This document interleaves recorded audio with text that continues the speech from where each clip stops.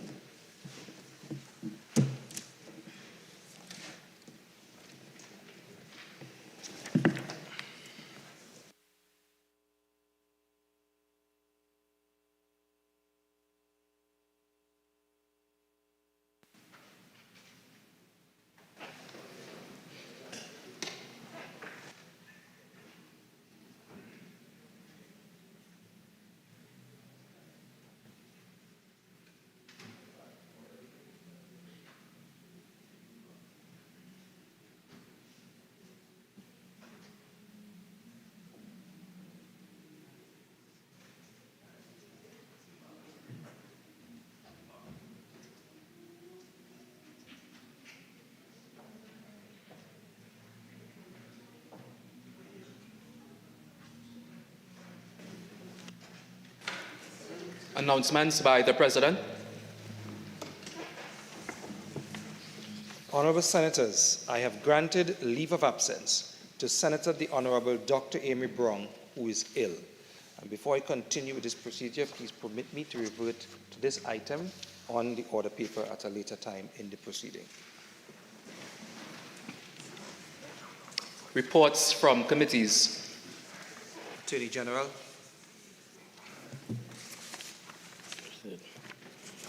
Mr. President, I have the honor to present the following report as listed on the order paper in my name. The report of the Special Select Committee of the Senate, appointed to consider and report on the miscellaneous provisions, trial by judge alone bill 2023, third session, 2022-2023, 12th Parliament. Thank you. Questions on notice, questions for oral answer.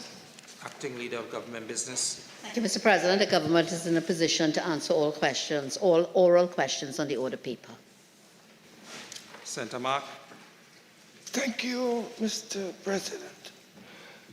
Mr. President, question number 77 to the Honorable Minister of Tourism, Culture and the Arts. Minister of Tourism. Thank you very much, Mr. President. In respect of the first part of the question, in the planning and preparation in the lead-up to Carnival 2023, the Board of the National Carnival Commission of Trinidad and Tobago assigned the responsibility to the Deputy Chairman to oversee and manage the execution of, among other things, the Marsh Gras Show. With respect to part 2 of the answer and of the question, no special fees were paid to the Deputy Chairman for the services provided. And in that regard, all other parts of the question are therefore not applicable. Senator Mark. Thank you, Mr. President. Mr. President, through you to the Honorable Minister, can the Minister indicate whether the Northwest Central Regional Authority would have paid the Deputy Chairman, who is the CEO of the Northwest Regional Health Authority, fees for conducting the affairs of the NCC for preparation for the Marsh Gras 2023.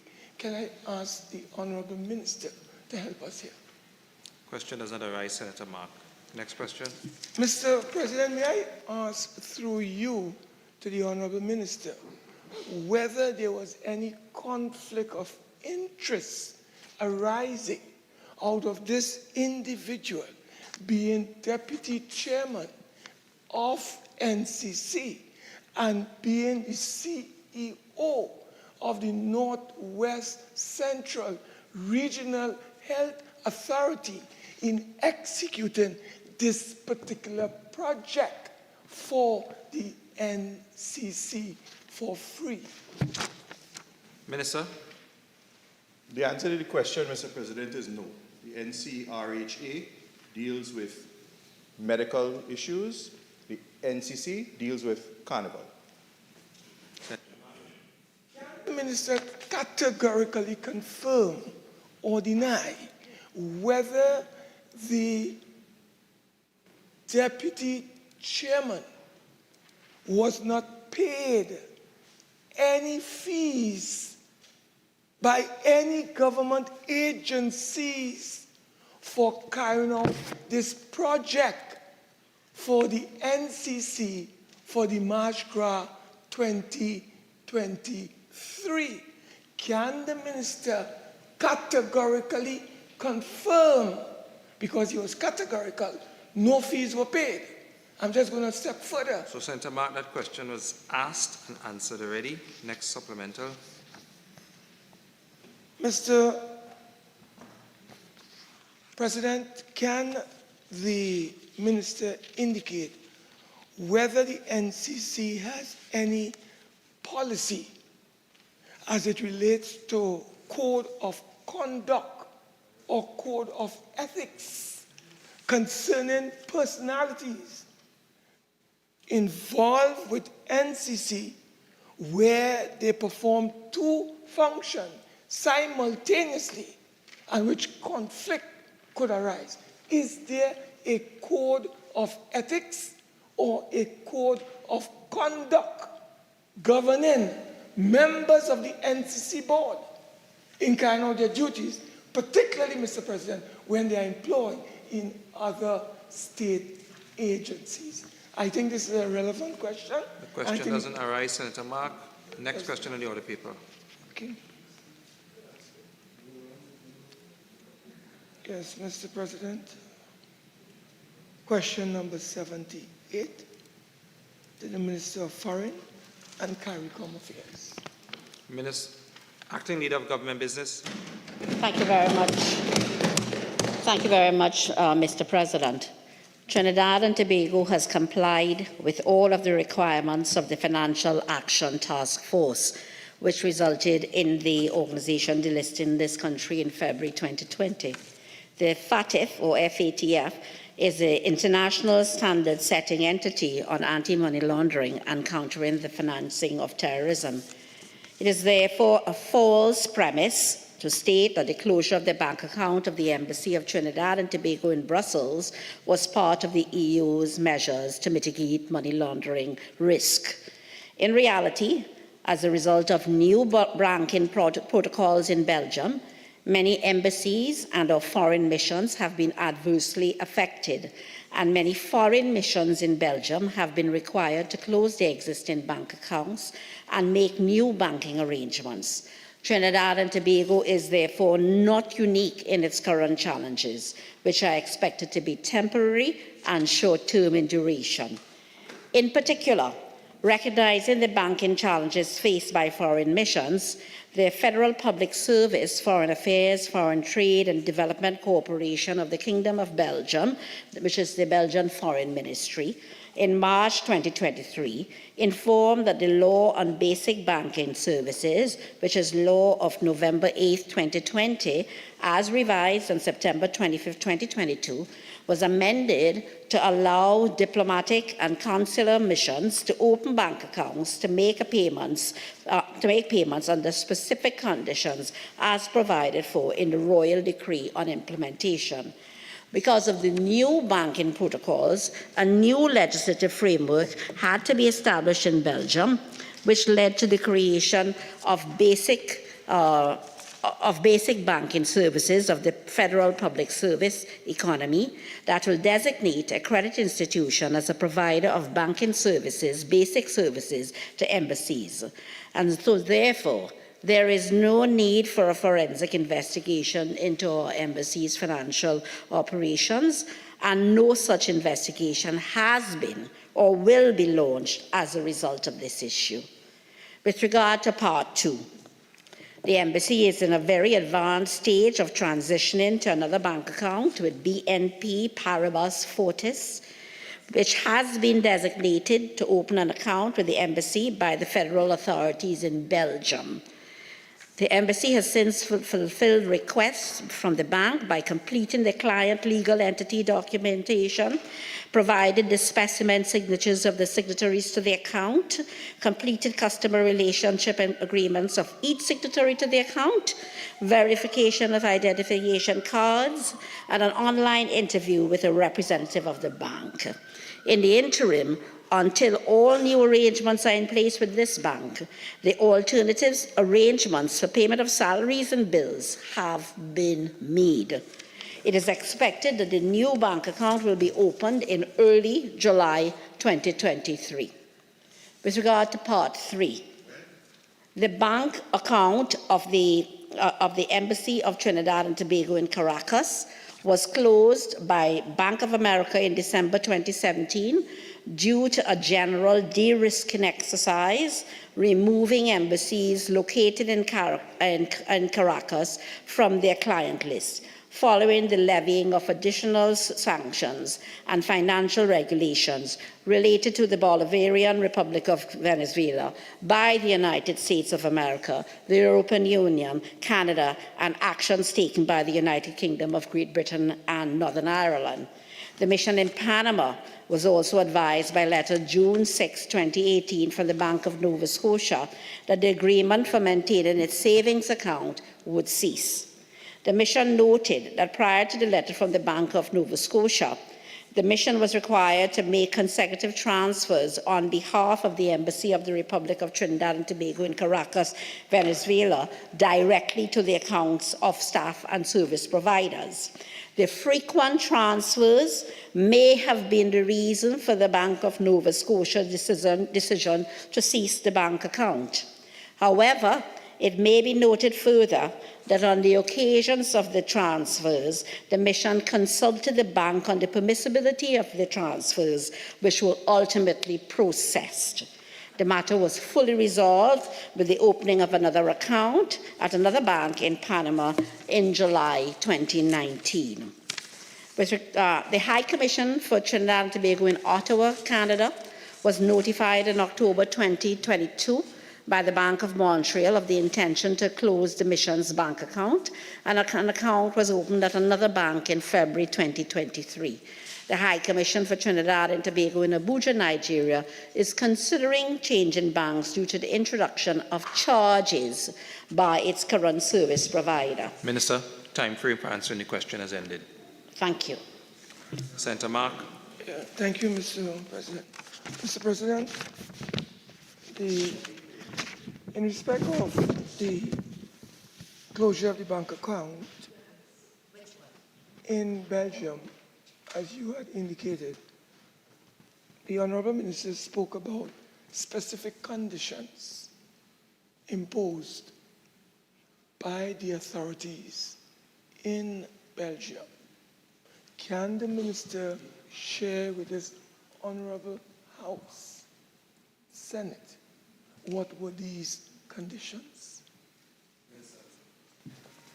What I can say, I can't speak on behalf of another sovereign state, but to the best of my knowledge, my understanding is that a new legislative framework had to be established, and it created this chamber of basic banking services of the federal public service economy that will designate a credit institution, as I told you, as a provider of basic banking services to embassies. And so embassies were then given a circular note verbal from the Belgian Foreign Ministry informing that the banking sector is ready to constructively reassess business relations with relevant missions where embassies are threatened by interruption to their banking relations. And therefore, the banks concerned were able to consider the new situation, and they were dealt with on a case-by-case basis.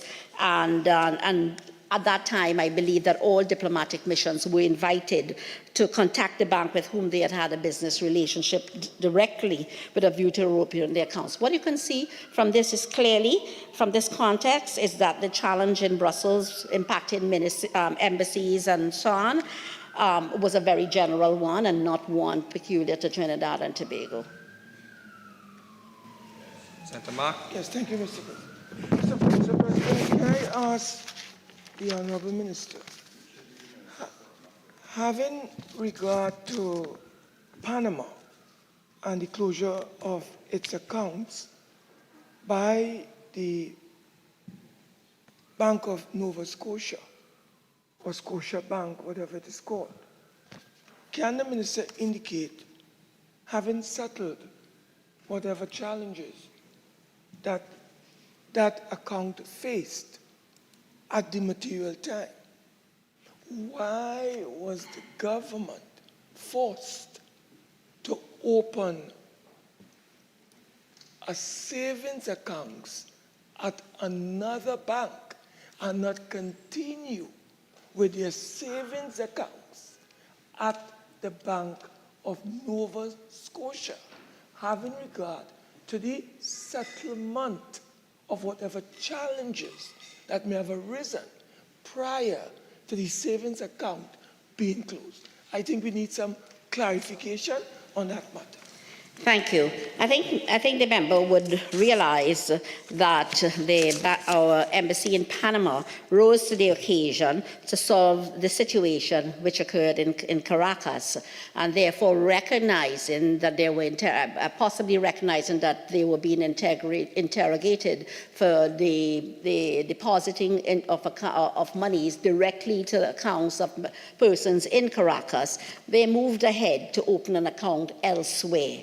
And I think it's on the basis of the fact that they wanted to ensure that there was a smooth operation in banking activities in Panama that they sought the decision to wisely continue the smooth operations in another bank was taken with consultation with, of course, the headquarters in Trinidad and Tobago. I don't think anybody would have, any embassy or any authority on behalf of the embassy or on behalf of the mission of the ministry in Trinidad and Tobago would have waited until a crisis would have been on their hands to then realize, look, we have no bank account. So I think they would have gone ahead to ensure that there would always be the smooth running of financial operations in Panama and also to accommodate Venezuela.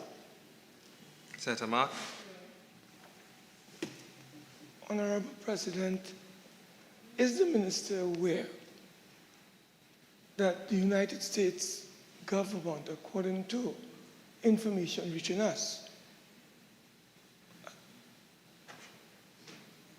actually was engaged in investigating our embassies as it relates to the possibility of money laundering on behalf of the regime in Caracas, using our embassies. So, Senator Mark, you need to ask a question, so I'm assuming you're asking if the government I'm is aware. asking the Honourable Minister whether Shortly, Trinidad please. and Tobago was under any sort of investigation by the United States Department of Justice as it relates to the possibility of our embassies being used as conduits for money laundering on behalf of the regime in Venezuela. Okay, so that question doesn't arise, Senator Mark. Next question is supplemental. Mr. President, can the Minister indicate how Trinidad and Tobago became so unfortunate to have their accounts closed not only in Belgium, but also in Toronto, in Nigeria, Mr. President? And in Panama, can the minister offer to this honorable Senate an explanation for these coincidences resulting in several of our savings accounts being closed in very critical embassies within a short period of time? There's need for some clarification here. Mr. President, I believe I would have given a sufficient enough explanation with regard to all of the different circumstances. Next question on the order paper, Senator. Supplemental, sir, I think No, you have four, Senator Mark. There are 4 supplementals that have been asked. Next question on the order paper. Criminal investigation, whether we need that. All right, Mr. President, thank you. Mr. President, which one I go on to, the last one? 79. Yes, thank you, Mr. President. Yeah. Mr. President, through you to the Honorable Minister of Agriculture, Land and Fisheries, question number 79. Minister in the Ministry of Agriculture, Land and Fisheries.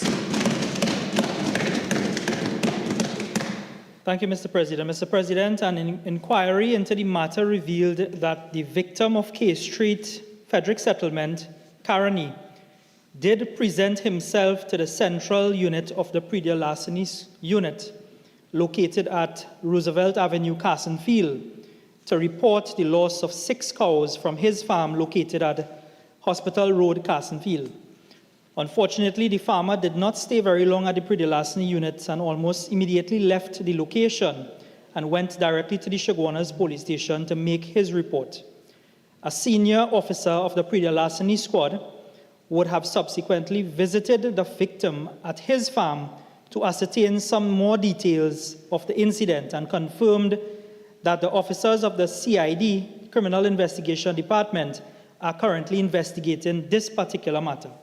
It should be noted that a meeting was held between the Livestock and Livestock Products Board and the Senior Superintendent Central Division of the Trinidad and Tobago Police Service, where it was agreed that the TTPS will directly assist with incidents of larceny of livestock until the predial larceny unit is fully staffed and operational. Mr. President, I give the assurance that all technical assistance would be given by the predial larceny squad to the Trinidad and Tobago Police Service in these instances. Thank you. Senator Mark. Mr. President, can the Honorable Minister indicate to this Senate whether the animals that were stolen from that farmer's, from the farmer's compound or farm, whether they were retrieved by the predial larceny squad? Minister. Mr. President, unfortunately, I do not have that information, and as I've said in my response, the matter is currently under investigation by the CID. Senator Mark.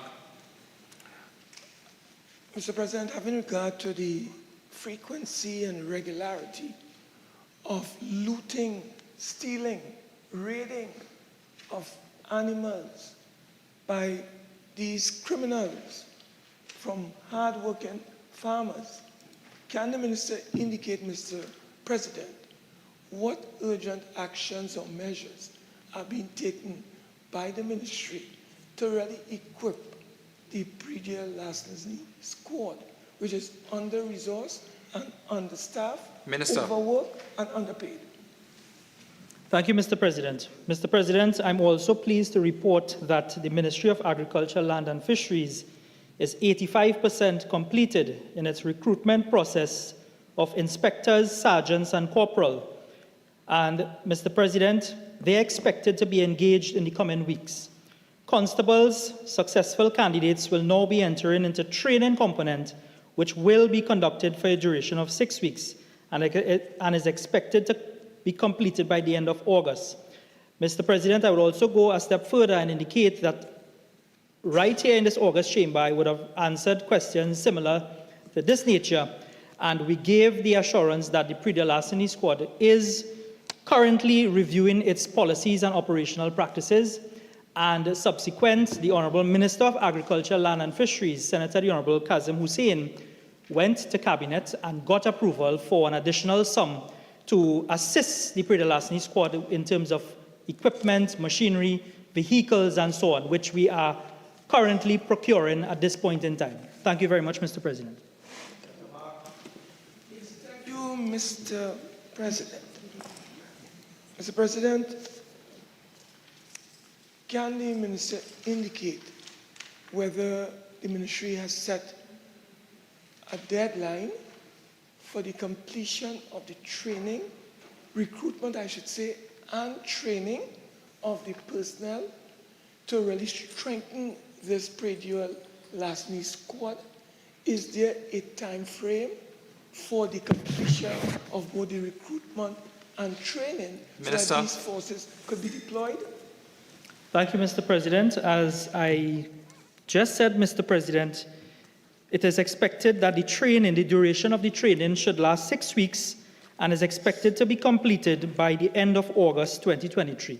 So in the coming weeks, we are in the process of bringing on these persons. I could tell you that a lot of persons have already been recruited, and it's just now for training. So we are on top of this matter. Thank you, Mr. President. Senator Mark. This is my final one. Yeah. Mr. President, can I ask through you to the Honorable Minister whether he can share with this Honorable Senate the current complement of staff in this particular unit, and given the recruitment and training that is currently undergoing or taking place, what will be the ultimate complement of the number of personnel that would now be responsible for managing and executing the duties of the pre-dual larceny squad to address the challenges faced by farmers? That question does not arise, Senator Mark. That is the end of questions for oral answer. Honourable Senators, at this point in time, permit me to revert to item 1 on the order paper.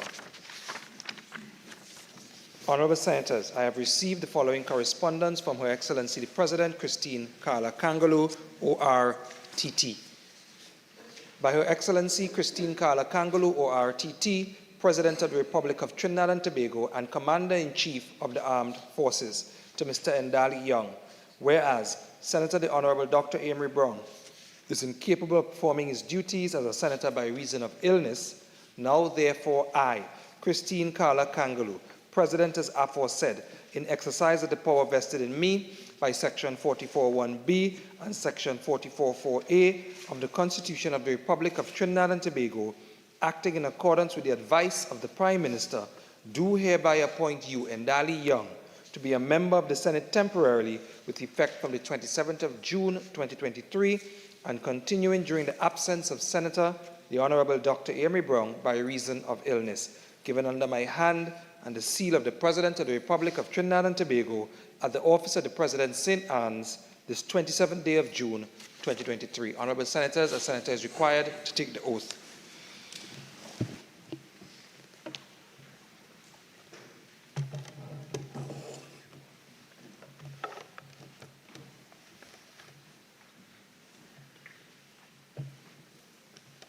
I, Ndali Young, having been appointed a Member of Parliament, do solemnly affirm that I will bear true faith and allegiance to Trinidad and Tobago, will uphold the Constitution and the law, and will conscientiously and impartially discharge the responsibilities of the people of Trinidad and Tobago upon which I am about to enter.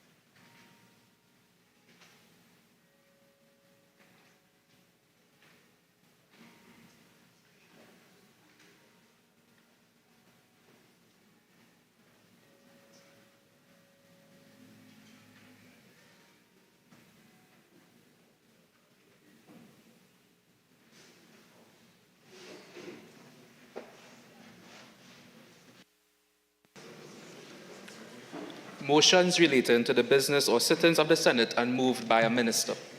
Acting Leader of Government Business.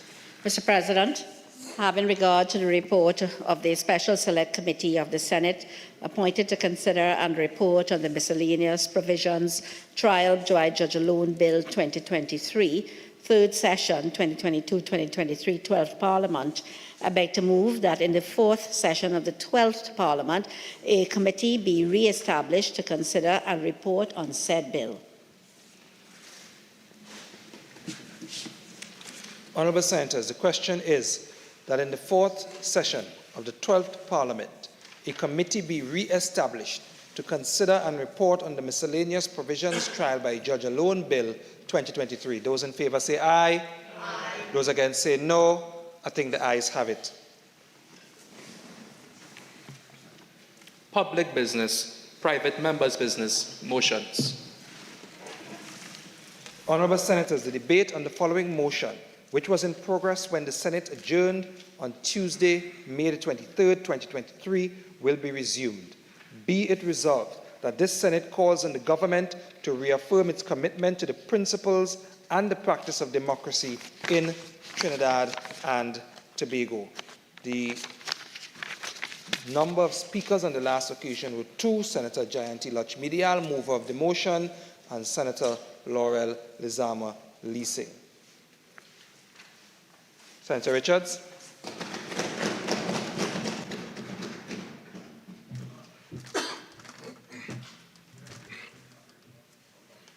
Thank you, Mr. President, for allowing me to join this debate, moved by Senator Lachmidial. And if I may, with your leave, just go over the whole recital. Whereas the Constitution of the Republic of Trinidad and Tobago, Chapter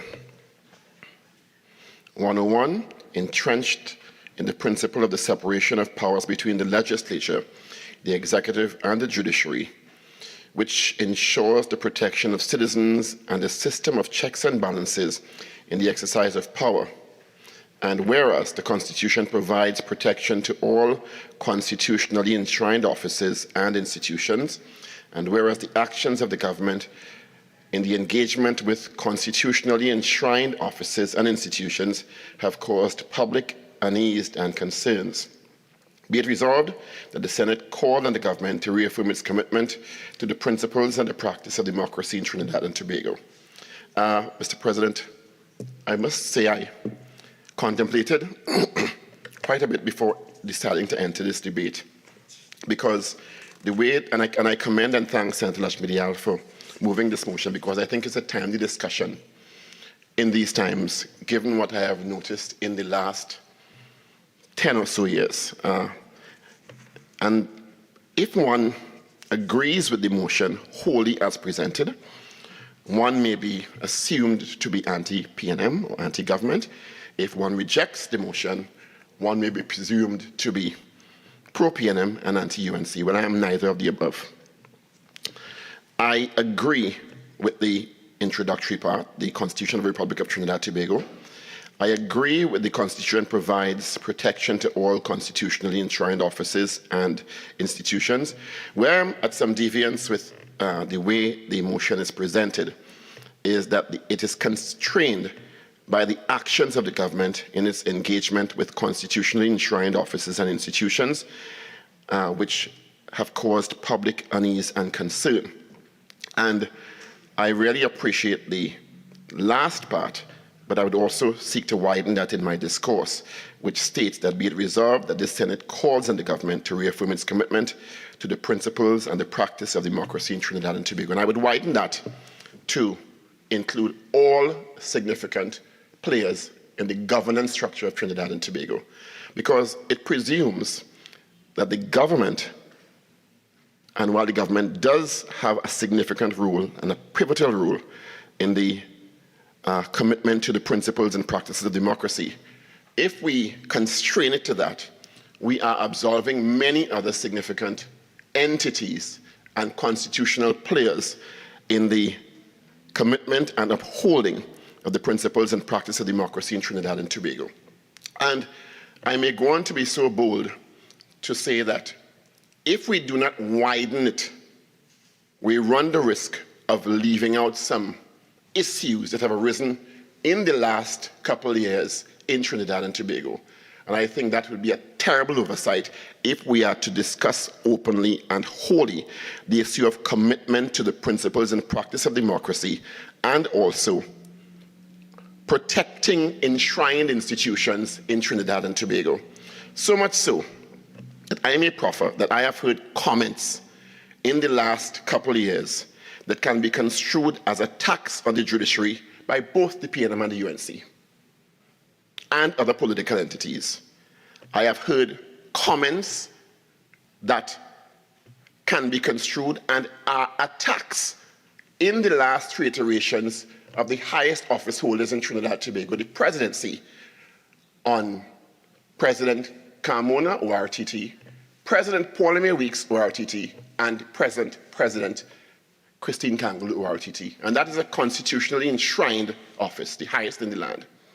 So if we're talking about protecting institutions, we have to talk about protecting all institutions and protecting institutions from every attack. Otherwise, we're wasting time talking about protecting democracy in a small sense. I have heard in recent times attacks on the institution, the independent institution of the Office of Commissioner of Police. Strong attacks suggesting political alignment. And it's not the first time I've heard that. So if we're talking about protecting institutions, let's talk about protecting institutions in a wide sense and not cherry pick how we want to talk about protecting institutions in the interest of democracy. I have heard comments and situations where the office of the DPP can be construed as being attacked. I have actually heard, and if my memory serves me correct, of suspected spyware in the office of the DPP. Is that in the interest of protecting democracy and the office of the DPP? I have heard attacks on the parliament itself in Trinidad and Tobago by commentators. So if we're talking about protecting democracy and the principles and upholding the principles of democracy, let's have the wider conversation, because, as I said, I commend Senator Lakshmi Dayal for bringing this, because I think it is a timely conversation. And these conversations I have heard, and these comments, and in some instances, outright attacks, do little to uphold the principles of democracy and protect these constitutionally enshrined institutions in Trinidad and Tobago. Mr. President, there have been issues in the past, more recently discussed in this Honorable House, where both the PNM and the UNC, individually and collectively, have had incursions by some in terms of what they may perceive as issues with upholding the principles of democracy. Most recently, we had the discussion about local government election and several examples of delayed local government elections in Trinidad and Tobago, postponed, as some say. We've had the issue of a delayed general election in terms of incursions on the principles of democracy in Trinidad and Tobago. The most significant, to me, attack on the issue of an institution, an overt attack on an institution in Trinidad and Tobago was, of course, on our precious democracy, is the 1990 attempted insurrection, where this very honorable House and the sitting Prime Minister was attacked by a group of terrorists, because that is what they were, holding the Prime Minister and members of Parliament hostage, and the attack on the police headquarters. There has been no greater attack on our democracy but that. And unfortunately, went largely unpunished. And were it not for the sacrifice, the bravery, the courage, and the hard work of law enforcement and the TC Defense Force, we may not have been sitting here today. That was upholding our democracy in Trinidad and Tobago and the principles of democracy, and not trying to overthrow a legitimately elected government despite your grievances. When one thinks of upholding democracy, one thinks of threats to democracy. And democracy in a wide sense is a state governed by the whole population and or eligible members of state who can vote when elections are due, typically through elected representatives. A democratic society that upholds respect for individuals, the right of choice in a timely manner through elections, tolerance, respect for opinions and differences of opinion, equity and equality of treatment, valuing all sectors and or persons equally, regardless of creed, race, orientation, social class, status, or disability, visible or otherwise. Supporting all citizens equally to achieve their full potential. Can we say the state of Trinidad and Tobago upholds those principles and ideals? Honestly? No matter who is in government, have we really championed that? Equality of treatment to all? Question mark. I would need 30 minutes or more to explore each of those. Equality. With the widening socioeconomic gaps in Trinidad and Tobago, does that champion democracy, equality of treatment, or the principles of democracy? Or is that only the remit of the government of the country, whoever it may be at any time? I think not. I think that if we limit the issue of the championing of democracy and the principles of democracy, and we call on the government alone to recommit or commit to the principle of democracy, we're missing the point.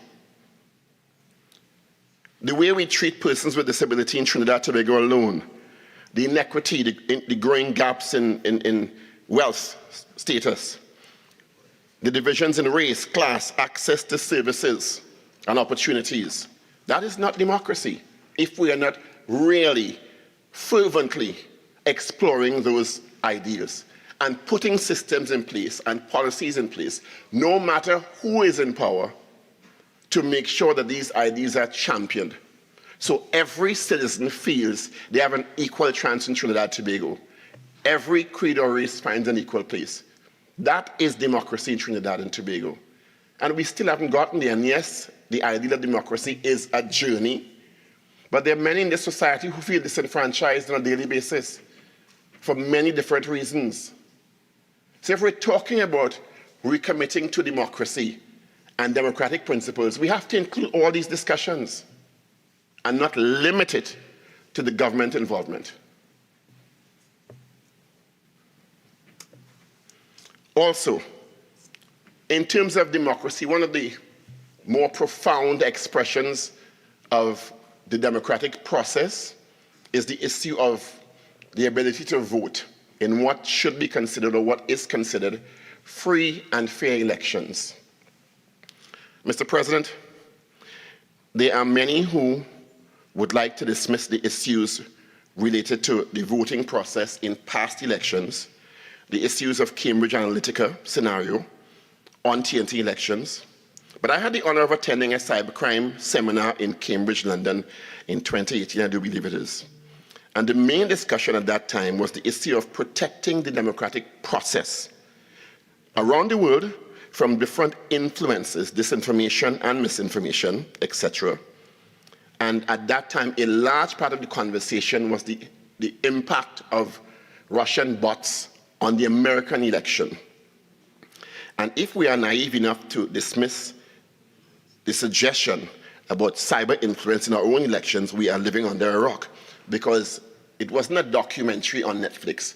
It was academics in one of the most prestigious universities in the world citing Trinidad and Tobago as a test point for potential interference in our democratic process.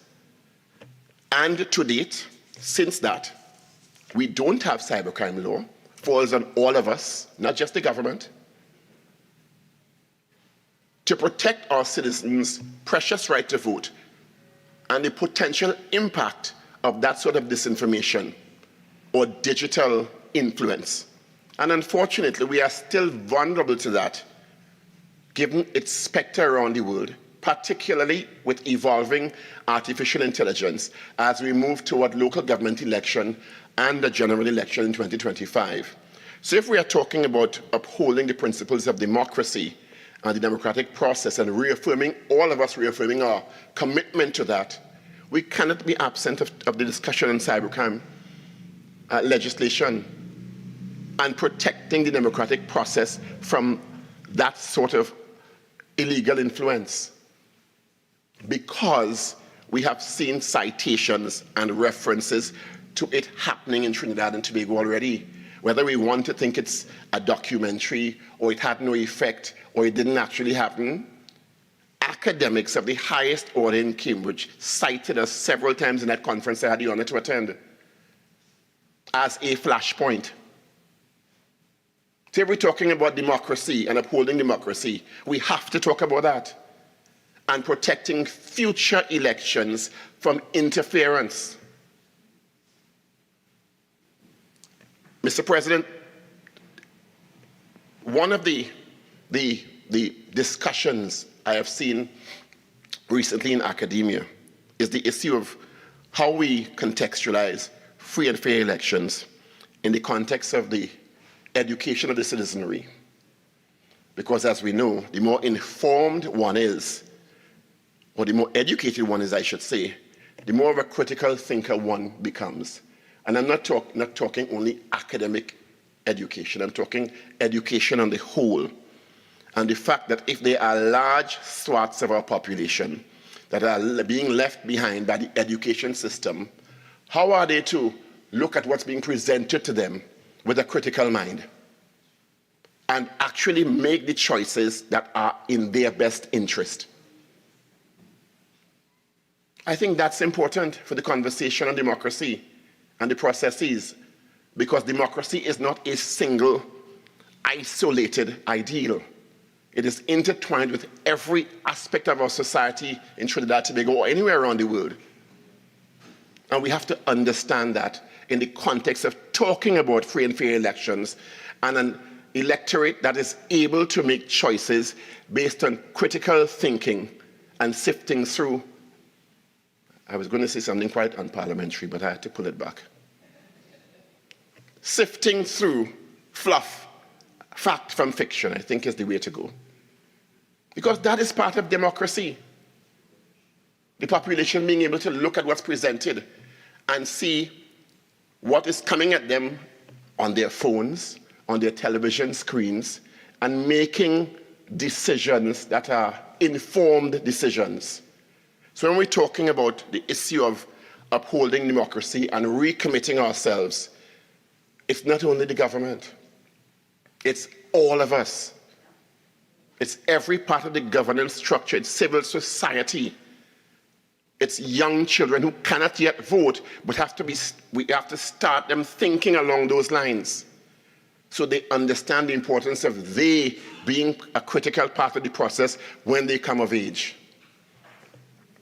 And finally, Mr. President, in terms of the discourse on Senator Lachmidia's motion, which I think is important, because the issue of constitutionally enshrined offices and institutions cannot be engaged without, and in democracy, without talking about freedoms and putting freedoms in the context of where we are with criminality in Trinidad and Tobago. Because if you're dead, you can't vote. Or if you're afraid to go out and live your life, though you work hard and you're law-abiding, your freedoms are being curtailed. So we cannot talk about upholding the principles of democracy without talking about crime and its impact on us and our freedoms generally. If you are dead, democracy means nothing. If you're assaulted, raped, robbed, traumatized, and your perpetrator is not caught and at large, you lose hope and faith in the system. You are less likely to vote because you don't think it will make a difference in their life, in your life. Because guess what? You were assaulted, raped, robbed. Your family was murdered, and you don't feel a sense of justice for what has happened to you and your family. So you become disillusioned with the system. And if we're talking about upholding the principles of democracy and recommitting ourselves, and I agree with Senator Lachmidial, the government has possibly the most critical role to play in that. But the government is not the only player. And we cannot absolve other entities in the general governance system and the wider society from their critical roles in upholding democracy, because that will be a fruitless conversation or a very limited conversation. So, Mr. President, in closing, again, I thank Senator Lachmidial for bringing this motion, because I think it's important for us to have this conversation about the protection of enshrined institutions and understanding that verbal attacks, wherever they come from, because they come from all sides in many instances, and when they come from persons who reside in the Parliament, it creates an environment where the general public feels it's okay to diminish the institutions and the persons holding those offices on both sides, including the office of the Prime Minister, including the opposition leader's office, including the office of the Commissioner of Police, including the judiciary, including the DPP's office. And we don't understand the gradual descent into the abyss of hopelessness when we have those kinds of conversations that in many cases are unfounded and lead people to follow that sort of example in the wider society. It is not helping us, and it is not in the interest of upholding any principle of democracy, sacred democracy in Trinidad and Tobago. Mr. President, I thank you.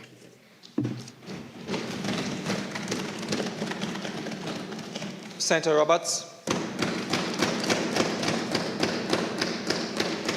Thank you, Mr. President. It's a pleasure that I get involved in this very critical, serious, private member's motion. But let me first of all deal with Honorable Independent Senator Paul Richards, who spoke about separating fluff, fact from fiction very passionately. But in his contribution, he spoke about spyware and taps at a DPP's office and presented that he heard that and that might be a possibility. Let me clarify on the Hansard in the Senate that came from something called Emailgate, the second worst attack on democracy in the history of Trinidad and Tobago. The first being the 1990 coup, as the independent senator rightly said. The second worst attack on democracy was Emailgate, brought by the member for Diego Martin West. Diego Martin West, who is now the Prime Minister of Trinidad and Tobago. It was a total sham, total falsehoods. 29 of the 31 things that he described as emails were not even emails because they did not have enough characters, so to be. It could not enter any cloud, whether rain cloud, AI cloud, or anything. It was totally false, totally wrong, totally fabricated. And for an independent senator to come here and talk about that from a position of respectability, to pretend and give to the population somehow that there was some truth to that in 2023 is untoward. So I put it on the record that Emailgate, spyware in the DPP's office was a figment of the imagination of a member of Parliament who should know better, and that's why we're here to debate. Shame. Total lies. This motion is completed by saying, be it resolved that the Senate calls upon the government to reaffirm its commitment to the principles and the practice of democracy in Trinidad and Tobago. I'm not sure if I can agree with my honorable senatorial colleague, Senator Lachmidial, because reaffirm means that the PNM had to originally affirm democracy. The PNM started off wrong, they stay wrong, and they're still wrong. The PNM was never about democracy. From inception, the PNM was about gerrymandering, playing with boundaries, controlling the population, and staying in power regardless of what happened to this country. Back in 1961, this PNM government under Dr. Eric Williams, and all of them need to read their history, told the population in 35 days that they are going to have their constitution of the independent Republic of the independent Trinidad and Tobago, that in 35 days they are to read, disseminate, discern, and get to a meeting to tell the government what are their thoughts. They presented a document, and then in the discussions, one could remember Ashford Sinanan, who stood up there, and they were trying to say, the PNM were telling them that on your constitution that will chart the future of your country, you are only to speak 5 minutes. He shouted at them and said that I will not be curtailed my speaking time.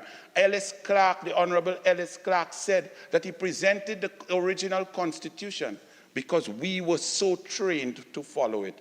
The PNM did not listen to the other voices of the masses, of the other groups. The PNM listened to themselves because the PNM is anti-democracy. The PNM is for the PNM and the PNM only from inception. So there is no reaffirmation. They've never affirmed that they are for democracy. When one is for democracy, one believes in themselves. One believes in their ability. One does not need to gerrymander. When one looks at the local government elections 2019 map, the entire thing, 89% of the country is colored in yellow. But because of the machinations of the PNM, they say they win 7-7, even though they lost 15 burgesses. So your eyes see something that appears different because of the essence and the genesis of the PNM. If you go to the PNM's work throughout, they went to Marlborough House, and Dr. Williams promised Capildeo when they were arguing and it looked like independence would not come because of the boundaries in the east-west corridor, where Capildeo said, this is not fair.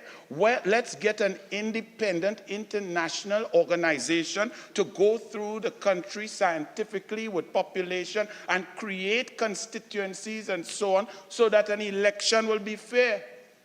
Now, poor Capildeo, he believed a PNM leader, just like the country believed for a while Emailgate. The country believed that the current Prime Minister was there to fight corruption. The country believed that the current Prime Minister is for democracy. Yeah. The country believed a lot of people who tell untruths, especially in the leadership of the PNM. And Capildeo, for the good of Trinidad and Tobago, just like Bastio Pandey in 2001, when he was summarily kicked out of office based on a statement and an analysis from the foreword of our Constitution on moral and spiritual values. Where have you ever heard an incumbent kicked out or losing a battle when there is a tie? In a boxing match, if the scores are tied, the world champion remains the world champion. But not in Trinidad and Tobago under the PNM. There is no democracy. There is no independence. And Trinidad and Tobago is where we are now because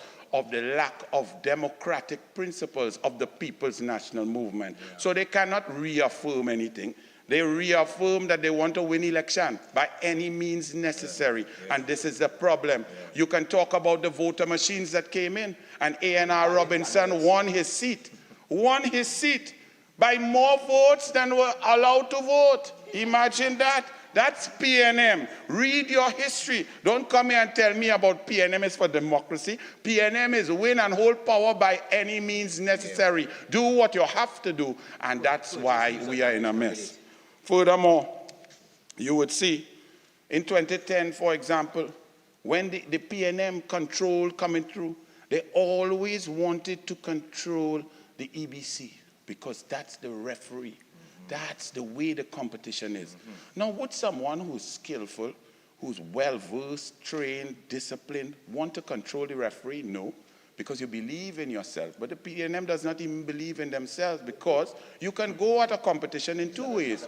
You can go at the competition knowing I am the best, and the people will know that I am the best based on my performance, my policies, on how I treat people, and therefore I go to the people with fairness, equity, democracy.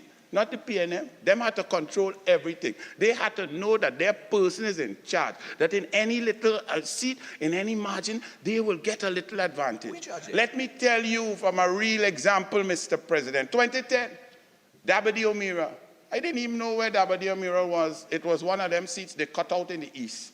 So I had to drive up there when the People's Partnership was formed to say, let me see where exactly are these boundaries. When I drove up there, I saw a seat. So well, it's a small seat.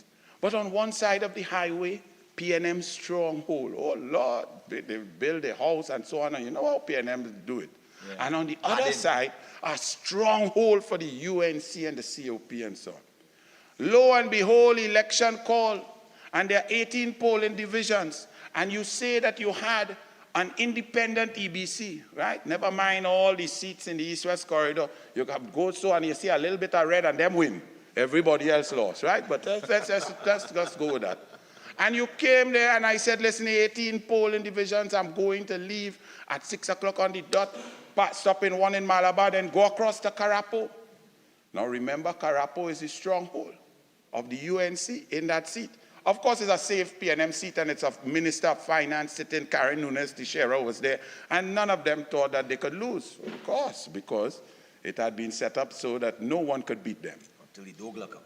But there was a gentleman at the helm of the EBC who many people thought was independent, because many people, and we hear debates here, that people who don't get a P&M card, they're independent. They're not really P&M, but when you see how they act and you have an interaction with them, you realize how dangerous the situation is in Trinidad and Tobago at every level. So I agree with Independent Senator Richards that it's not only the government, but the P&M has been in power so long. The poison that has dropped from the Balisade poison into the water of our democracy has dissipated throughout all levels. So therefore, you have to find all of the poison where it is. And I went over to the second polling station in Carapo RC Primary School. Now this is a stronghold. And I noticed, but listen, why in one box are we seeing names from R to W? But in another box, they have P and O. Do you know what was the average time to vote in that one box, Mr. President? 4 hours and 15 minutes. At 6:05 a.m., I called the EBC and spoke to Mr. Masso and the agents and told them that what is this? Who decided to do this? Why would you do it in the whole day? And let me just cut the story short. I didn't move from there. I measured out the certain 300 yards or 400 yards and sat down next to a chicken coop whole day to make sure people would go and not get frustrated. But how could that be? You know what I noticed? From R to W, in the back there, they had plenty names like Ram Logan, Ram Singh, Sunarayan, Sarah Tant, and all of this in that box. 2 people vote in O and 3 people vote in P.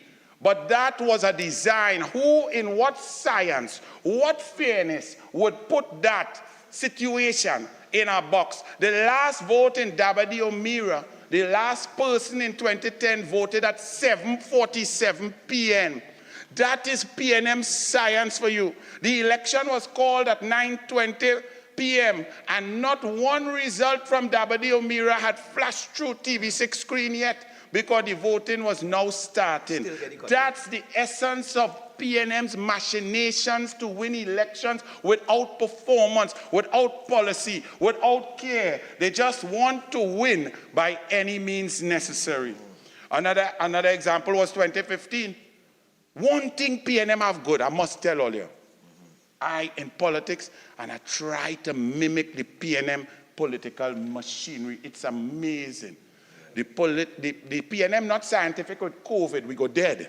The P&M not scientific with economics, we go bust. The P&M not scientific with the energy sector, we broken. The P&M not scientific with US dollars, we can't get none. But with getting out vote, knowing where the vote is, sending the car, putting the street captain, and pulling number and pulling out, oh Lord, P&M good. And so therefore, in 2015, when the EBC alerted the P&M and the P&M only, see, this is the key. If it rain and it flood, and you're alerting everybody, then you could say there's fairness and equity.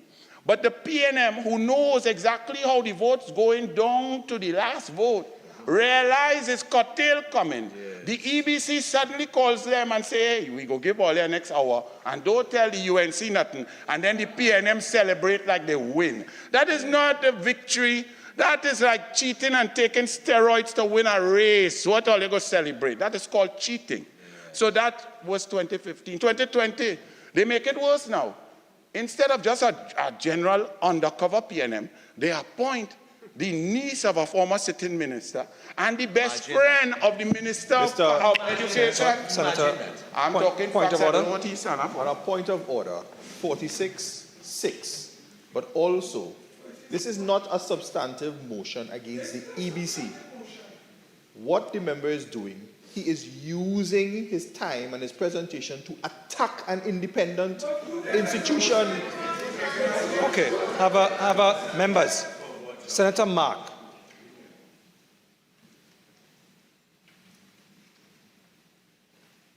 So there's a point of order raised, 46.6, which is imputing improper motives. That I will uphold. Be very careful, Senator Roberts, in relation to that.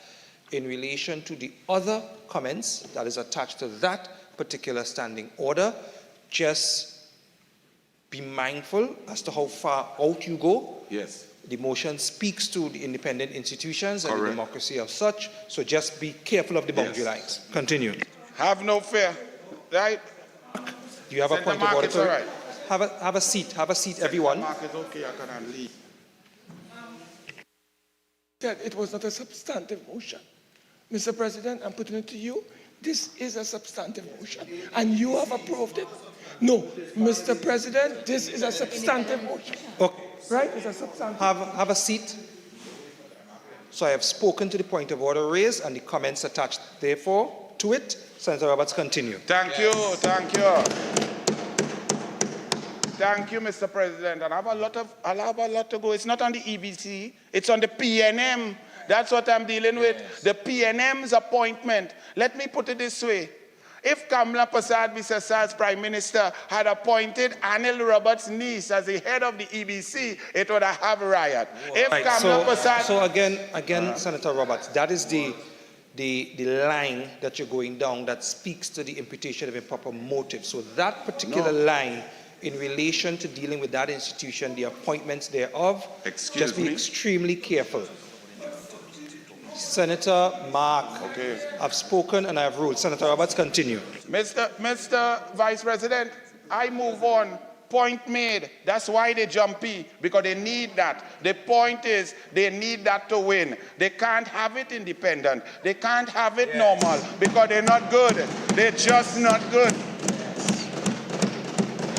If we want to look at quickly 2021, the PNM government executive is instructing an independent, as the minister jumps up to say, an independent institution is not to take instructions from the executive in a country that is practicing separation of powers, but right here before our eyes, the PNM government instructed the EBC how to divide up Tobago, how to divide the seats, where to divide it, and where the three are going. Have a seat. Have a seat. Thank you. Point of order. So, EBC delivers an order to the Parliament. members, The EBC. Senator Mark and Minister of Tourism. Minister of Tourism, have a seat, please. Senator Mark, again. I'm not going to say this again. I am on my legs. There's a point of order raised. You do not shout across the floor.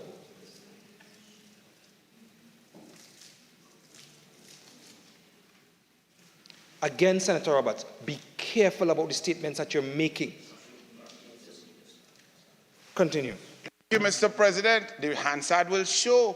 The normal process would be that for the EBC to come and lay a report and then we move from there. That is not what we debated downstairs and here. It was an instruction from the executive. But I move on because I have a lot to get to. They're trying to delay me and I don't have enough time. Cheaters are essentially cowards. Cheaters deplore merit because coveting control is a characteristic of a coward. You could see criminals are cowards, for example, Mr. President. As you could see recently in Trinidad and Tobago, as the entire population is afraid to go out, a young boy from St. Mary's College the second best college in the north, Fatima College, was waiting for taxis. Okay? But this young man, Well said. this young man, a great young man, knowing and studying, taking care of his mother and so on, the criminal cowards used him as a shield because cowards are criminals, cheaters are cowards, and cheaters are criminals. So the PNM passionately pursues control. Point of order, 46. Leave Sheena. No, pardon me? No. Just be careful about the words that slip out. Just be careful. We don't say the words leave she now. Remember, this is an echo chamber, so things will come forward. Just be mindful of where we are. Point of order. 46-6, I'm having great difficulty in tying this into the debate. I think he's going too far. Okay, so I've ruled on that. That is imputing improper motives, Minister. 46-1 is relevance. Again, for Senator, as I've indicated, just be mindful of the boundary lines. Continue. Mr. President, in the words of the great Bob Marley, who the cap fit, let them wear it. The PNM passionately pursues control. Therefore, the PNM is a cowardly organization. Whether it is the EBC or the Central Bank Governor, the Police Service Commission, the Commissioner of Police, the DPP, the BIR, Inland Revenue, now to be TTRA, permanent secretaries, the Parliament, the Senate, the President, the Media Association, the Law Association, and SILK, the Judiciary, the THA, the Integrity Commission, Procurement and the Procurement Regulator, Service Commissions, RSS, Impacts and CARICOM, Aviation Assets, and even our sacred right to vote. This wicked, oppressive, dictatorial, heartless PNM wants control and wants control of everything. Cowards seek control. Show me a coward and I will show you a cheat. Show me a cheat, and I will show you a thief. Show me a thief, and I will show you the PNM. And if the cap fit, let them wear it. A coward tries to control debate through excessive use of standing orders. Cowards need to turn a 16-6. Have a seat. Again, Senator, that is out of line. As a winner. That statement will not pass. Move on. Thank you, Mr. President. They seem jumpy. They seem offended, like things fall in the garden. Unfortunately, they won't see the oppressive control. This PNM won't see it because they are part of it. Some of them in the PNM are victims of the oppressive dictatorial controller. They say UNC bad, UNC unpatriotic, UNC evil, but any shake-off UNC have, they run and grab and hug up the UNC. They hug up the UNC so much, they don't even know it's PNM they join. They feel it's people's partnership. They're going to sign up for PNM and say the partnership real good. That is what PNM is, a total waste of time. And that's what's going to happen. Members. It has gotten so loud that I cannot even hear Senator Roberts, which is rare. So again, allow Senator Roberts to make his contribution and just temper the level of noise. Continue. Thank you. Thank you for the support, colleagues, but let me talk. Let the President hear my contribution. You see the PNM over there? They wouldn't feel the dictatorship, the decisions that they take one by one.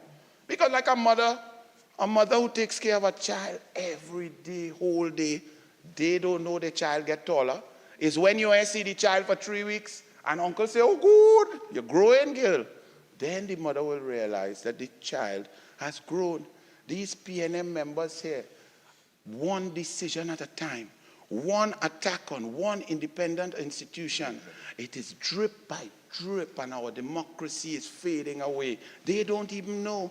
They may really truly believe that they are not part and parcel of an oppressive, tyrannical dictatorial regime. They may actually believe that, because a lot of times they don't even know what's going on in cabinet. They're happy for the boss man to tell them good morning. Let them tell you the truth. These PNM over there are eroding our rights, liberties, and freedom, and democracy one decision at a time. It reminds me of when I was in UE Primary School. We had a teacher called Miss Grandison with the greatest handwriting and penmanship on the chalkboard. And what she would do, she would write a passage, and she would tell us young students to write it down quickly. And as we are writing, she's rubbing off. And we had to write faster and faster, or else it will all be gone and we would not have completed the passage. That's what's taking place with some of these, like Teacher Borden. That is what the PNM is doing. They're eroding our independent institutions one by one by injecting bias and control within them. For example, right now in our midst, without getting into details, we see them pushing ahead with the Trinidad and Tobago Revenue Authority, and suddenly we have questions being asked of all sorts of people who should know better. People who should know better about apparent bias, conflict of interest. Everything gets blurred under the PNM. Things that are simple, that are clear, that any normal, reasonable human being would find fair. Sometimes we now calling them attacks if someone points out that their brother is on a board and they cannot adjudicate on the matter. These are simple things that a society should understand: propriety, decorum. Conflict of interest is very simple. But you see, if you believe in democracy, if you believe in the merit of your position, you do not need someone to be on your side. If you need someone to be on your side, if you need bias, it means your position is not worthwhile. You are not correct. You are not righteous. It means you're playing a dangerous game. We are now seeing that the PNM poison infects the entire bloodstream of our nation's vital organs, one drop at a time, where husbands and wives are saying that there's no connection, where lawyers are getting silk and saying that's no problem. I can still be independent. I can still decide. That may be true, but the benchmark for apparent bias is not your ability to remain professional, but the bias itself, that a reasonable, informed person will say that if you have received something that will benefit you in your life going forward, that it is not on for you to be independent. Across the board in Trinidad and Tobago, the PNM has been slowly whittling down these principles, and therefore our institutions that were designed to be independent and act as checks and balances to a runaway horse, such as now the PNM in its worst version in history under this Prime Minister, our democracy is lost. And if we don't take it back now, starting from August 14, our country could be in dire straits. The central bank governor, we see this executive having to pay taxpayers' money for the firing of a central bank governor, an independent institution. But the PNM government did not want that person there, because a person and a government and a team that plans to do the right thing does not mind an independent-minded person. Because if you're doing it right, you will stand strong and stand firm, and your policies would go through. The whole idea and concept of a central bank governor is that it acts as a counterbalance to the fiscal policy of the executive. The central bank governor is supposed to be in charge wholly and solely of monetary policy. But after a licking that the PNM got in 2019 in the local government elections, where they lost 16 burgesses and they lost a corporation to come up 7-7, and the whole map was yellow, all of a sudden they decided, hey, we have to change from cotton $100 bills to polymer. And Granny Tanti had to line up in hot sun across Trinidad and Tobago with $100. And you know what? the central bank governor, whose job it is to secure, expand, or contract the money supply, did not stand and make his own decision.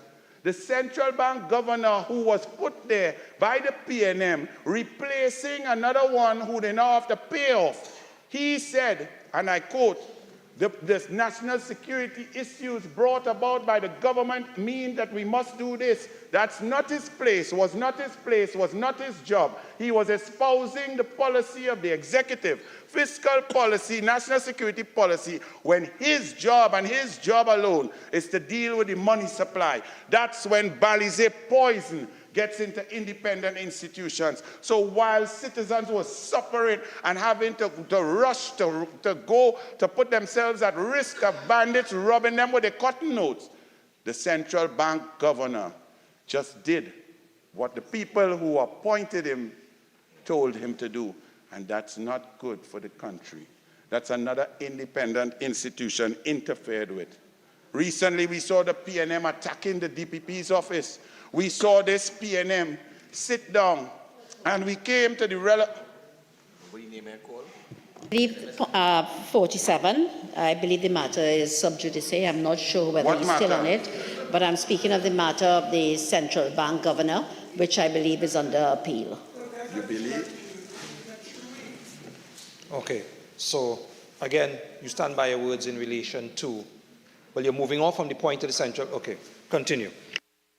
I'm glad that I can offer the Minister of Trade and Industry some exercise today, because in the flood 18 minutes of rain, she won't be able to go to the gym because all of our children are in traffic. So there's no need to get into that. Just move on in your contribution. We see now that this PNM government wants to usurp the authority of the independent DPP. The country has become aware of an indemnity signed by a sitting attorney general, a member of the executive, with a witness in a criminal matter. That is not on. That goes against the Constitution. That creeps into the sole purview of the DPP. That's what this PNM does. This PNM does not allow this DPP or any institution to function. And when they do not do their bidding, they then brought before the PNM press conference and ostracized and attacked from a power pulpit of bullying. That's not good for democracy. So when I hear about attacks on independent senator by independent Senator Paul Richards, I hope that he's stating that the Honorable Prime Minister and member for Dago Martin West is the greatest proponent of attacks on independent institutions in this country. And it's Have a seat. So Senator Roberts, I have cautioned throughout the length and breadth of your contribution in relation to those lines of imputation of improper motives. Again, this will be the final warning on that. Please be extremely careful as you wrap up, as you have a few more minutes left, in terms of imputation of improper motives like the one that you just did. Continue. Thank you, Mr. President. I wasn't really imputing, I was stating, because it's a fact, but it's all right. I will move on. When you hear about procurement and procurement legislation that was brought here, procurement legislation and the Office of the Procurement Regulator, the man, for example, served a 5-year term. The PNM was so afraid of independence and oversight that they let it lag, and the man's contract is up, and now they're searching to put their own procurement regulator to regulate the contracts that they will give out. And that's why the PNM is afraid of independent people, because if you're going to procure properly, if you're going to advertise, if you're going to tender, and the best man, woman, or child win the contract, you wouldn't be afraid of an independent procurement regulator. You would not need to handpick people to put them in positions. When we look at the interlocking directorships under Kamla Persad-Bissessar as Prime Minister, which many people would not like to state, but it is a fact. There was one person for one board. Nobody was allowed to be on more than one board. There was one chairmanship for one human being. Nobody was allowed to be a chairman of more than one board. No spouses and no brothers, sisters, no family members of cabinet ministers were allowed to be on boards. In this PNM, you have one man, Noel Garcia, building house, hospital, central block, airport, community center, fire station, police station, sports stadium, and every house in Trinidad and Tobago. And they say that's good corporate governance, that's great for democracy. I say that is corruption. That is a web of corruption which does not augur well for corporate governance and for the value of money. And this PNM can sit there and try to claim and talk and sing songs, vote for the red. But when you look at them, you see the roadmap from 1956 to 2023, one that is anti-democratic, tyrannical, dictatorial, and oppressive. We have Ingrid Lashley on 9 boards. You have, we could keep going. There's a point of order. Point of order. A point of clarification. The senator is abusing his parliamentary privilege by calling people from the outside citizens. Please allow me to hear the point of order in silence. Citizens of Trinidad and Tobago. He's abusing his parliamentary privilege. Things he would not say outside, he is saying inside. He is accusing people of corruption.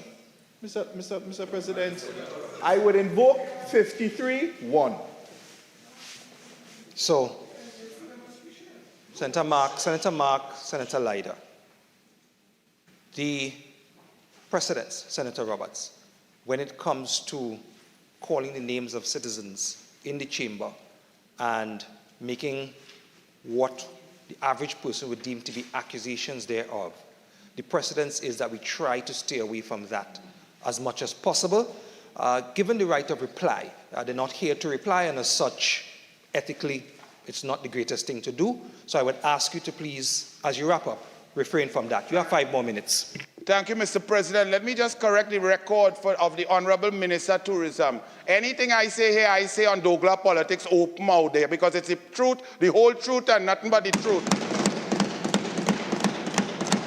I don't receive 30,000 from NLCB to bad talk people and then have to apologize to them. Understand that. So everything I say here is absolute fact. Ingrid Lashley is on 9 PNM boards. Newman George is on 7 PNM boards. Noel Garcia spent out every cent that they in PNM. They have no intelligent engineers or nobody who could build nothing except Noel Garcia. So I don't need any protection in here. I am not the email gate man who comes downstairs to lie on people. I will talk the truth. So the Minister of Tourism could sit there and relax, and hopefully he will get back San Fernando East at some point in time. Cowards need to control the minds through emotions. Issues of race are emotive. Cowards play the race card for political gain. The PNM's only card is a bad card of race. The PNM are cowards. They control every institution, but the only thing the PNM cannot control is the people's finger. And be it local government election or general election, the licking will come better than KFC finger licking. So bring it. They pretend they're excited about an election that the UNC had to go to court to fight them to call. Now they're pretending they have election fever and they're excited. The UNC shake off don't even know what is PNM and partnership. The next one don't know if he's an economist or a banker. Good luck to them, because the one thing that will ensure democracy is the people of Trinidad and Tobago who will vote you out come August 15th. Thank you, Mr. President. Senator Hislop.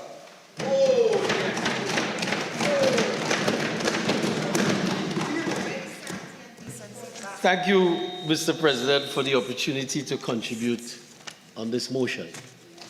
You know, I sat there and I was, at this point in time, to be embarrassed to be sitting in this chamber because of the contribution. Because of the contribution. 1 second, Senator Hislop. So, this is the final time that I'm going to say it. Senator Hislop is making his contribution. Please allow him to do so. I would like to hear what he's saying. Continue, Senator Hislop. Thank you, Mr. President. A contribution that was full of personal attacks, full of, there's some words I know may be unparliamentary, Mr. President, but vitriol, dripping venom coming out of my colleague on the other side. When we could stoop to the level in this house where we want to overtly and covertly attack independent, we're talking about preserving democracy. And we have a unique system in our parliamentary system where we have a line of independent senators that I believe should have the opportunity to, or be allowed to express themselves without having to worry about colleagues in this house overtly attacking them. And in some instances, openly attacking them. Why do we have to stoop to that level? And Mr. President, I am as a Tobagonian man said, I'm aghast. I'm flabbergasted by what I just heard today. If this is what we call debating, then we're missing the mark completely. You know, Senator Roberts, Mr. President, spoke about the PNM are losers. If there's one institution that can speak to a winning record, it is the People's National Movement, Mr. President. You attack the EBC, or the EBC is fair only when the UNC wins. Yes. That is what we are promoting here today.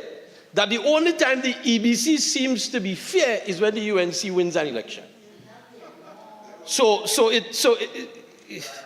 But whenever the PNM wins, the EBC not fair, you're crying foul.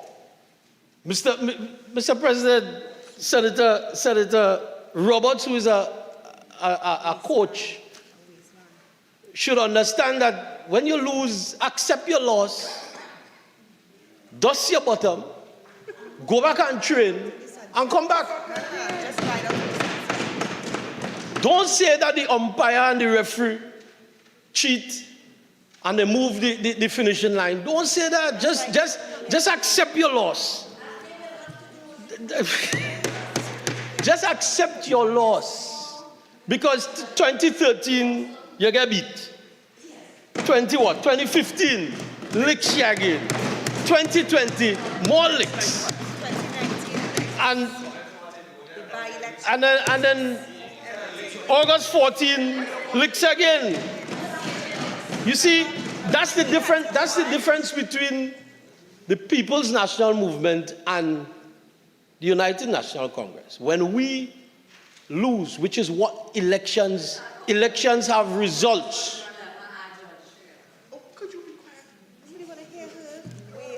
When the people decide that they want to try an experiment, as they've done time and a couple times, we accept our losses, as we did in Tobago.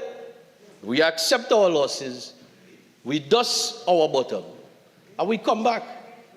We come back, and 9 out of 10 times when we've accepted our losses and regrouped and come back, what happens? We win because the people recognize that the experiment that they tried, Mr. President, isn't working. And the people in Tobago recognizing that now, you know. Just say. 141 local government candidates. How much has the UNC been able to scrape together, Mr. President? Only 110. Oh, that's all they could scrape together. And you want to call yourself a national party. The only true national party in this country is the People's National Movement. No doubt.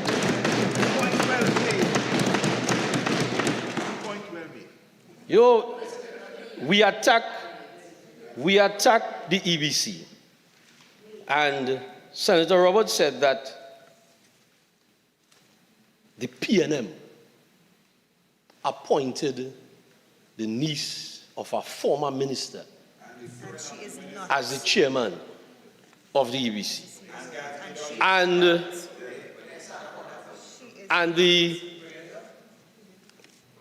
Mr. President, the Constitution clearly states that the chairman and other members of the commission shall be appointed by the president after consultation with the prime minister and the leader of the opposition. Mr. President, I sat very quietly listening to Senator Roberts' diatribe. Am I allowed to use that? Yes. I didn't say anything. I didn't interject, and now I am being attacked for my constitutional right, which is to speak. And speak. Suppressors of democracy over there. Watch that. Okay. All right. So as much as the debate in and of itself has taken on a more passionate temperature, let us get this chamber back to a certain level of decorum. Senator Hislop, continue. Thank you, Mr. President. People recognize good when they see good, right? And so those who are running from the ship as it sinks, from the ship, the UNC ship as it sinks, recognize good. And that's the beauty about the People's National Movement. We accept members, you know. We accept members. We don't have a challenge accepting members, Mr. President, because we... Yes, and you all could continue. You all could continue to talk on the other side. That's what you do. But the UNC continues, Mr. President, to seek to create an image of Trinidad and Tobago that is less than desirable. And again, I make the point, whenever they are in opposition, Trinidad is the worst place to live. But whenever they get the opportunity to be in government, it's the best place to be. I don't understand it. They seek to create an image of Trinidad and Tobago that is not what it is. I live in a democratic country, you know. I live in a democratic society. And the UNC continues to behave, as my colleague just said, as sore losers. And for me, that is difficult for me to accept. What is the purpose of this motion? You know, I heard Senator Richards agree to the motion. And in some regard, there may be some good things about the motion. But whenever the contributions, Mr. President, leave a lot to be desired so far from the opposition. Because they use a couple of phrases that seem to create this image. What are some of the words that Senator Lakshmi-Diyal used? Democracy is under attack. We have a dictatorship. We have tyranny. That's some of the words. Those are some of the words.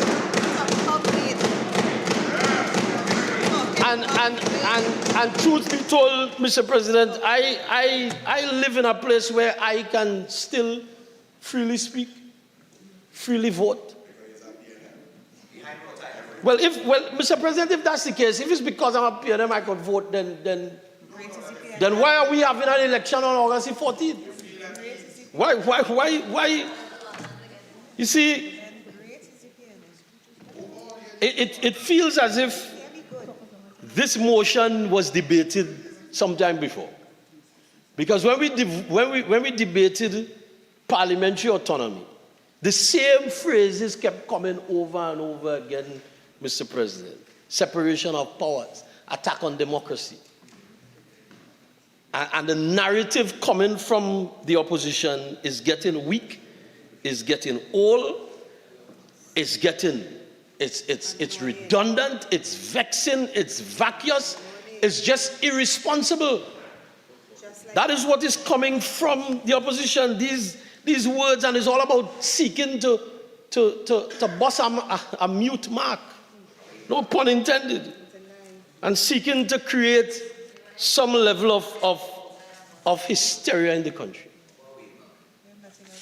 And you know, it would be a sad day in this country if the United National Congress is ever returned to the halls of power. Sad.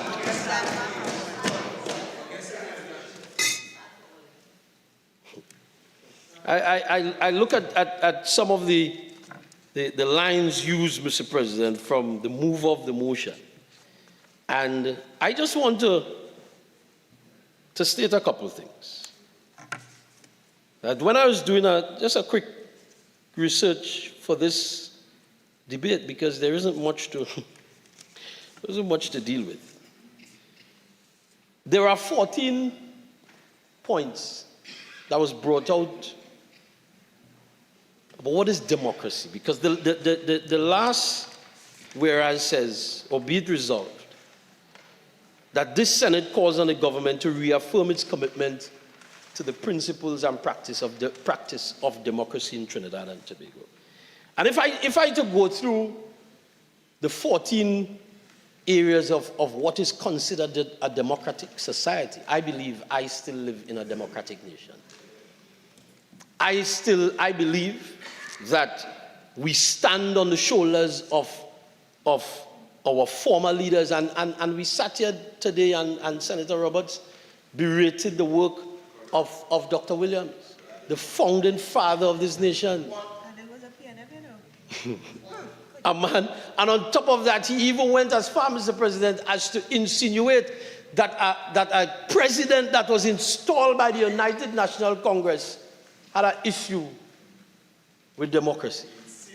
The man who was installed, Ian Robinson, a proud Tobagonian, was installed by the United National Congress, and he said, Mr. President, that he cannot allow the United National Congress to continue governing Trinidad and Tobago. Not the PNM, you know, but the president who they voted for, who they nominated, Mr. President. Not the PNM. He said, Mr. Robinson said, on moral and spiritual values. And they have none. That is what he said. Not the PNM. The PNM didn't say that. And that's what we get coming from the opposition. Constant name calling. You see, one of the points, Mr. President, is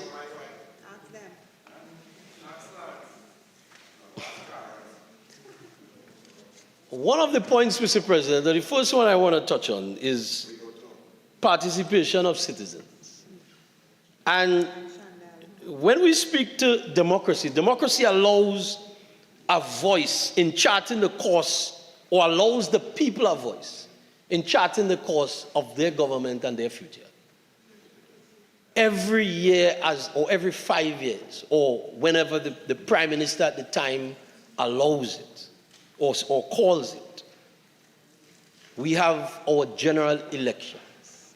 It is only under the UNC that you went right down to 3 additional months in order to hold on to power by any means necessary. You talk about any means necessary, 3 months. By any means necessary. By any means necessary. You hold it on to power, and then after that, what happened? Licks. You get additional time, you get extra time, and you still lose the football match. Licks. The people are allowed, Mr. President, to chart their course. What we have in Trinidad and Tobago is representational politics, which allows citizens to select representatives. And these representatives are allowed to speak for them. But after election, the participation doesn't stop there. I know we always look at election as the only time the people can speak. But in this country, you're allowed to get on a radio station, talk what you feel, call the Prime Minister what you want, make your own talk show on Facebook, call it wherever you want to, wherever politics. Yeah? Nah. Nah. You understand? Call it whatever you want. And say what you want. Call people all kind of names. Stand up on social media. Call the president all kinds of names. That's what you are allowed. Incite certain levels of... That is what happens in this country. Why? Because this country is a democratic society. When we talk about equality, Mr. President, all are treated equally. My vote is of the same value as Senator Lider's. Nah, yours have more value. The same vote, same value. One, all of us start at one. It doesn't matter your status, how much in your bank account. You start at one, and you stay at one. That's how they count it. Each member of parliament has what? One vote, And we want to talk about dictatorship. Nah, boy. All of us have access to the voting booth. Every single one of us, every citizen in this country, Mr. President, has access to a voting booth. And every vote, Mr. President, counts. Every vote. If you come to Tobago, Senator Lider, you'll vote for me, I know that. You will. There's also accountability. There's also accountability, Mr. President. Because all the politicians who are elected must understand that they are accountable to the people who elected them. And I don't know about those opposite, Mr. President, especially those not those opposite, members on the opposition bench. I recognize how significant holding my position. I may not be an elected member of parliament, but even as a selected member of parliament, when I stand there, I recognize that I speak for people. And sometimes I wonder who the members of the opposition speak for. Because I don't know who Senator Robert spoke for this evening with that kind of behavior. But I recognize that I speak for people. And I represent people. Even though they may not have, and whether you want to believe it or not, Senator Lider, people voted for me in Tobago, so I still represent people who voted for me. The system worked. I didn't win. But people voted for me.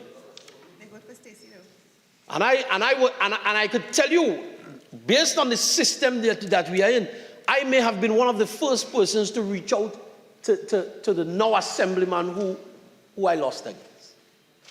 Because I recognize that in this system, even when you lose, you are still important to people. You see, the parliamentary system, I'm in the best party that you could ever find in the Caribbean, Mr. President. The reality is class all the time. And the 14th of August, again, class is class.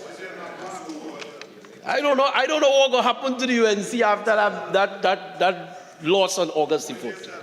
I don't know. You know, one thing I love about Trinidad and Tobago, Mr. President, in the democratic system is political tolerance. And we just have to exercise plenty of that in this gym. Yes. Political tolerance, Mr. President. Because I believe in a different place that is not as cultured as this chamber is. Some good blows would pass in this chamber if we didn't have political tolerance. Because people say things, people throw all kinds of comments across the floor. Yeah? A couple years ago, a particular MP got up and said what she wanted about the then opposition leader, said what she wanted. Political tolerance. You see, even though it is majority rule, it doesn't prevent the minority from having a voice. And even though we may not have, our desire may not have been to come here for Private Members' Day, because we know we're coming to deal with Mr. President, we came because the People's National Movement, this government, understands, appreciates, and recognizes the democratic process of our country. So even though we may not want to hear what the opposition has to say some of the times, we come here because we recognize we come here on behalf of the people.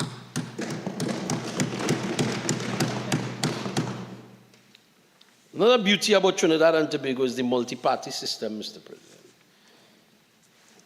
Anybody, and I say this because a gentleman said was he and his dog and a bullhorn and he brought a below a street light, that started his party. So anybody and their dog could start a party, Mr. President, in Trinidad and Tobago. That is the reality of our multi-party system. One day you could be the head of an independent institution and the next day you become a politician by forming your own party. And then you get up on a platform and bash the government that you operated under as a quote-unquote independent head of an organization. Or you could be a judge and the next day be a politician. Because that is the system by which we operate in this democratic nation, in this democratic nation. We are not, in some countries, the minute you open your mouth, you're arrested. Nobody sees you or hears from you again. You're not allowed to speak. In some countries, Senator Roberts would have been in jail a long time ago.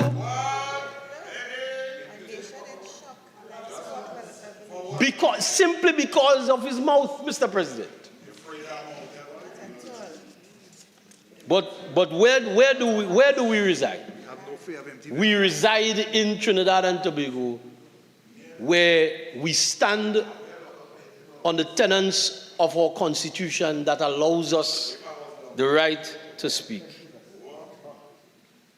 When in this democracy, Mr. President, could I have some protection, please? Mr. Roberts, Senator Roberts is a bit noisy. Senator Roberts. Continue, Senator Islam. Thank you, Mr. President. In our democracy, Mr. President, when an opposition party wins, there's a seamless transition of power.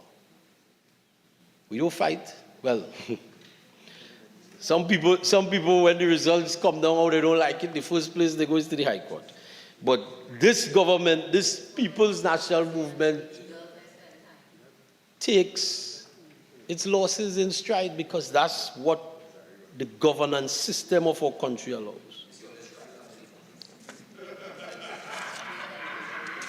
We stand, Mr. President, on the tenets of the Constitution that protects the rights of every citizen. No matter where you come from, no matter your status, that's what we stand on.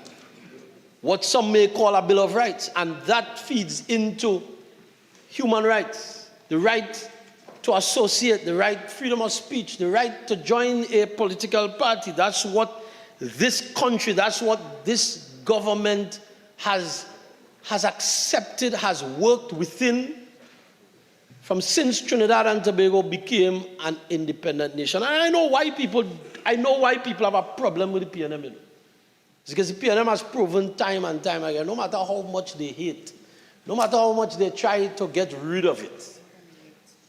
And as Senator Roberts says, he likes the PNM. Yeah, you did. If we so undemocratic, why do you want... What? He was a PNM, he threw him out. All right. Okay.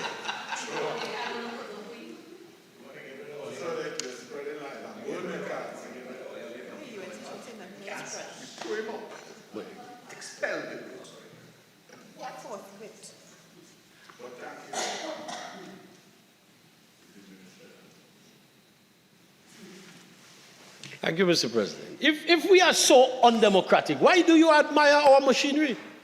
Why do you want to be like the PNM if we are so undemocratic? Those were his words, Mr. President. You want to come back?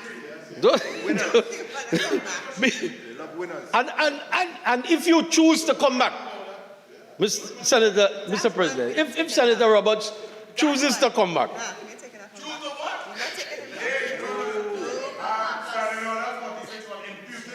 I'm on this. 46-6. 46-6, Mr. President.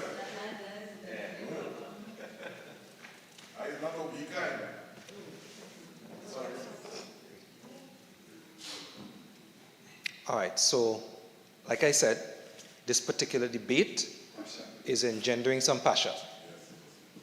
But that being said, we are in the Senate of the Republic of Trinidad and Tobago, and the quorum is a must. Senator Islam. Thank you, Mr. President. The truth hurts, boy. But if I will not withdraw, Mr. President, do I have to withdraw? Did I say anything improper? No, I didn't. If Senator Roberts chooses to come back to the PNM, we don't. I didn't say it. But this country, Mr. President, operates where every citizen has freedom of expression, freedom of association, freedom of assembly, and all of those tenets are the cornerstone of our democracy.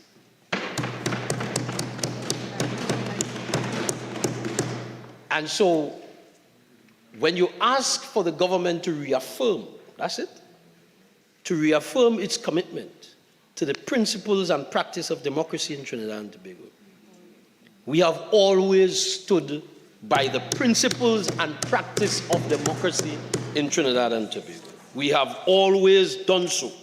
Because if we didn't, when you look at, even if you want to raise the issue of the local government ruling by the Privy Council, the legislature did what it was felt to do, it needed to do. The executive did what it needed to do. When the court said that we had to do something, what did the government do? The government accepted the ruling of the court and did what it is supposed to do, which is all part, Mr. President, of the democratic process. And we talk about separation of powers. We did what we were supposed to do. And a couple of things before I close, Mr. President. You know, the last three things are significant for me, the last four things. Free and fair elections. Every single time. You could talk from now till the cows come home and feel that boundaries have been gerrymandered. You could say what you want. The EBC continues to do yeoman service, exemplary work in Trinidad and Tobago.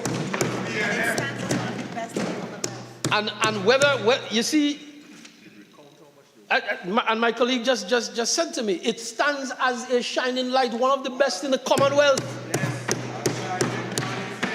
Other countries, other election entities come to the EBC, Mr. President.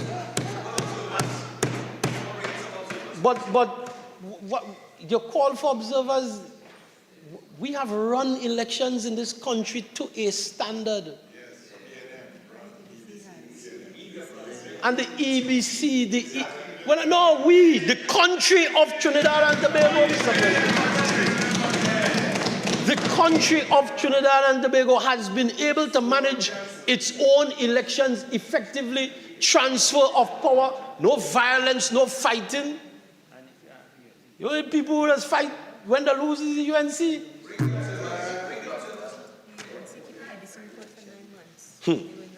From independence to now, that's what we do. That's how we operate as a country. Well, this one, the opposition knows all too well because they like that. Courthouse. Because what we have in this country is a judicial system that is robust, that has stood the test of time, that is independent. And you see, that's the thing about our colleagues opposite, Mr. President. Whenever the rulings of the court come against them, we tamper with the judiciary. Yes. But whenever the rulings come in favor of them, the judiciary is independent. And that's how the opposition operates.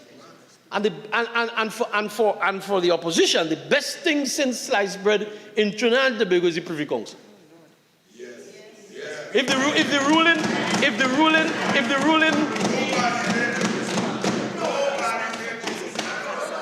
the ruling goes for them in the Privy Council, then the Privy Council, we can't move from the Privy Council. But if the ruling goes against them in the Privy Council, we have a problem with the Privy Council. They can't, Mr. President, they cannot make up their mind. This country, I'm proud to be a citizen of Trinidad and Tobago. Under the People's National Movement.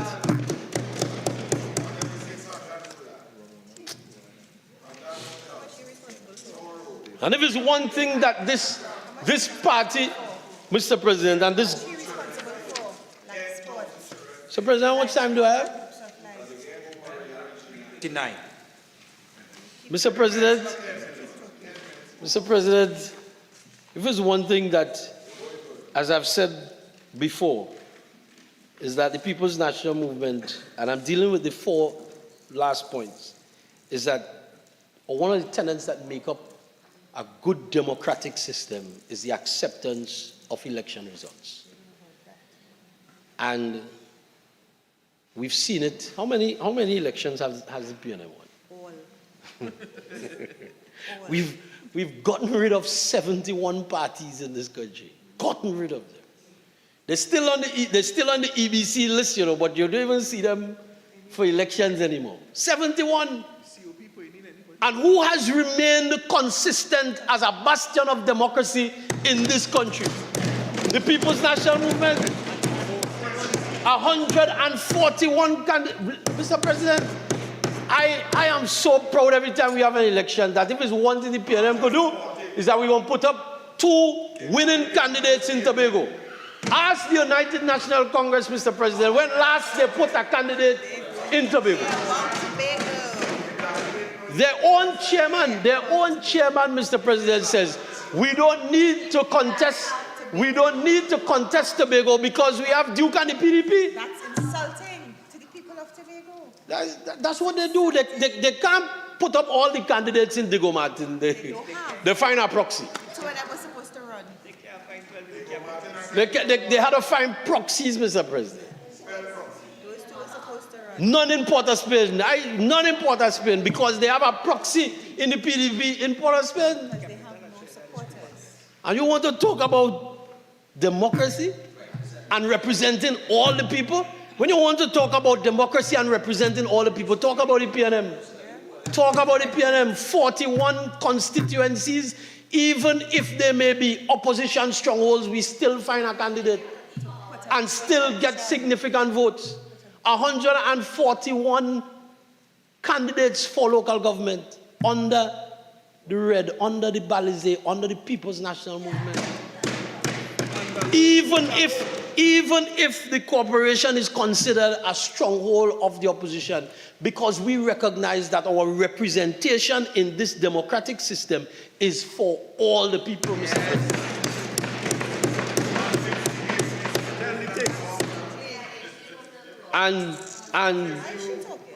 And we, Mr. President, will continue to stand strong for democracy.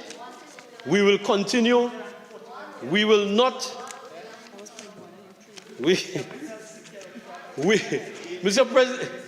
President, we will not be distracted. Senator, have a seat. Is there a running conversation going on while the senator is trying to contribute? Because I know that's not happening.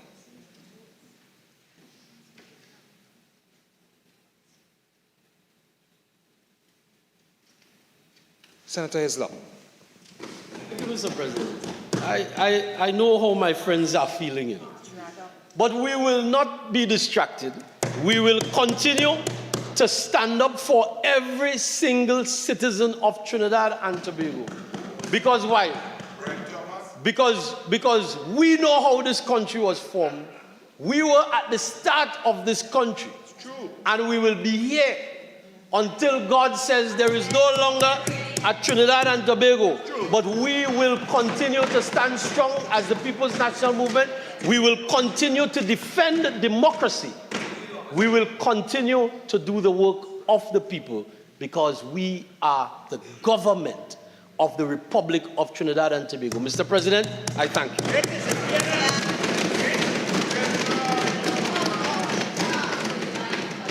Senator Mark.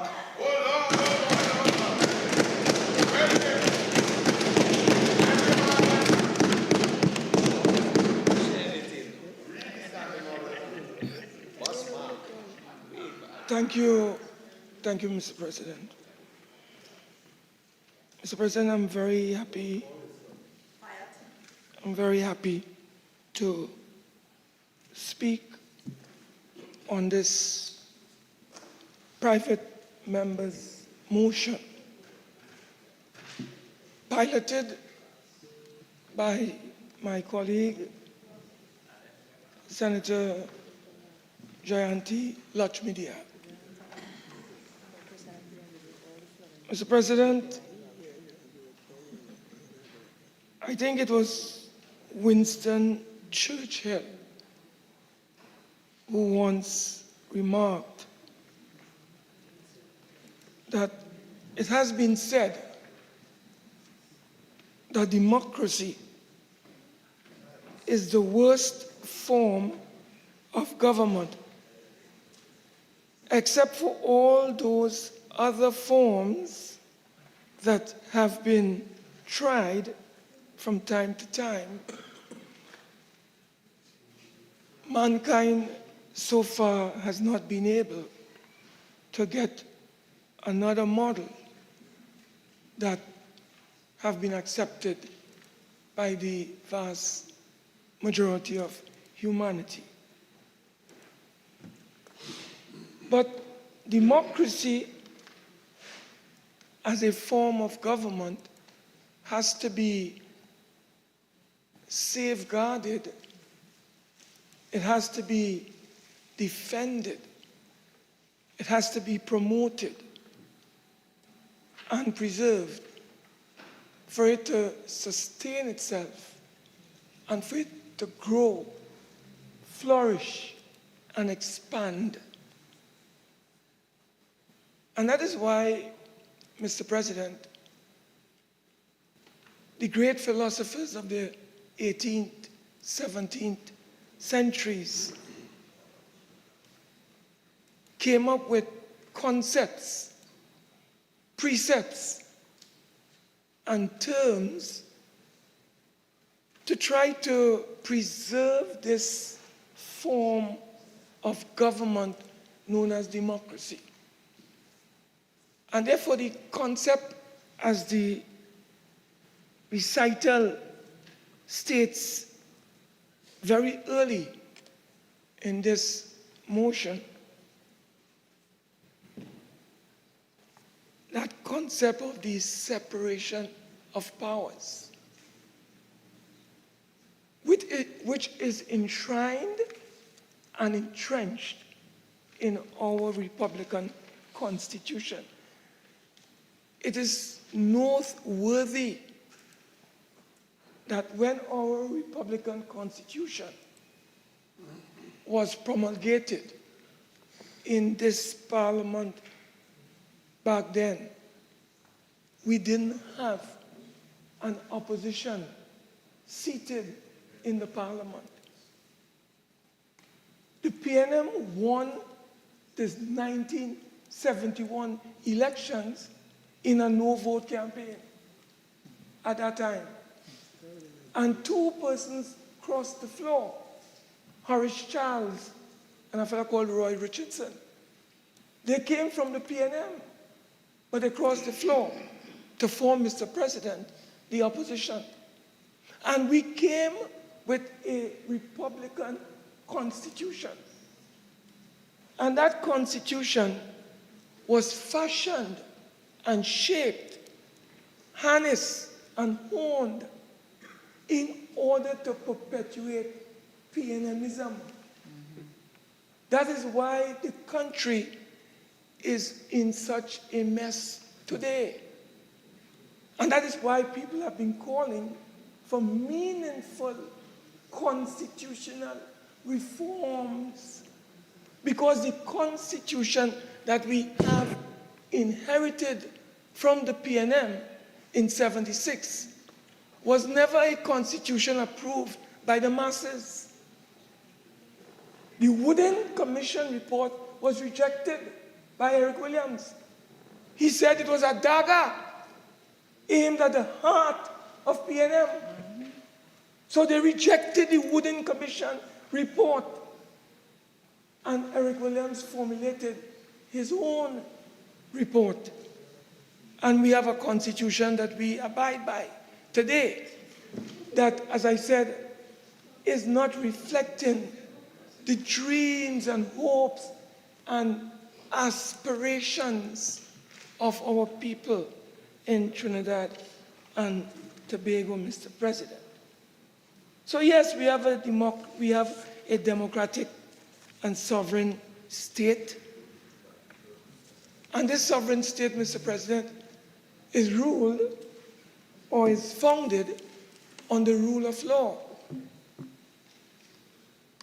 And this is expressed in the preamble to our Constitution. And there are three branches, three organs of the state.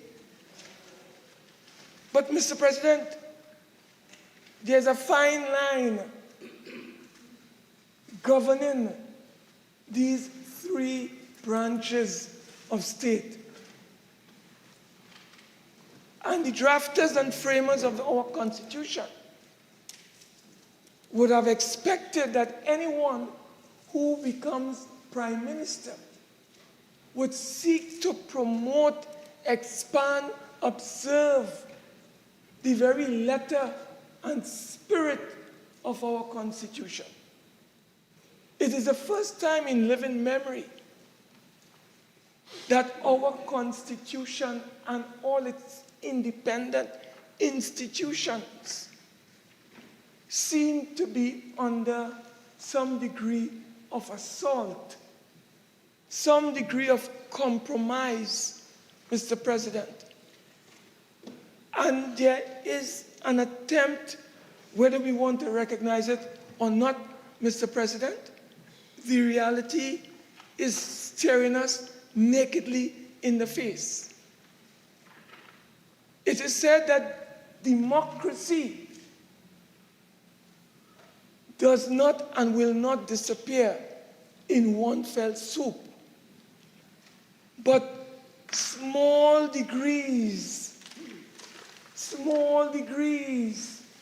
and before you know it, Mr. President, your constitutionally entrenched rights and freedoms are eroded, are subverted, are compromised.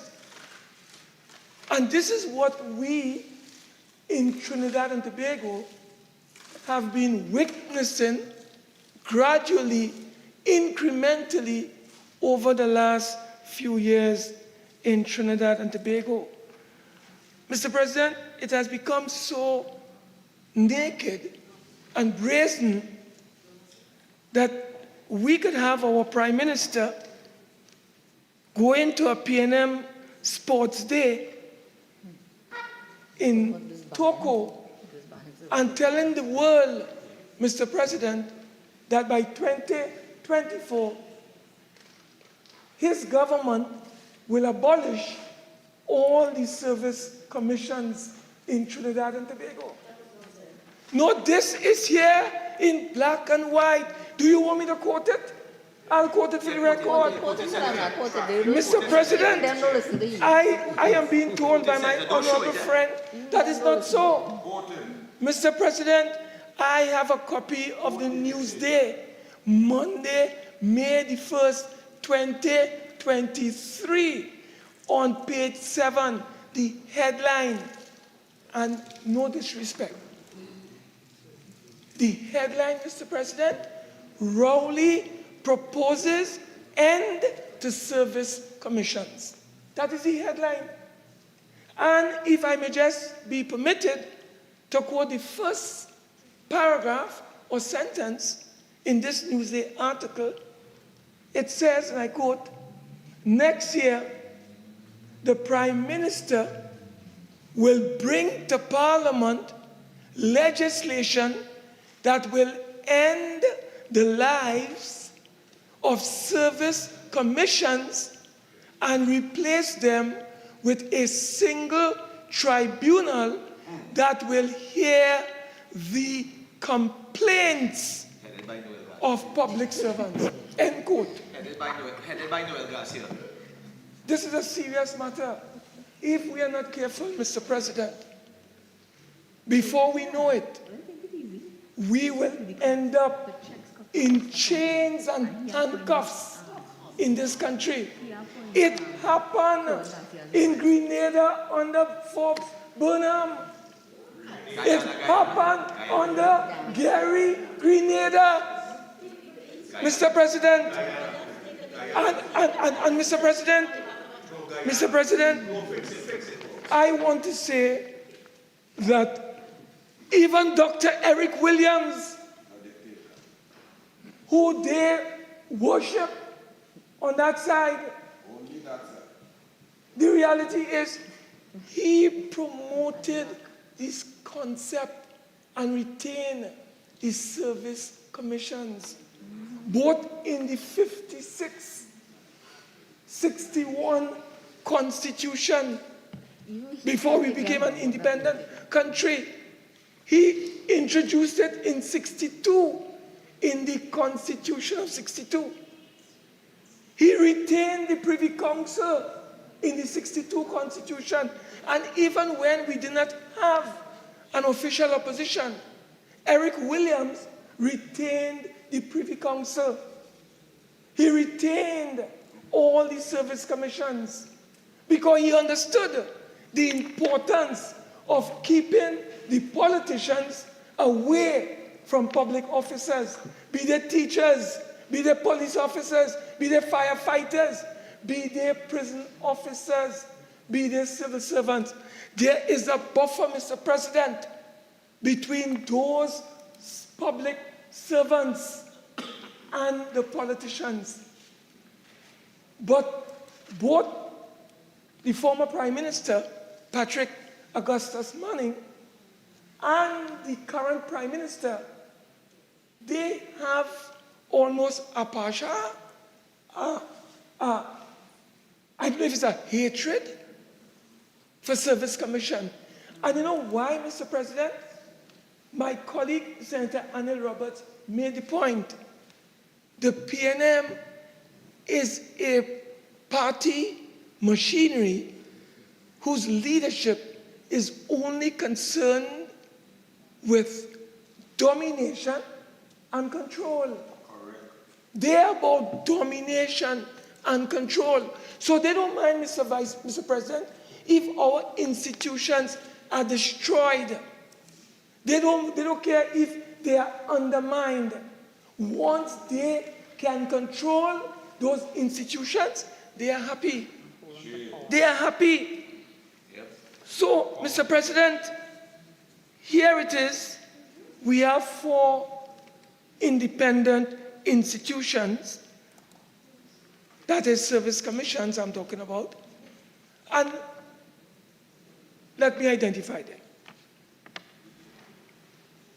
Mr. President, if the Prime Minister, I can't understand if the Prime Minister was under the influence of alcohol. I don't know if he was an inebriate. I don't know. Inebriate. I do not know if he was on that. Mr. President, I don't know. But Mr. President, I know he drinks. He loves to drink. So, Mr. President, when I saw that a prime minister in 2023, when I saw a prime minister, and I read in 2023, on May the 1st, colleagues, on May the 1st, I read this. Mr. President, I can't understand. Why would our prime minister signal to the world that by 2024, he wants to abolish the Judicial and Legal Service Commission that appoints judges and magistrates in our country? Why would a prime minister want to abolish the Judicial and Legal Service Commission? And Mr. President, he says he's going to replace it with a tribunal. But who will appoint the tribunal? It will be the Prime Minister and his cabinet. When people say, Mr. President, that they are concerned about where our country is headed, this is the kind of evidence that you have before you. So we have the Judicial and Legal Service Commission. We have the Teaching Service Commission. We have the Public Service Commission. And of course, Mr. President, we have the Police Service Commission. So the Prime Minister says he wants to abolish all four and establish a tribunal. Mr. President, you know the king, one of the reasons why they used to guillotine kings in the 19th century, in the 16th century, in the 17th century, they wanted to arrogate onto themselves total power. So Louis XIV of France said, I am the state, and the state is me. And you know what? You know what that meant, Mr. President? Legislative, judicial, and executive, all in one. And he became the state. Well, he lost his head. The masses revolted. And Mr. President, I am saying that when we hear a prime minister telling Trinidad and Tobago that come next year, he's bringing legislation to abolish the Judicial and Legal Service Commission. So who will appoint our judges? Who will appoint our magistrates? Mr. President, what the Prime Minister is saying, he wants total, absolute power and control. So he can control judges, he can control magistrates. So decisions will be in their... Point of order. Point of order. 46-6.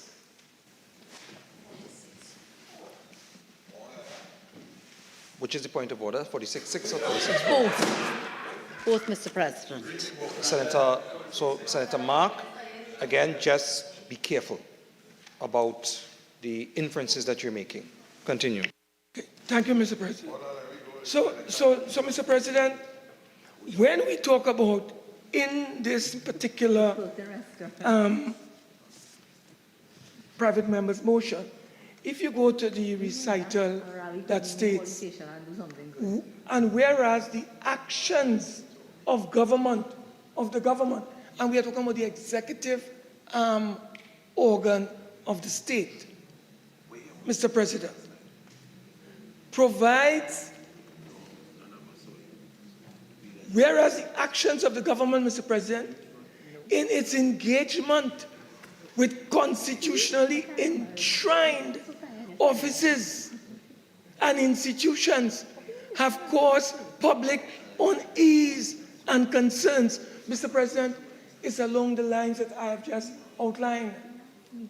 The government's engagement with constitutionally entrenched institutions is cause for public unease and concern, Mr. President.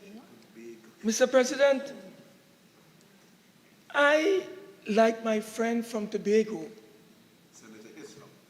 he was aghast. I too am aghast. Mr. President, I cast no aspersions on any institutions or any heads of institutions. Mr. President, however, when you have the concept of the separation of powers principle being compromised or being threatened with subversion, you must take note.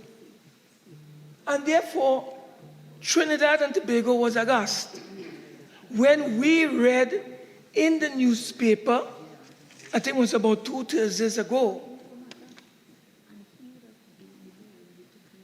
it was in the Express,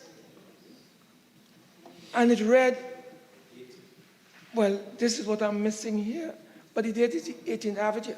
It's a Newsday article, the 18th of June, 2023. And here what is the headline, Mr. President? CJ Prime Minister's team met to address judiciary's plans. Imagine that. Mr. President, What's that saying? Mr. President, when this was published in the Newsday, I couldn't understand why a Prime Minister would want to summon a Chief Justice and members of what the Chief Justice described as members of his executive management team to the diplomatic center. Imagine that. Not at the Hall of Justice, at the diplomatic center. Why would a Prime Minister, conscious of the separation of powers principle, would want to summon a Chief Justice to the diplomatic center? You to discuss what, Mr. President? The administration of justice in Trinidad and Tobago. What does the Prime Minister have to do? Remind him he didn't invoke Section 137. What does the Prime Minister interest is in the administration of justice that he couldn't allow his Attorney General, who is the go-between the judiciary and the executive, Mr. President? Why didn't allow the Attorney General to meet with the Chief Justice? But the Prime Minister took it upon himself with what they call senior cabinet members to summon the Chief Justice to the diplomatic center. And up to now, the Prime Minister has not produced. Point of order. 46.8.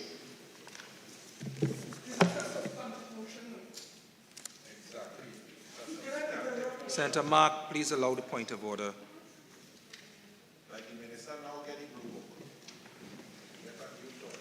Okay, so Senator Mark, 46.8 speaks to the Office of the President, members of the Judiciary, the Supreme Court, in relation to a debate. The particular line that you're going down is not quite there yet, so I will allow it to continue, but be mindful of that standing order. And if it does cross, then obviously you would be called upon to bring it in. Mr. President, I will not cross the line. I'm just dealing with facts. I'm not dealing with the conduct of the Chief Justice. If I want to deal with the conduct of the Chief Justice, I will file a substantive motion on the conduct of the Chief. I am not dealing with that. I am dealing with a public statement that is in the papers. That is what I'm dealing with. I'm not criticizing. I am a member of Parliament. I enjoy freedom of speech. Even that they want to pay. And Mr. President, I don't take instructions I take no instruction from the Minister of Trade and Industry. None.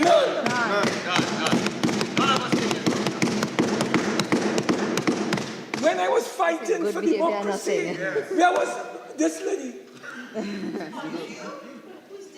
I don't know. So let me face the president, please. So, all right. Senator Mark. Senator Mark.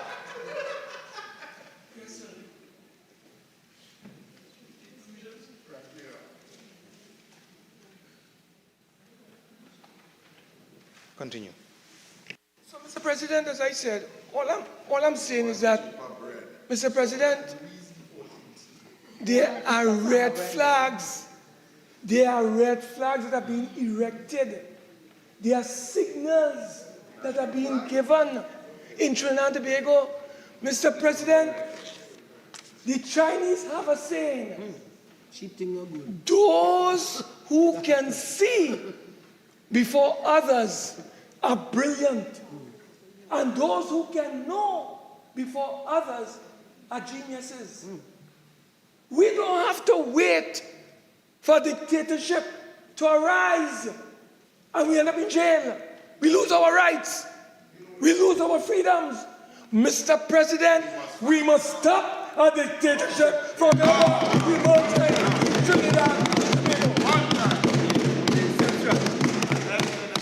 and that is why we have to expose all the shenanigans, machinations, maneuvers. And that is why this motion is here today. And we are calling on the PNM, Mr. President, to reaffirm, as my friends say, reaffirm your commitment to democracy. Right?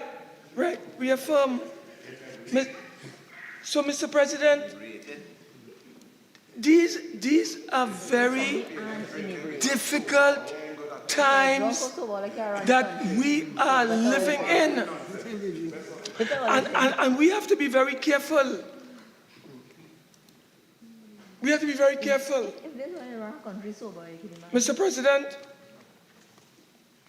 so here it is. We are told in this article that discussions were held around the subject of the administration of justice. I saw where Israel Khan, the president of the Bar Association, Almost the president of the country. he condemned this meeting. You know what it reminds me of, Mr. President? And we vehemently attacked and condemned that action. It was back, I think, in 2008, if I'm not mistaken, when the former Prime Minister, who have passed on, Patrick Manning, the Honorable May Soul, rest in peace. He summoned, as how this Prime Minister summoned. But the only difference, it wasn't the Chief Justice.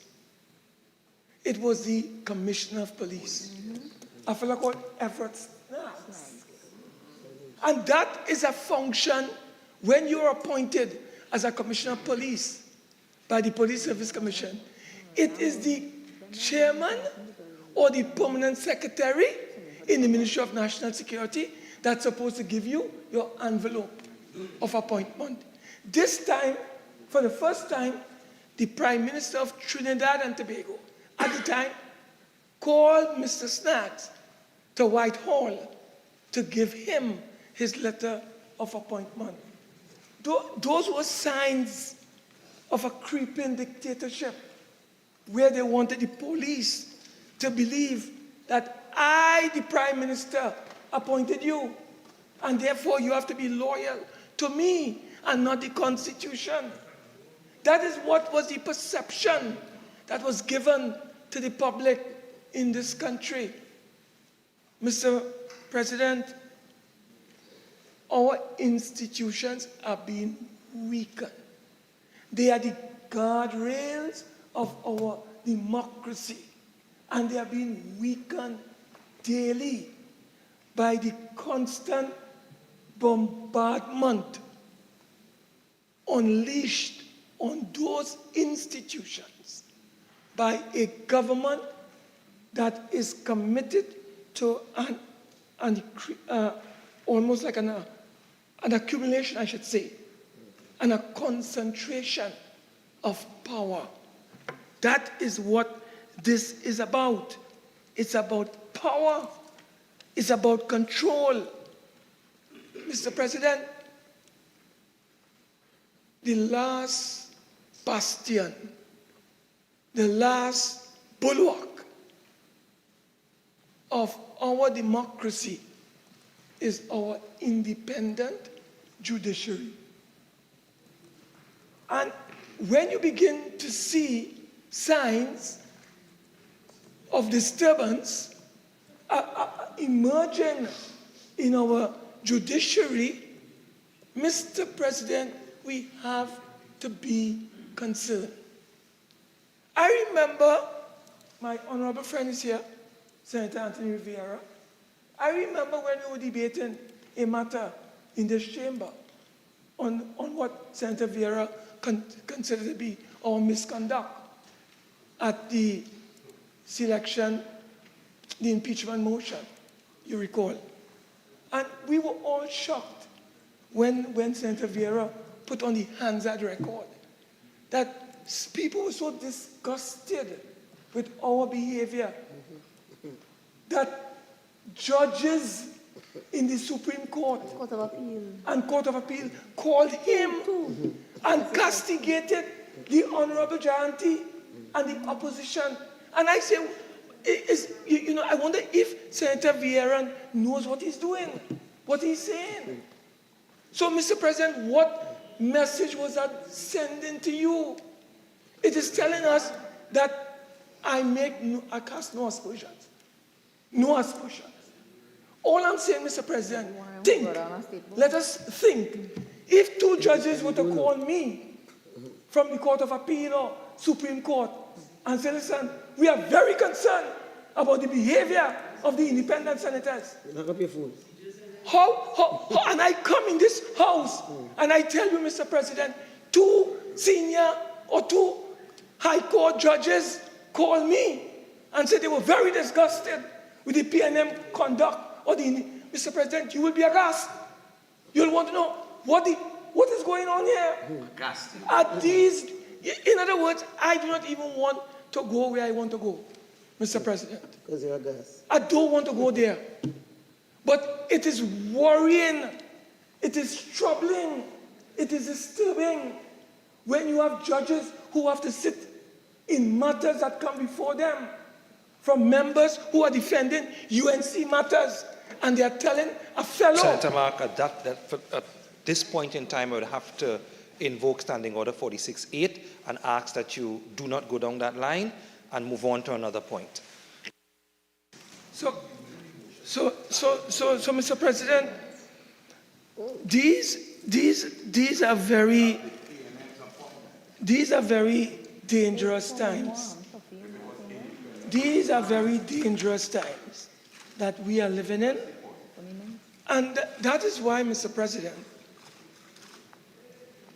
we have told Trinidad and Tobago that as long as the UNC is alive, as long as the UNC is well, we will never, ever agree to the abolition of the Privy Council.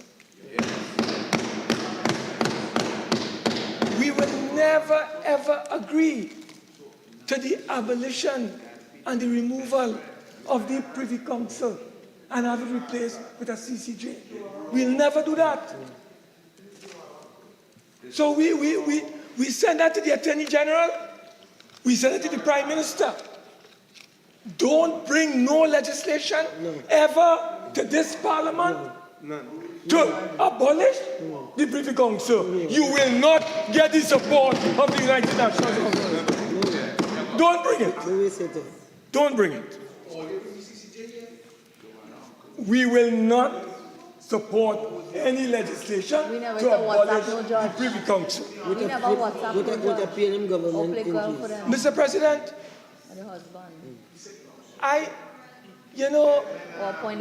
we are talking about executive incursions Mr. President, go to our recital. The recital is clear, Mr. President. We are talking about action taken by the government, engagement with constitutionally enshrined offices and institutions. Senator, you have 5 more minutes. That is what we are talking about. So, Mr. President,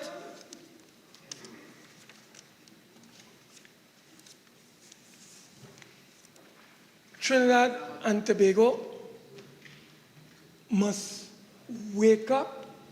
The people must wake up and smell the coffee.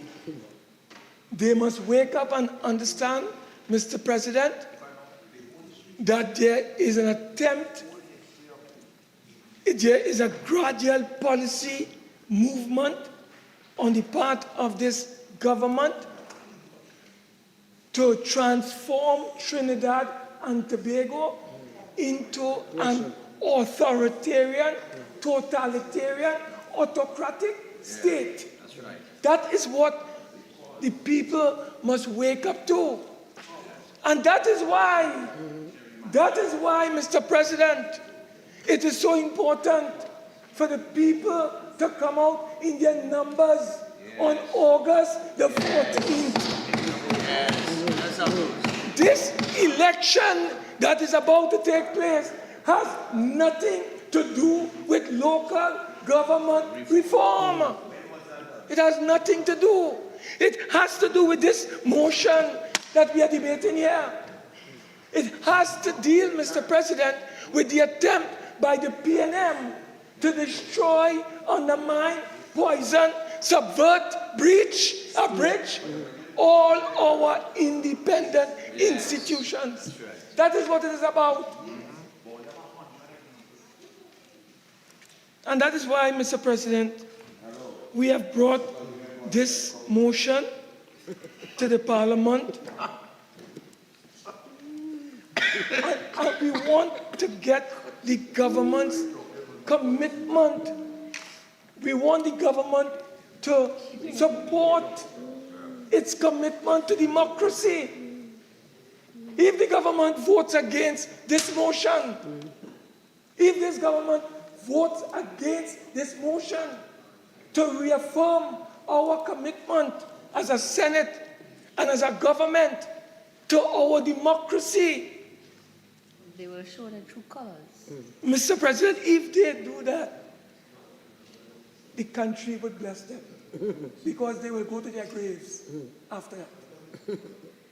They will go. So they have no choice. They have no choice but to vote for this motion. I look forward in closing to the contribution of the Attorney General. I want to hear what the Attorney General has to say on the government's reaffirming its commitment to the sustenance, preservation, and promotion of our democracy, its principles, its norms, its values, and the principle of the separation of powers. We are looking forward to that, Mr. President. So I know my time is up. I want to say in closing, Mr. President, that we in the UNC will die for democracy. We are the defenders of democracy. Without the UNC, the PNM would have ridden roughshod over Trinidad and Tobago. We are standing in the gap, protecting our democracy.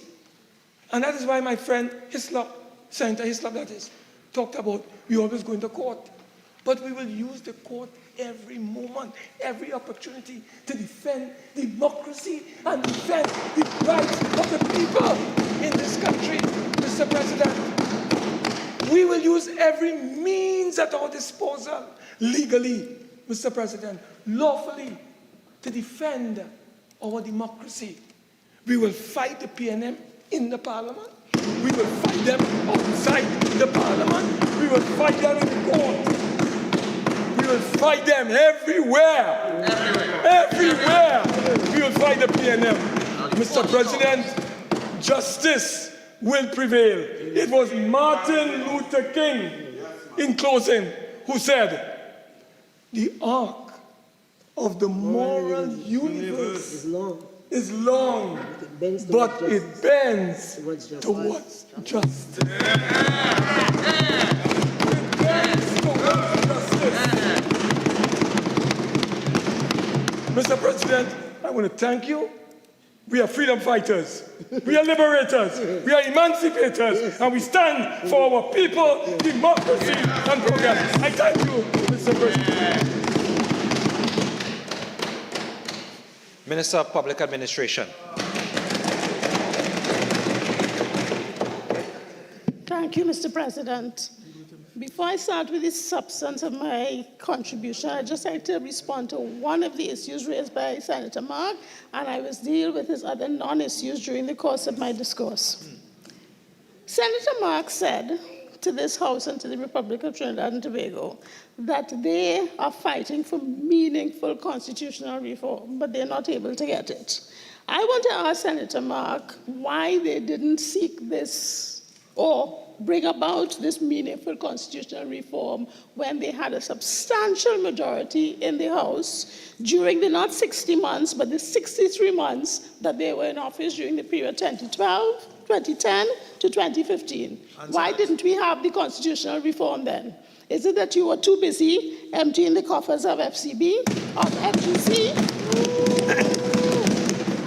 Too busy whittling away the significant credit that we had in the central bank of $12 billion and all the other mischief and shenanigans that were performed during the period 2010 to 2015. Where was the constitutional reform during that period? Answer. Constitutional reform you're asking for, but every time the PNM brings a motion or a bill that requires special majority because of the Constitution, the UNC absolutely and categorically refuses to support it, even in respect of those bills that are being returned that were introduced by the UNC. So tell me what you are really talking about when you talk about constitutional reform. It is all just words, Mr. President. So, Mr. President, what I propose to deal with this afternoon is that recital in this spurious motion that says the actions of the government in its engagement with constitutionally enshrined offices and institutions have caused public unease and concern. Mr. President, what are those dastardly acts of which we are accused in respect of those constitutionally enshrined offices and institutions? It has been said that we have attacked the DPP. How have we attacked the DPP? The DPP has said to the nation in response to various questions thrown at him that he doesn't have the resources he needs to do the work that needs to be done, and the party and government has said in response, you wanted accommodation, we provided you with accommodation. We have rented this accommodation for the last 4 years. It has remained empty. We have spent $40 million or $30 million on rental cost. We have spent over $20 million in refurbishment of the office, and still the DPP is saying that he doesn't have the accommodation to hire the staff that he needs. The government, of course, is required to respond to this because the country is concerned. The country is saying, we are concerned about the administration of justice. We are concerned that criminals are not being prosecuted quickly enough. We are concerned that they're getting back on the streets. What is the government doing? As part of the response to that, the government has to explain who is actually responsible for taking matters before the court and what the government is doing to support the actions of that office. That is all the government has done. The government has not attacked the office of the DPP. The Chief Justice is also attacked because he jumped into the fray when statements were made that there's little that the DPP can do in respect of getting resources, because the Chief Justice, as head of the Judicial and Legal Service Commission, is the person responsible for filling out those offices. So why is the Chief Justice, in essence, saying to me, the DPP, that I should ensure that there are judges in all the criminal courts? The Chief Justice says, you haven't told me that you have an urgent need for staff on the one hand, and you have not provided me with the reports on the staff. You haven't provided me with the requests for promotions so that I can fill out these more senior positions. That is the responsibility of the Chief Justice, and supported by the line minister responsible for the area of the administration of justice. What is the attack on the office of the DPP, on the person of the DPP? There's no attack. We are explaining to the population the issues that impact the administration of justice. There's no attack on the office. There's no attack on the officer. From time to time, members of the public, I think they fed up now because it's been so long, have been asking us what is happening with the CLICO matter. We had a commission of inquiry, spent tons of money on that. The government has reported that it spent millions of dollars more post the inquiry to do further investigation. Not yet, not one prosecution has been commenced in respect of that matter. The government has to respond when the population which put this government in office asks the question, what is happening? So we are responding. And what is our response? The only person who can properly bring prosecution matters is the DPP. We have given him the resources, and we are waiting. That's all we can do. What is the attack on the DPP and his office? The mover of the motion and others on that side have complained that we are attacking the Service Commission. Senator Mark is one of those who complained that we are attacking the Service Commission. He says that Dr. Eric Williams was the one who promoted the Service Commission, and he's in full support, so why are we seeking to remove the Service Commission now? The PM did say, the Honorable Prime Minister Keith Rowley did say that we need to address the issue of the Service Commission, and we need to address it now. But he's not the first person who has raised that issue. That was raised in this place 3 years ago almost by the Honorable Independent Senator Vera, who brought the motion to say that there's a need to look at constitutional reform in respect of the Service Commission. And of course, those in the opposition bench will say, but Senator Vera is a PNM stooge. All because he does not agree with the views of the opposition. Apparently, anybody who does not agree with the views of the opposition is a PNM stooge. So the issue of constitutional reform is not an idea that is unique to the government. It's not an idea that is unique to the Prime Minister. I don't know how the UNC saw their responsibility when they were in office. But this government sees as part of its responsibility ensuring that all state institutions operate properly, that everything works the way it should work. So when, on a daily basis, we hear members of the public complaining that the public service is not operating the way it should, we look around to see what is the cause of that and what can we do about that. So we are doing several things. We are digitalizing the public service. We are looking at reprocessing of processes. We are looking at the staff structure. We are forming special purpose companies. We're doing tons of things to make the public service more efficient.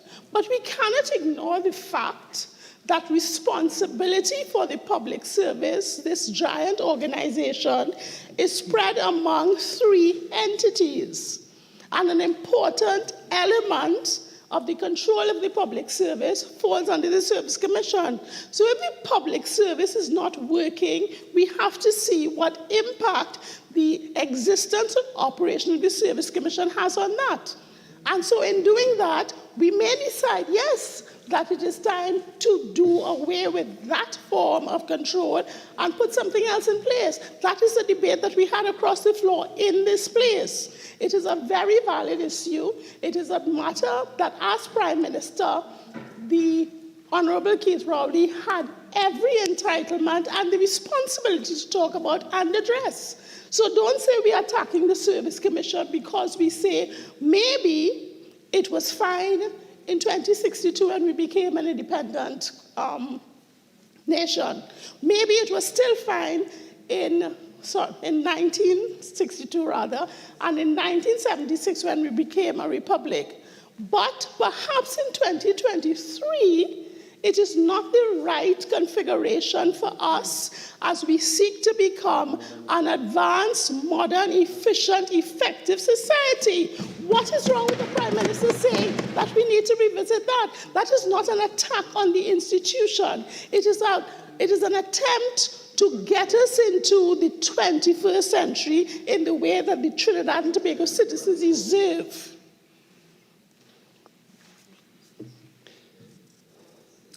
What Senator Mark and his colleagues seem to ignore is the fact that societies have to evolve. They have to revisit and reconsider their institutions to determine, is this the best fit at this time for what we want to achieve? We're talking evolution, we're not talking destruction. And then we have been accused of attacking the judiciary. Once again, we raise the issues that concern the citizens in respect of the operation of the judiciary and the slow pace of justice.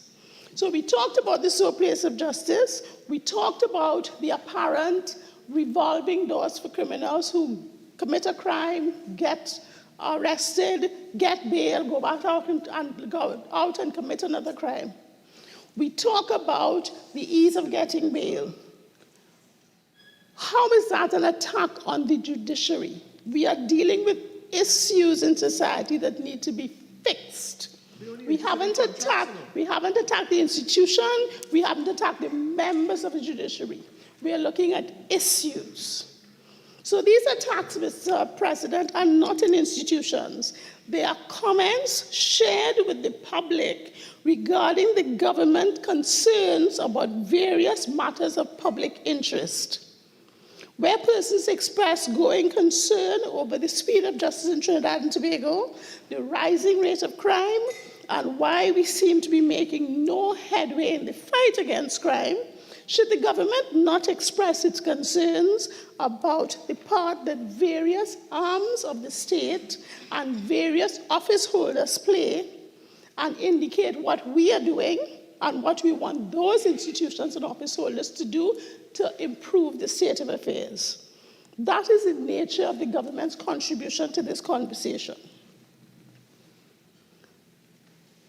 So when the public complains about inefficiencies in the public service, is the government not allowed, I should say not required, not only to indicate what we are doing to address those issues, but also to point to the challenges and limitations faced by the government in arriving at workable solutions, not the least of those being the obstacles to reform on enshrined institutions and offices.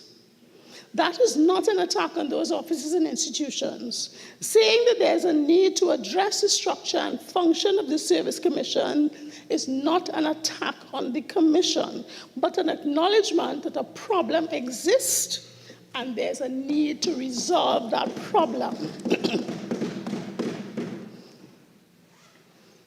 Questioning the operations of those offices does not constitute interference.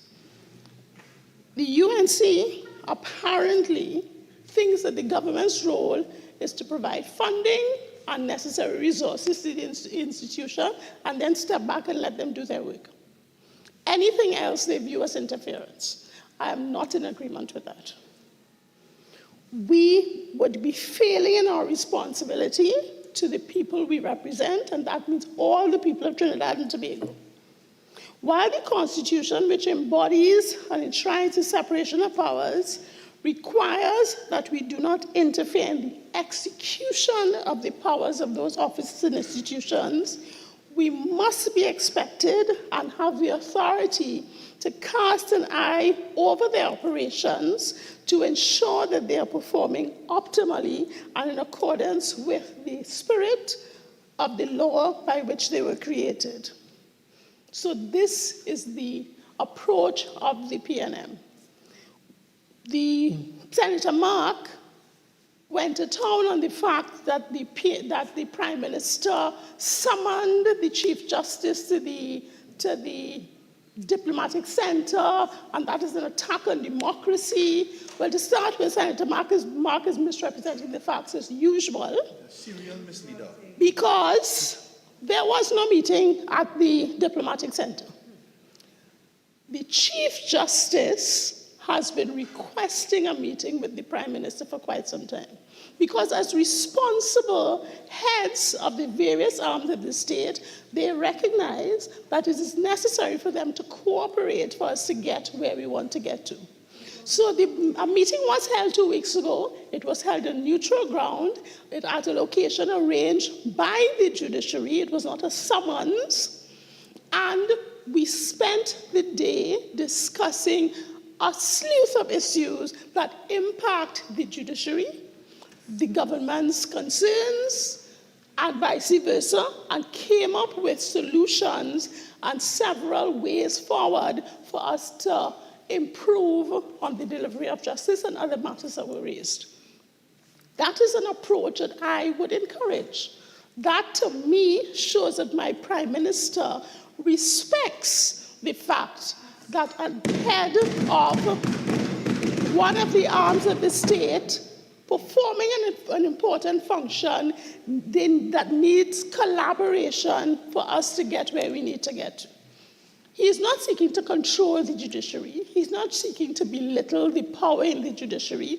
He's seeking to ensure that Trinidad and Tobago as a nation moves forward in a stronger, better way. Senator Mark is allergic to... So, that is governance, PNM style. Let us compare that to the UNC approach. The UNC has pilloried every office holder in this country. Every one of them. They attack the Chief Justice, they attack the President, not to mention the numerous and unrelenting attacks against our Honorable Prime Minister. So let us look at a few of those attacks by the UNC. In the Daily Express of the 9th of March 2019, Ria Tate reported that on a motion in the House brought by MP Rudal Mudilal, calling on the Prime Minister to take action against the Chief Justice to trigger 137 of the Constitution to impeach the Chief Justice. Then, and of course that went on for ages and ages. Attack, attack, attack. The Chief Justice had no rest during that period. In 2023, March 21st, Guardian, Gail Alexander, wrote an article captioned, Kamala slams CJ for attack on the DPP. Again, I dealt with the issue of the Chief Justice responding to comments that the Judicial and Legal Service Commission, which he leads, was not providing the DPP with the resources that they required to do their job. And the Chief Justice responded to that by saying that he was not aware of the urgent need and he has been provided with the documentation by the DPP to allow him to do what he needs to do. So, the leader of the opposition, Mrs. Kamala Prasad-Bissessar, says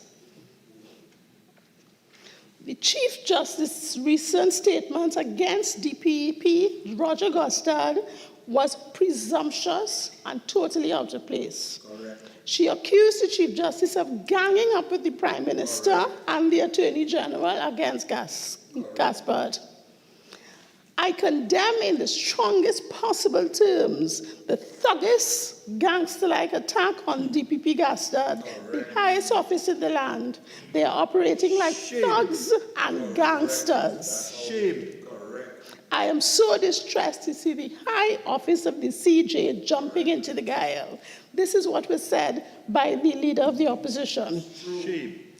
Then, listen to this. She goes on to say that she had never called out the Chief Justice, apparently ignoring the fact that in 2021 she threatened to bring a motion for his impeachment. She never called him out. But then said Archie's statement was presumptuous and totally out of place.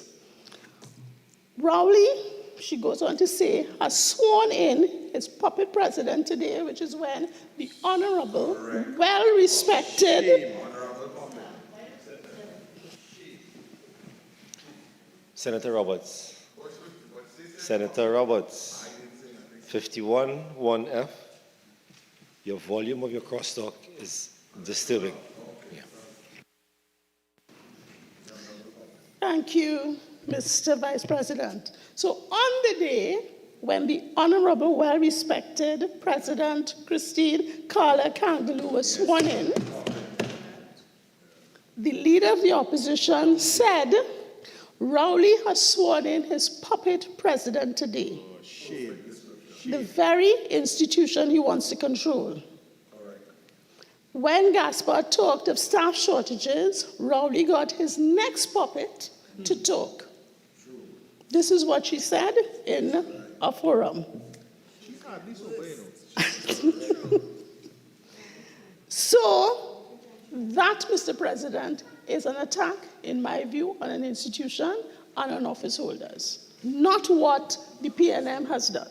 These are attacks. These are the statements that threaten to undermine our democracy, and those are the kinds of approaches that we need to be wary of. So when the UNC brings a motion talking about seeking to protect our democracy, they need to look internally first.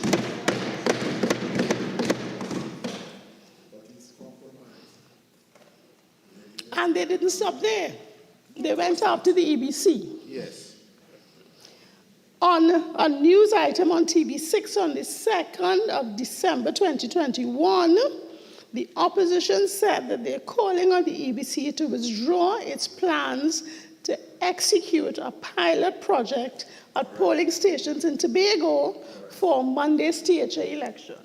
One, they really have no place in Tobago election business because they have not been able to put a candidate up in Tobago for decades. Yes, true. Not a national party. So you really have no place in Tobago politics. Stay out of their business. Cockroach at the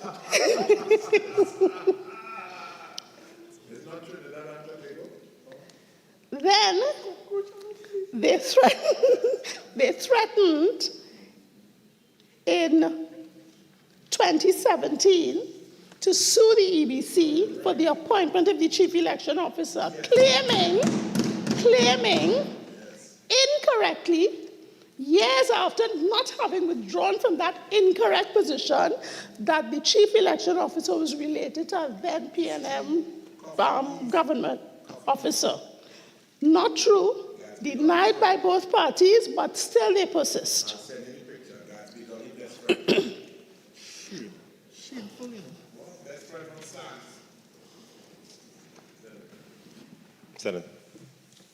Senator Allison. Senator?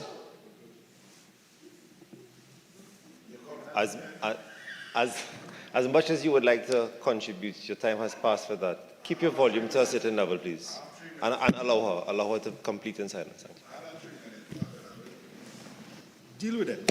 So, because the UNC is concerned about the fact that it keeps losing elections and cannot accept the blame for losing elections, they want to blame the EBC. Yes. But I would like to remind the UNC that the only election that has been stolen in Trinidad and Tobago is the UNC internal election. As confirmed by Basan Barrett, Ramona Ramdial, Fuad Khan, Devon Mirage, none of whom are PNM members, I will point out. All the Barat cars by the river. So, the EBC, as my colleagues would have said in the past, is a well-respected body, not only in Trinidad and Tobago, but around the Commonwealth. They are constantly called to cast an eye on other people's elections because of the reputation that they hold. So please stop casting aspersions and trying to destroy our sound, working, independent institutions. And again, they didn't end there. They went after the president.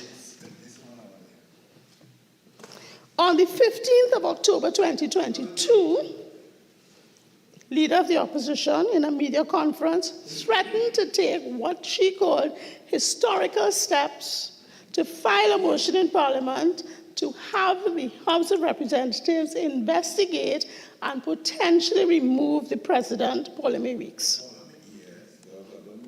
The motion alleged interference in the selection process by the police. So, an allegation that came from the UNC that was unsubstantiated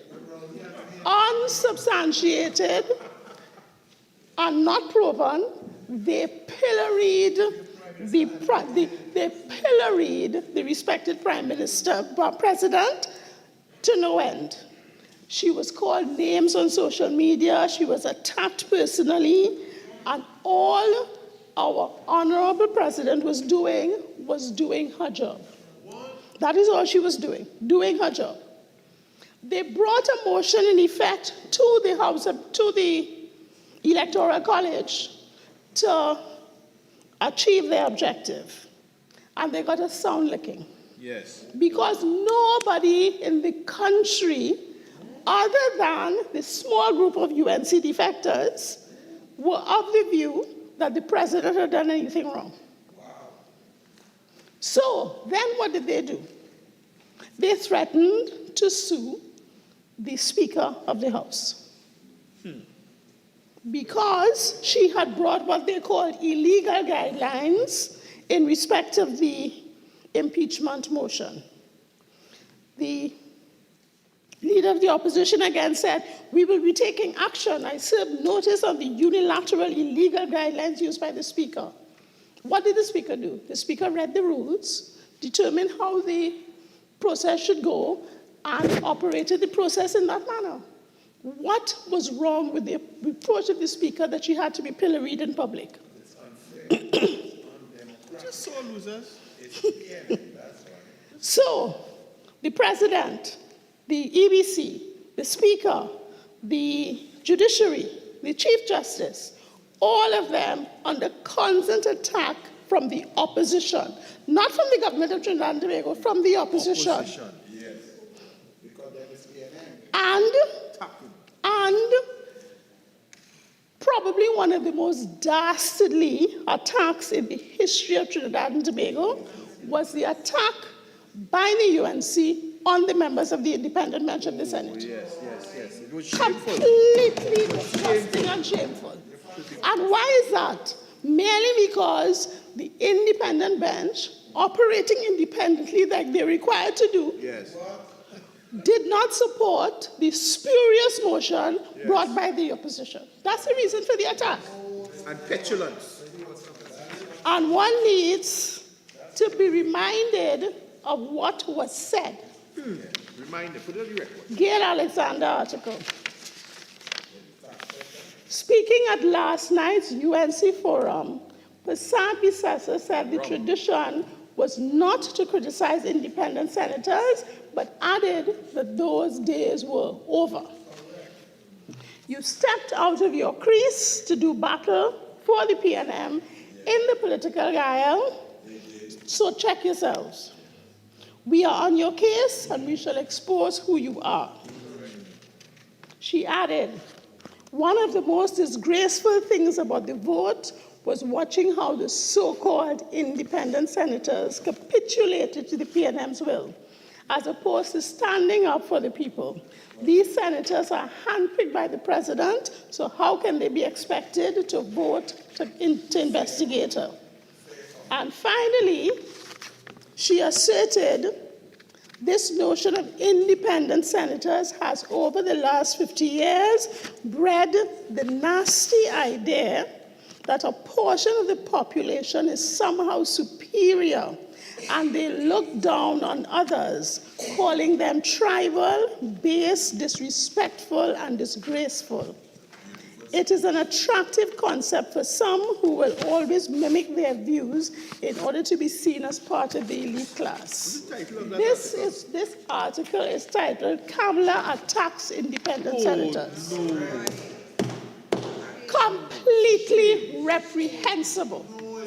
One of the important aspects of the Senate is the group of independent citizens who are engaged to bring a non-political view on the discussions and debates in the Senate. Called to national service. We have people called to national service. We know they get a pittance for the national service that they perform, but they come, they work hard, they give their views. I have observed the independent senators over the years. They vote with the PNM on some occasions, they vote against the PNM on some occasions. Regrettably. And every time they vote with the PNM, they get pilloried. Because anybody who disagrees with the UNC is a PNM. That's Kamala style. That is an attack on democracy. Yes. And it amazes me that the opposition members do not see the irony of bringing a vote in one sitting, one private member's day sitting, to deal with the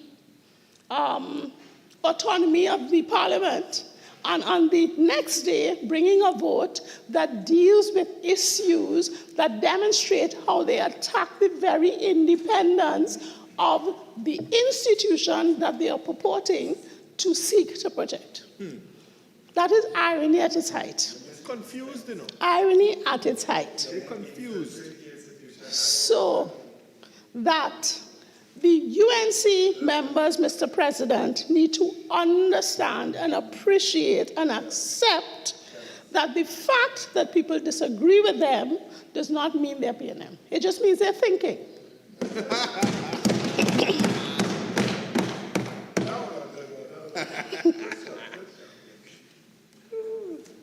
And I would encourage the UNC, when it has issues with certain positions, to stop attacking individuals. Yes. You need to comment on issues and not attack the individuals. I remember talking to some of my colleagues on the independent bench. After that severe attack, they were traumatized. And what the UNC is doing by their continued attacks against individuals is discouraging our nationals from putting themselves up for public service. And what that will do is whittle down the quality of service that we get from these people. So I urge you to stop attacking people. Deal with issues.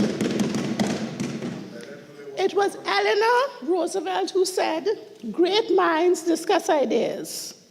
Average minds discuss events. Small minds discuss people. What the politics is discussed? I urge you to choose what size mind you want to have. Mr. President, it is obvious from considering those few examples of attacks that the UNC's approach is to seek to destroy what they cannot control. Yes. And if they are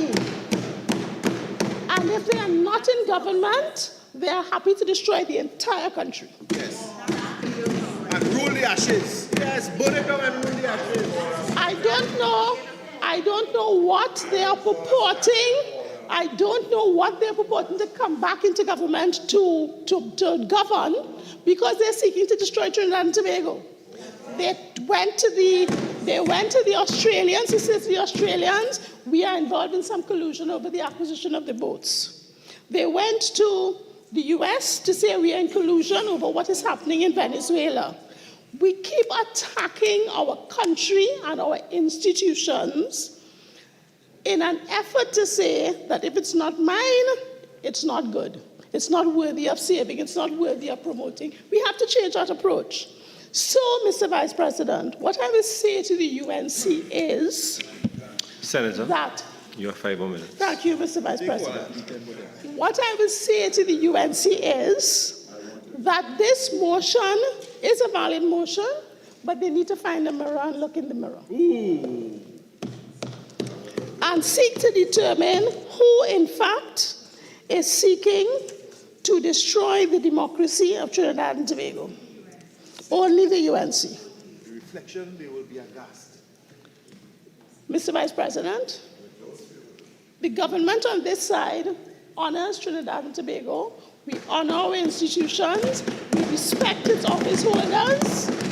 And all we seek to do when we raise issues is to try to find ways to improve on the operation of what happens in the state of Trinidad and Tobago. We will continue to do that, and which is why I trust that the people are looking on so that they will not make the mistake that they made in 2010 and put in a government that has no regard for Trinidad and Tobago. I thank you, Mr. President.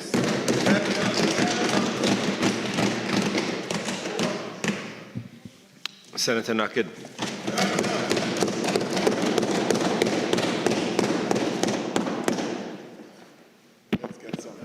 Mr. Vice President, in the name of God, the most gracious, the most merciful. Mr. Vice President, I'd like to go straight into it where Senator West left off as she exits the chamber. I'd like to let her know, when she's made that very spurious remark that we were busy emptying coffers, I'd like to let her know, no, what we were doing, we were busy building 106 schools. We were busy increasing gate funding. We were busy keeping the murder rate down. While the PNM are now setting records as far as crime and murder is concerned. We were busy providing funding for athletes. 13 million for the Football League. 7 million for the second division in that league. Because most of the athletes who participate come from those areas that are most impoverished, ironically represented by that side, the PNM. Shame. We had summer camps. They said we were emptying coffers. We had summer camps for 21,000 under the Minister of Sport, Anna Robert. 21,000 students who, when the summertime comes, are left idle. What do they do? They close down those summer camps. At the most vulnerable time and vulnerable ages of our young men and women, when they should be busy, they close down those camps. They're trying to revive them, graduating 200 and 300, while we graduated thousands under Kamla Prasad Bisasa. Imagine, Mr. Vice President, the impact that has on those areas where we had mentorship programs, when we had talent identification officers. We had all of these things here. They closed them down. Why? It's not their friends and financiers. That is the poor people of the East-West corridor, the rural areas. They have no concern for them. So they could come here and talk, because that is their idea of democracy. Democracy for them is to be in the interest of their friends and financiers, while democracy for the UNC is to be equitable throughout the entire country.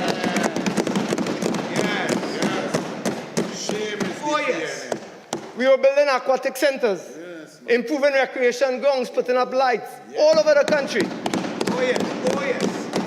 While this government is known for allowing these grounds to be run down, dilapidated, so they could come and build and thief our money. That is what this government, that is what this PNM government is doing. Yes, yes. I'm understanding order for that, man. The Honorable Senator West talked about being concerned about issues. He's responding. Yes, Yes, yeah, you respond, my brother, respond. Don't be afraid. But she was not only fundamentally flawed, as Senator Hislop was himself, and I'll get to him after. Where is he? But their own executive head, the Prime Minister himself, criticized the DPP. It was recorded widely throughout the newspapers on sensitive matters of security. The DPP spoke about it publicly. And even the Chief Justice, and this is why we talk about the interference in institutions. And this government, they have this real misunderstanding. They have this shallow, superficial view of what a democracy is. They will tell you, yes, well, we have these institutions, but people make up these institutions, Mr. Vice President. Yes. And if the people in those institutions are compromised, then the institution is compromised. They do not even understand that. We don't attack the President Paula May Weeks because we want to attack her. Section 123(4), Mr. Vice President, was breached. The Constitution was undermined. That is why the Prime Minister himself admitted, I have the articles, he said it was me. I interfered in that merit list, reaching where it's supposed to go. They cannot come here and preach to us. They can never do that. Everything about them is a fabrication. Email gate. Everything about them. Email gate. Their achievements. They can never come here and tell us about achievements. You know what the people on the ground term any manifesto from them is like a will. A will. Testimony, a will. Because if you ever hear them talk about government reform, local government reform, is we will do this, and we will do that, and we will do that.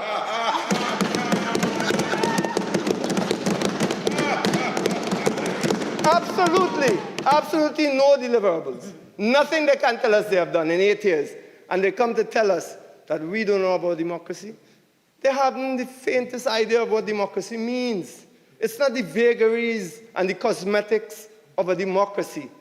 It's like saying, you know, we have a fully functioning healthcare system, but you have to wait a year or two to get an appointment or operation done.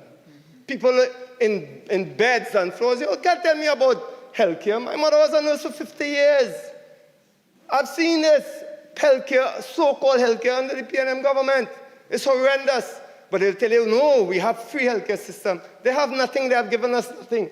All they have done is put a shell of institutions in place and try to control those self-same institutions to their own interests.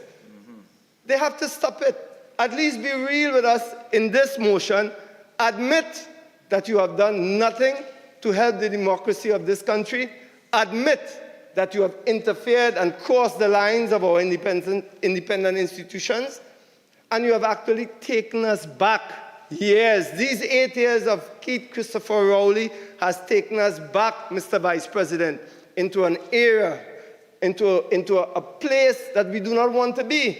I don't want to reach Eric Williams and people before him. You don't need to. I don't need to. The present Prime Minister suffices for everything that means dictatorial, tyrannical government. And it's time they stop with that.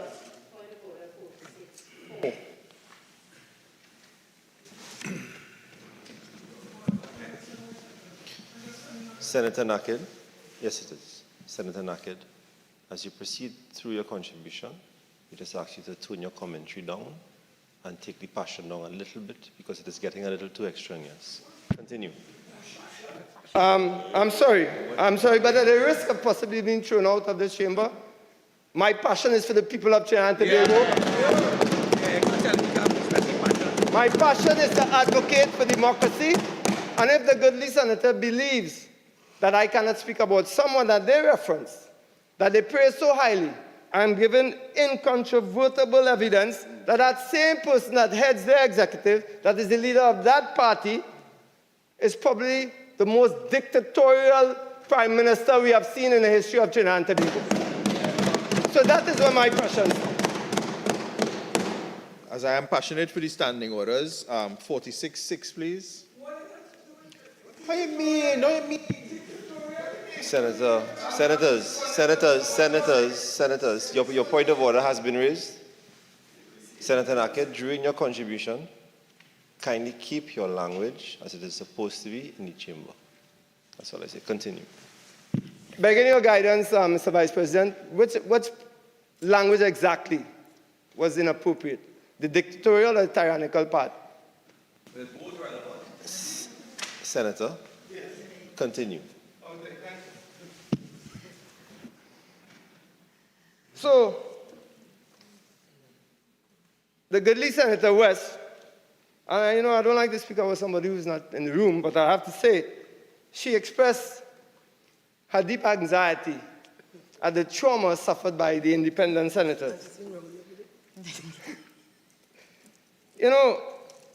Mr. Vice President, trauma is not knowing where your next meal is coming from. Correct. Yes. Sleep tonight. Trauma is not knowing if your son who will reach home after training. Correct. You get shot. Trauma is not knowing whether your daughter on her way home from netball practice will be raped and or killed and end up in a repo. That is trauma. And if anybody, independent or not, wants to enter in the political guile, expect some trauma from the United National Congress.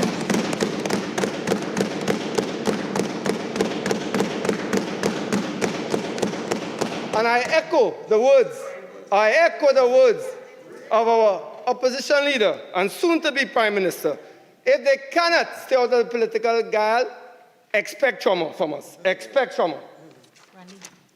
So, don't take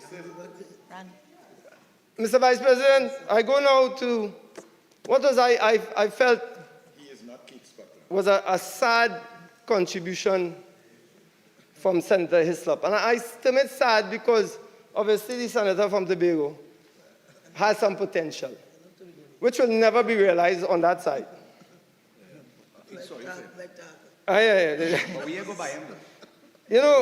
His utterances were so vague, superficial, ambiguous, lacking substance. Go easy on him.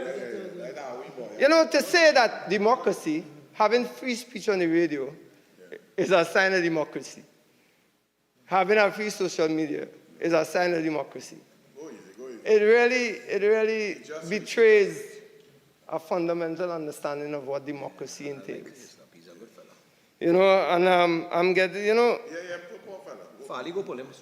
back to Diego Martin West. And it's not about each vote of each person having the same value. That is true. But if you put that vote within the context of how they get to that box, how they get to that place to vote, that is where we can examine what is true democracy.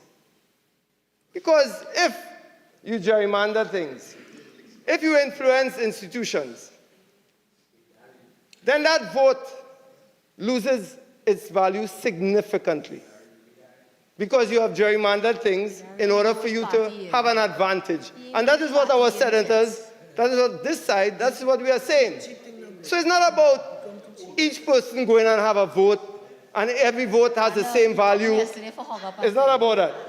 It's not about that, Mr. Vice President. And I think, I do not know, I don't want to say the senator, he doesn't have a, because I think he's a smart, well, he should be a smart guy, but I think he's arguing a point that he will be the loser in that one. Wrong company. So, again, to the point, Mr. Vice President, none of us here are necessarily attacking people. They want to give that impression we are attacking citizens. We are not. Stating that a person, whether we call her name or not, Ingrid Lashley or not, is on 9 state boards. That is a fact. Yeah. That is a fact. That is truth. And let me tell you, the senators, they did not go into detail of what that affects. Let me tell you what that affects. First of all, there's definite financial interests. Maybe there are decisions to be made that you will not make any interests of institutions because you're benefiting on so many boards. And we can bring that up to ParlView. You saw what happened in the case of ParlView. When people are placed on several boards and they are interlocked and they have definite interests with the government, they tend to lose their objectivity and their independence. And that is what we are talking about. So it's a very dangerous road that this government has traversed to the detriment of this country. But we are here, and you know, they talk about the opposition, we are here to oppose. Well, yeah, we are here to oppose anything that is undemocratic, wrong, inequitable. We are here for that. And I know they might be a bit bothered by it, but they have to deal with it because they have done nothing to advance the interests of this country. Again, I repeat, in all of their submissions, they did not tell us one time where we were wrong in bringing this motion. And I repeat, as so many have said, this is the most timely motion, the most occurrent motion. It has even a touch of serendipity to it. What could reflect better the zeitgeist of our present politics? What could this motion encapsulate everything about the zeitgeist of our politics right now? Several languages can be spoken here. Several. Impressed.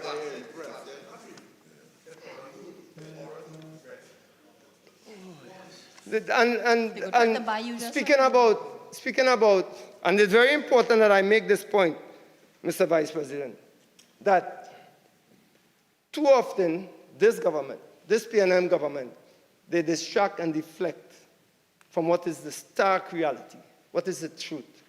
So they'll come here and try to portray to the public, you know, that really and truly they are protecting our citizens from criticism and so on. And I cannot make the point strongly enough. The United National Congress has no interest in attacking people, citizens, who are on the right path. We are interested in protecting our institutions. And they fail to understand that our institutions, and I'll come back to that, our institutions and their standing and their status are determined by who inhabits that office. And I go back, Mr. Vice President, to the office of the Commissioner of Police, who is also an independent office. I wrote, and we mentioned it here, I wrote personally to the Commissioner of Police 8 times, to the DPP 8 times. And I received no response until a brilliant woman called Kamala Prasad Bisasa, senior counsel, said to me, well, I should copy this to a certain office, which I did. And eventually, we finally received a letter, I did receive a letter from former Commissioner of Police, McDonald Jacobs, indicating that the Prime Minister was under investigation by the Anti-Corruption Bureau. And I made that statement here. That is on the answer. I made that statement here. Subsequently, that Commissioner of Police was fired, summarily dismissed. So we know that his appointment, and this is important to know, because Senator Wentz brought it up, she mentioned it, that we attacked President Paula May Weeks. We didn't attack her. And I was at the forefront of that attack. We did not attack her. We attacked her actions. This government doesn't realize we attacked her. What Paula May Weeks did was attack the Constitution.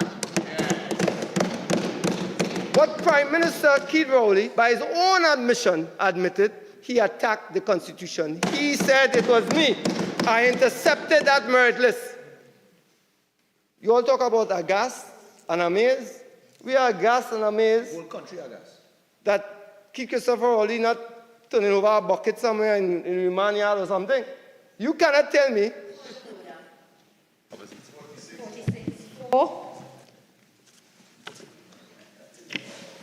Senator Nakid, with due respect for the whole of the office you've just, with due respect to the office, tone your language down. Okay? Don't respect nobody, Rowley don't respect nobody. And Senator Mark.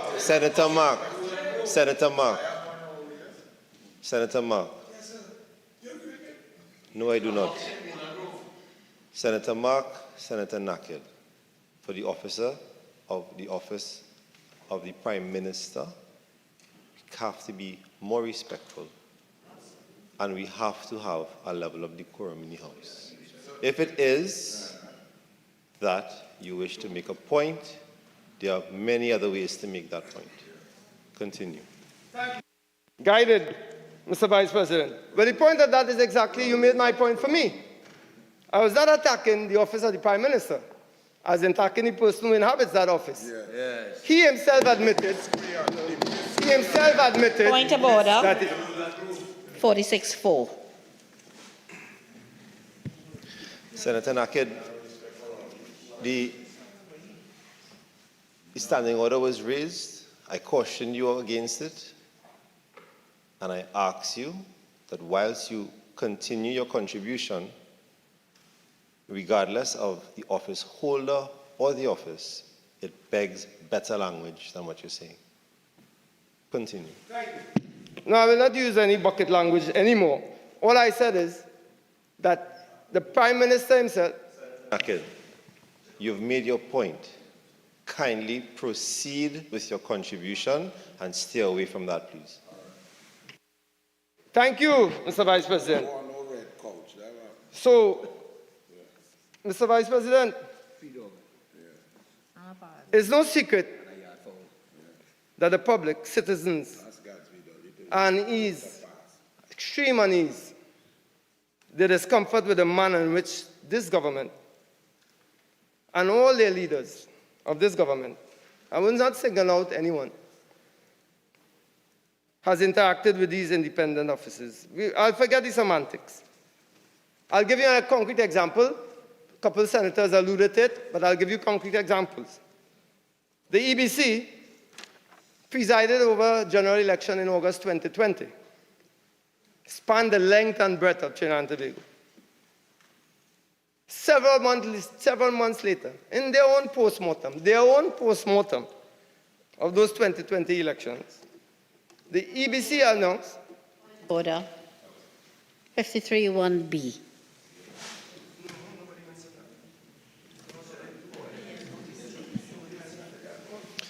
Senator Nakid, the standing order that has been raised is alludes to tedious repetition. The EBC has been raised. Proceed then. Thank you. Nice try. Nice try. Jumpy on that side. Nice try. Jumpy on that side. Several months later, and nobody mentioned this, Mr. Vice President. Truth hurts. Nobody mentioned this. In their own post-mortem, the EBC announced that particularly in Tobago, there was no need to redraw boundaries. That the 12 seats in Tobago was sufficient for purpose. Yeah, that's a report. Their own words. As a report came out, not so. Yes. Subsequently, when this government, for want of a better word, was surprised by a 6-6 result in the THE elections, the country was then privy to see not a democracy, but an autocracy in motion. The head of that government went on national television. You all saw it, Mr. Vice President. And he spoke about the need to redraw those boundaries. So it was not about it came out of their own. They announced months before. That needs to be made clear to the public, Mr. Vice President.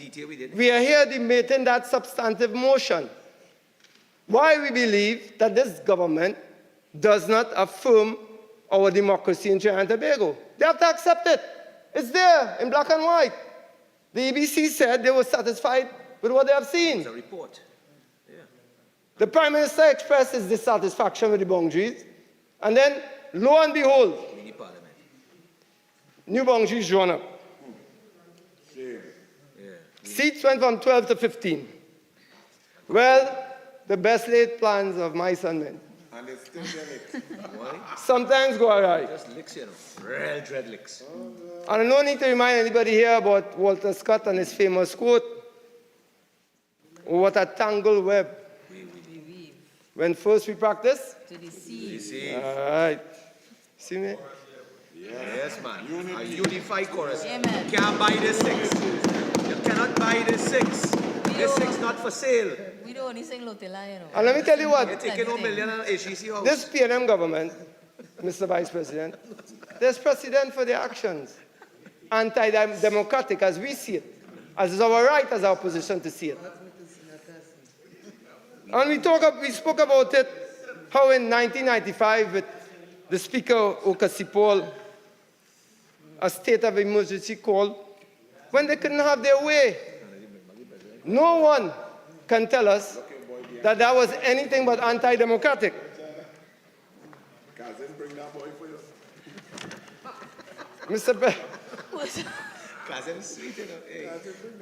Like the biggest asset in the my cousin is the biggest asset in the Mr. President, welcome back. Do you know that almost every instance that we are seeing now taking place in our independent institutions, we can find a precedent with this PNM government?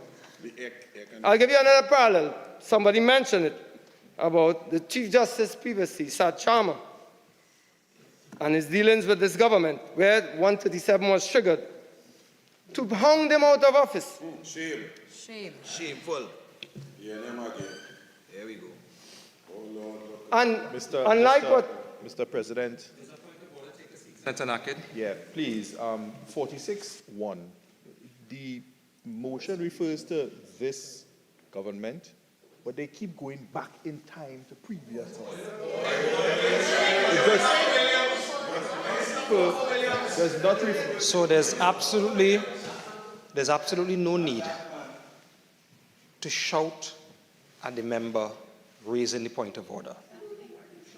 The point of order, which is 46.1, which speaks to relevance, from what I've heard thus far, it is within the boundaries of what the motion is asking for, so I'll allow you to continue, Senator Nakid. And I thank you most kindly, Mr. President.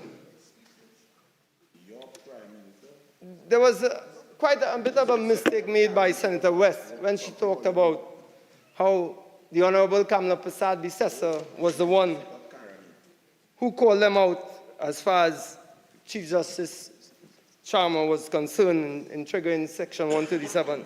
It was not only the opposition. It was also the Law Association who called them out. Exactly. Preach. And we have to say, Mr. President, when we have an independent institution questioning the government, not the opposition, they must pay attention to that as well. It shows how little respect, how little regard they give to our independent institutions, that any independent institution who attacks them, not in a malicious way, but shows their deficiencies, they immediately shut down. We just had a recent example with a journalist, Tiwari Rupnarayan, who spoke about crime. Well, the head of their government went to tongue on her. Went to tongue on her. Then they want to tell us that we attack independent. No, we do not, Mr. President. What we do, we criticize the actions of those people that inhabit that office. And I repeat that again. We did not say anything. We felt that the journalist was on point. She spoke about crime in the most moving and passionate of manners. Crime right now, as we all know, has us hiding in our beds like cowards in our houses, burglar proof to the hilt. Unless you're getting flood out. And you're unarmed. We are not afforded the security details that many of them have. We are worried about our sons and daughters. And what did they do? A young St. Mary's boy the best school that this country and Caribbean has ever seen, St. Mary's College. A young former student killed, used as a shield. She spoke with passion over she. She spoke with love. She spoke with care. And what happened? The head of the government attacked her in the most vile and malicious way.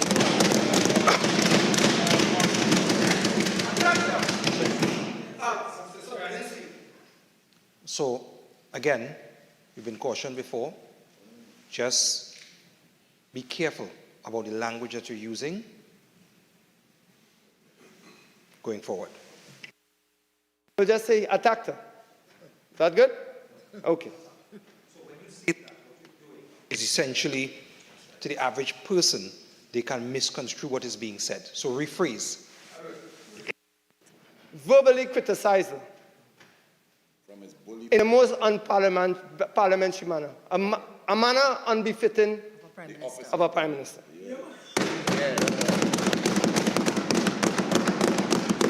Because she didn't want to go on the red couch, you see? That's what has happened. So, By the three dogs and the parrot. so, Mr. Vice President, I've shown where several institutions, not only with precedents, but contemporaneously, has been attacked by this government. Not only they have infiltrated those independent institutions, the EBC, President's Office, Commissioner of Police, but it's not that should not be an abstract concept, Mr. President. It should not be, because I like to bring it down to the ground. How does that affect the people on the ground?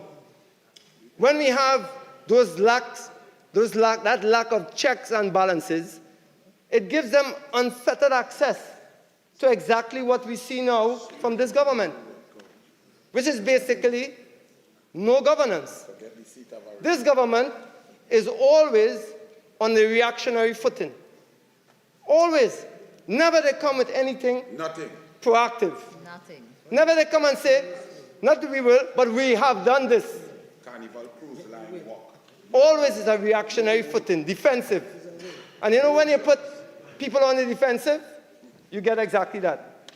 No production, no productivity, and most importantly for the people of Trinidad and Tobago, no results.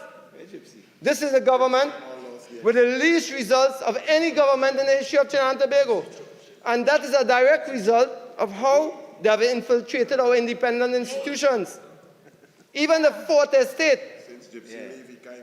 is not free of criticism. How about four? The judiciary, not free of criticism. I've shown all of this. So in conclusion, Mr. President, and please, Mr. President, do not fall off your chair with this one. It's a big chair. All right, ready to hear this. I, Senator David Nakid, would like to congratulate Keith Christopher Rowley for his assessment that I saw on his Facebook page. Which one is that? Just remember that we refer to members by their titles. So The Honorable Prime Minister. Prime Minister?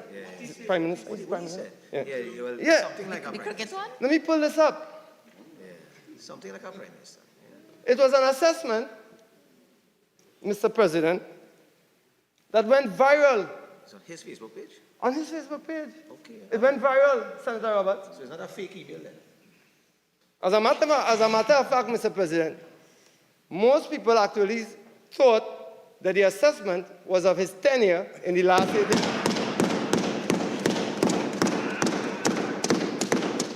And I'd like to paraphrase. Today I saw, and I'm seeing, the worst government in the history of Trinidad and Tobago. The amateurish, demoralizing embarrassment that our government portrays has to stop. What? Governance. Right, so, Senator, as much as I understand what you're trying to do, this is the problem.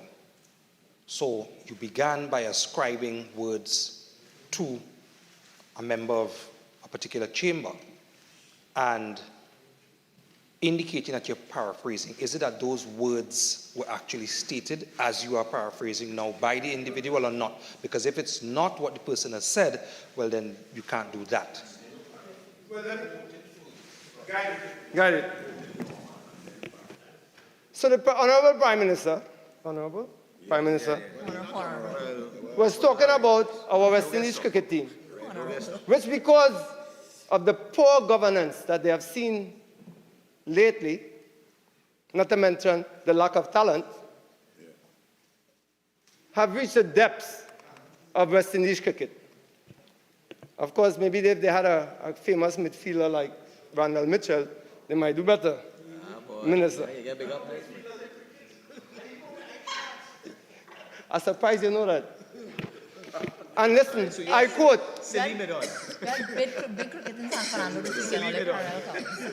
And he said, today I saw the worst cricket match ever played by a West Indies team. This amateurish, demoralizing embarrassment has to stop. Wonderful words. Wonderful. Wonderful, Santama. Wonderful. Playing for West Indies requires a desire to fight, to believe, to win. To saunter through to defeat is unacceptable. Wonderful, Senator Roberts. Going good so far. Big coach, you know about that. Going good so far. Playing for West Indies must be a treasured privilege, available only to the best that are prepared to show character in defense of our legacy and our pride. Those to whom these truths mean nothing must not be allowed out in West Indies colors. So now, Mr. President, I'd like to say in closing, these are my words. For this government and for the speaker of these words. Today, Trinidad and Tobago, we see the worst government that this country has ever seen.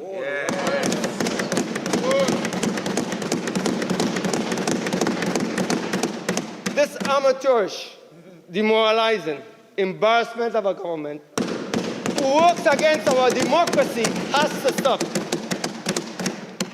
Governance of a country requires a desire to fight for the people, to believe in democracy, and to serve the people. To saunter through to incompetence and amateurism is unacceptable. Governing this great country of Trinidad and Tobago must be a treasured privilege, available only to the best, and that is the United National Congress. Because we are prepared to show the character in defense of our legacy, of this country and our pride. Yes, my brother. And listen to this, Mr. President.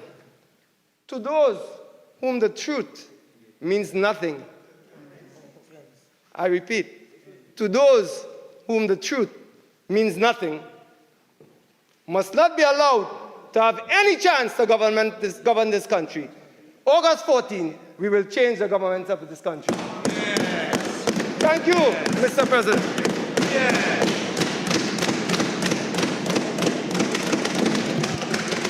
Minister in the Office of the Attorney General. Mr. President, I thank you most sincerely for the opportunity to contribute to this debate. You know, Mr. President, this debate this is the second day of this debate, and I'm very much low down in the batting order.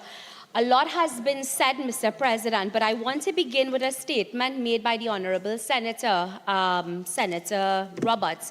You know, Senator Roberts said the PNM has been in power so long in his contribution. And what I will say to the Honourable Senator, and more so to the opposition leader, if she is paying attention to this debate, the PNM will not only be in power, the PNM has not only been in power so long, but you see with senatorial contributions and senators like the 6 that sit opposite, Mr. President, you see like the 101 that they scrape up, the pickup side, they scrape up to represent the UNC at the local election. Once that continues, Mr. President. Okay, so what's going to happen until the end of today's proceedings is that there will be total silence when a member is making a contribution.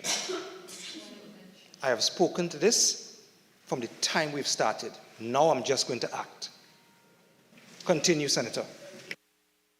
As I was saying, Mr. President, once that type of representation continues, the PNM will not only be in power long, the PNM will always be in power.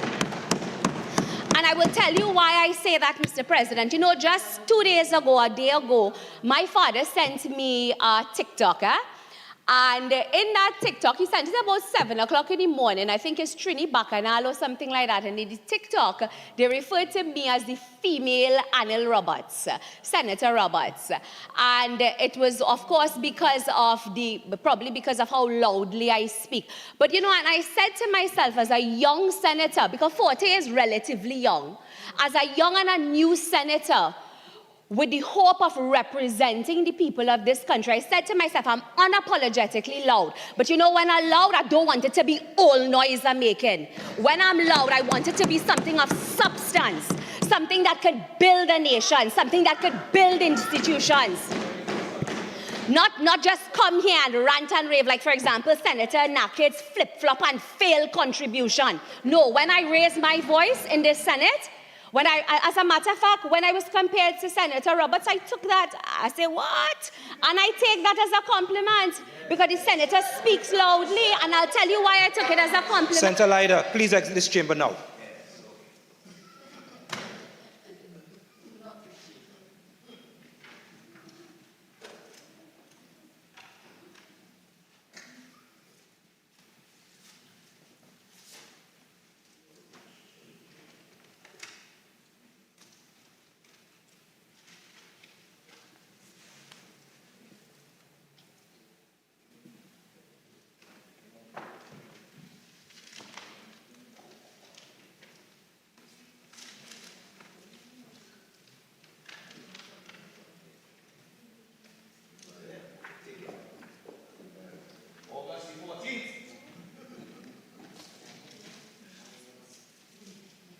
Continue, Senator. Thank you, Mr. President. And, you know, just to say that, Mr. President, that, you know, all of us who sit in the Senate and, you know, we have a responsibility, Mr. President, to not just the political parties that we serve, but we have an equal responsibility, more so to the young people looking on at what is being delivered and what is being said in the Senate. And for that very said reason, that's why I brought up the issue with the TikTok. And I said to myself, you know, I have a lot to learn, and I have far to go in this politics thing. But one thing I will always do, and I want to reiterate that point, when I come to this Senate and I make a contribution, it must always be a contribution that will uplift this country and uplift this parliament in one way or the other. Mr. President, that being said, I want to go to probably apart from the contributions made by the members of the government bench, I want to address certain statements made by probably the only sober contribution other than the government's contribution made to this debate. And those were some statements, Mr. President, that were made by Senator Richards. You know, the independent Senator Richards, I have to agree with the Honorable Senator when he spoke about the coup as being really one of the first major attacks of democracy in Trinidad and Tobago, because I totally agree with the senator. But the senator also went on to say, he said that principles of democracy is something every single citizen ought to commit to. It is not just the government's responsibility. And I fully support and I fully endorse that statement and that contribution made by the Honorable Senator. And that is probably why I started off from the point of speaking about what value do we bring as senators when we come to this Senate and we make a contribution. I myself get on bad on the political hustings, you know, Mr. President. And once or twice I probably stepped out of line even in this Honorable Senate. And it's not something I'm proud of, because I constantly remind myself, even when I step out of line, I remind myself of why we were appointed to serve. I remind myself of who we are representing and who is looking, not just who we are representing, but who is looking on at us. Reminding myself, I have a 15 and a 16-year-old looking on at what their mother is doing in this Senate. And because of that, Mr. President, because of that, I make reference to the contribution made by Honorable Senator Richards. And it's against that backdrop that I would attempt to put some, to make my contribution. You know, Senator Mark, I want to make reference to Senator Mark's contribution, because Senator Mark, to my mind, he's probably the only opposition senator who really fights and who really tries to bring something of something with a little bit different, something a little different in his contributions to the senator. And in Senator Mark's contribution, Senator Mark spoke about the service commissions, and of course he spoke about the judiciary. But in pure Senator Mark's style, of course, the record is inaccurate. What he would have placed on the record is inaccurate. And in responding to Senator Mark, those are the two major areas that my presentation will focus on in looking at Senator Lakshmi Dayal's motion that she has brought to the Senate. Now, before I get into the issue of the service commissions as raised by Senator Mark and points that he placed on the record as it relates to the judiciary, I believe at this late stage, even though it's late in the afternoon, I want to go back to what is the motion, Mr. President. At least to be true to my words when I started off by talking about what value do we bring in our contributions. I want to go back to what is the motion that we are all here to debate, that we are taking precious parliamentary time to debate. And of course, it reads the recitals. Whereas the Constitution of the Republic of Trinidad and Tobago, Chapter 101, entrenches the principle of the separation of powers between the legislature and the executive and the judiciary, and ensures the protection of citizens and a system of checks and balances in the exercise of power. As it relates to that first recital, I do agree with this particular recital, Mr. President, because this is in essence what the separation of powers stands for. Mr. President, the second recital says, and whereas the Constitution provides protection to all constitutionally enshrined officers and institutions, the second part of this recital, Mr. President, I'm also in agreement with. And that has always been the position of the PNM government. When it comes to the third part, the third recital, Mr. President, and whereas the actions of the government, its engagement with constitutionally enshrined offices and institutions have caused public unease and concerns. This is the part of the motion that I absolutely reject. And I will say that because, Mr. President, many members on this government bench have already placed, for the benefit of the listening public and for the benefit of the record, examples upon examples that shows this government continuous appreciation and support, Mr. President, for the concept of the separation of powers, and more so as it relates to upholding a democratic society. Mr. President, the final part of the motion that we are asked to debate says, be it resolved that this Senate call on the government to reaffirm its commitment to the principle and the practice of democracy in Trinidad and Tobago. And I will also say I cannot agree with this final part of the motion, and I will tell you why, Mr. President. I would say this because this government has never waived in its responsibility of reaffirming, as it says, our commitment. We have never waived, or we have never turned our back from our commitment to the principles and the practice of democracy in Trinidad and Tobago. So there is absolutely no need for us to reaffirm our commitment, because, Mr. President, our commitment has always been there from time immemorial. And it is against this backdrop, Mr. President, by rereading what we are here to debate, I will begin my very brief contribution, because, as I said before, a lot has already been said by members of the government bench in particular as it relates to our government's position on this motion.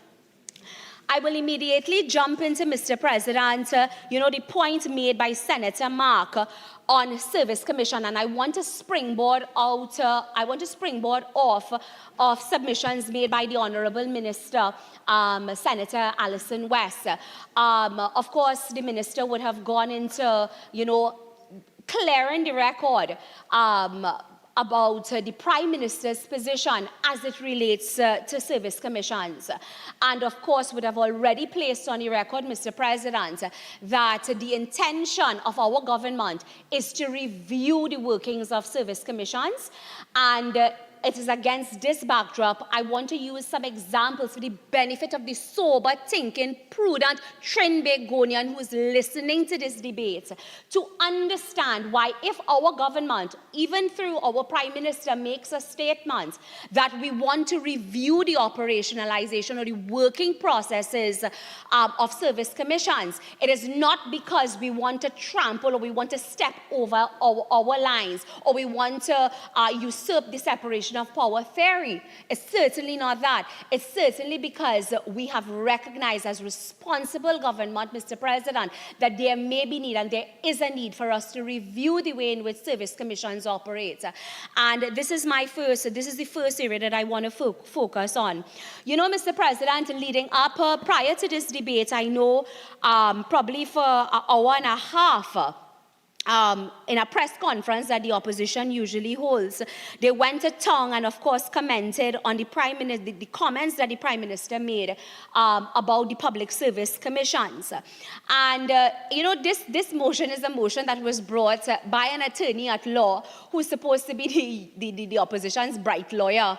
And I would have hoped that in her explanations, the senator's explanation or piloting of this motion, that she would have really parked this motion as close as possible to the law, rather than just bacchanal and confusion and cantankerous, mudslinging and trying to decimate characters of persons who, albeit they say that, yes, I understand people is who occupy offices, but I would have hoped that the senator, who is supposed to be an attorney at law, when she brought a motion that is so legal and so law-sensitive, would have parked this motion as close as possible to the law. And that having not happened by the mover of the motion, in looking at the issue of service commissions, I will park my contribution as close as possible to the Constitution and to the law as it relates to the operations of service commissions. Mr. President, Section 120 to 129 of the Constitution, it provides for service commissions in all its aspects. Now, Senator Mark spoke, as I would have alluded to earlier, of the Honourable Prime Minister proposes to abolish service commissions and replace it with a tribunal with the primary purpose of functioning in a more with a tribunal. Of course, Senator West would have reiterated and made the point that the Prime Minister's position, or the government's position, remains that there is a need for us to review service commissions. Mr. President, I want to place on the record that the need to review service commissions is certainly not a new concept at all. And certainly, if it is our government's intention to do so, this is not in any way our attempt to pay no attention to the separation of powers. Mr. President, by virtue of Part 8, for example, of the Public Service Commission's regulation, because I said I'm trying to keep this, my contribution, park it as close as possible to the law. Mr. President, in Part 8 of the Public Service Commission regulation and Section 121 particularly of the Constitution, the Public Service Commission has disciplinary jurisdiction over public officers, for example, in the civil service, prison service, fire service. This position, Mr. President, was later amended to include even the teaching service. Now, so this is one aspect that is under review of the way in which service commissions operate, and I'm looking at particularly the Public Service Commission regulations, Part 8 of it, and of course Section 121 of the Constitution. Now, in this particular part 8, Mr. President, because I want to give an example for the benefit of the listening public to understand some of the issues that are live, some of the issues that exist in the service commissions that requires a responsible government to be able to review the operations of the service commissions. And certainly it's not because we have total disregard for the separations of power, but it's because as a responsible government, we recognize some of the deficiencies that exist within the system. And one of the examples I'm going to look at for the benefit of the listening public, and of course, to bring some kind of law back into this debate, is that part 8, Mr. President, of the Public Service Commission regulations that speaks about the whole disciplinary processes. Now, Mr. President, in that particular part 8 of the law, what it says is that, so for example, let's say there's a complaint against an officer, whether it's a teacher, whether it's a police officer, that part 8 governs the whole investigative process. And the investigative process, for example, for the benefit of the listening public, Mr. President, it entails a permanent secretary or the head of department. They receive a report or allegation of misconduct. The PS or the head of department then has to inform the director of personnel administration for its information while simultaneously informing the accused officer of the allegation. Now, Mr. President, what happens thereafter, according to the current structure of the public service, is what we need to look at. The permanent secretary or the head of department, Mr. President, by virtue of the law and the structure set out in the law, is then expected to appoint an investigating officer, for example, to take statements for parties involved and to compile and submit a report to the Commission for its consideration and the laying of disciplinary charges, if appropriate. Now, Mr. President, disciplinary charges are deemed to be necessary. Disciplinary charges are deemed to be necessary. A disciplinary tribunal, Mr. President, to hear the evidence and embark upon the fact-finding mission then comes into play. And this is in accordance to the law, and that's in accordance to the current structure that exists. Mr. President, if we look closer at this example that I'm alluding to, thereafter the tribunal prepares and submits a report for consideration of the Commission, which then determines the matter and imposes a penalty as it considers fit in the circumstances. So that in a nutshell is the process. Now, why am I raising this issue? Mr. President, this whole entire disciplinary process, I served as a teacher once in a previous incarnation, and I was a teacher at a time where there were 2 teachers who were on disciplinary charges. One that I know was receiving a full salary while their matter was being investigated and went on to do a PhD. And I left teaching, and that matter had not been adjudicated upon. That matter had not been dealt with. There was another matter with another teacher where allegations were brought by parents against him. And because of, again, the onerous process, the process, again, parking it to the law, what the current process exists, what the law currently entails in the Service Commission for disciplining officers, Mr. President, what we would have had, again, that same exact teacher, I left teaching, he was home on full pay leave from the teaching service, and that matter had not been adjudicated upon. That there was no conclusion to that matter. And that is just 2 examples of what I know of in my experience as a teacher in a previous incarnation. And the reason why I'm raising this issue, Mr. President, is matters and issues like this that a responsible government realizes that issues like this will only cripple the operations of our service commission. It will only cripple. But you see, the opposition, they walked out during my presentation because this is not bacchanal and confusion. This is where we are setting the record straight, and we are letting the people of Trinidad and Tobago understand that when we say as a government we want to review the law, we want to have a conversation. For example, Minister West spoke about the conversation that took place between the Chief Justice and the Prime Minister of this country. That is not because we colluded or we have a plan, or you see what the UNC does is that they constantly judge us by their standards. And that is why they will always believe the PNM corrupt, and they will always believe there's a backyard or under the table arrangement, because that is how they operated their affairs. But for the benefit of the listening public, Mr. President, even if conversations, as Minister West would have alluded to, the examples I would have, one of the examples I would have pulled from relative to what happens in the Service Commission currently, just in one example, in looking at disciplinary charges, one will understand, I trust and I believe that the reasonable, sober, prudent thinking citizen of Trinidad and Tobago will reject the UNC's propaganda and bacchanal, and will understand that we will always be the right choice of governance in this country, because when we come to this parliament, Mr. President, and we make contributions in this parliament, it is always with the intention and the interest of uplifting our society and uplifting the people of Trinidad and Tobago and making life better for every single citizen.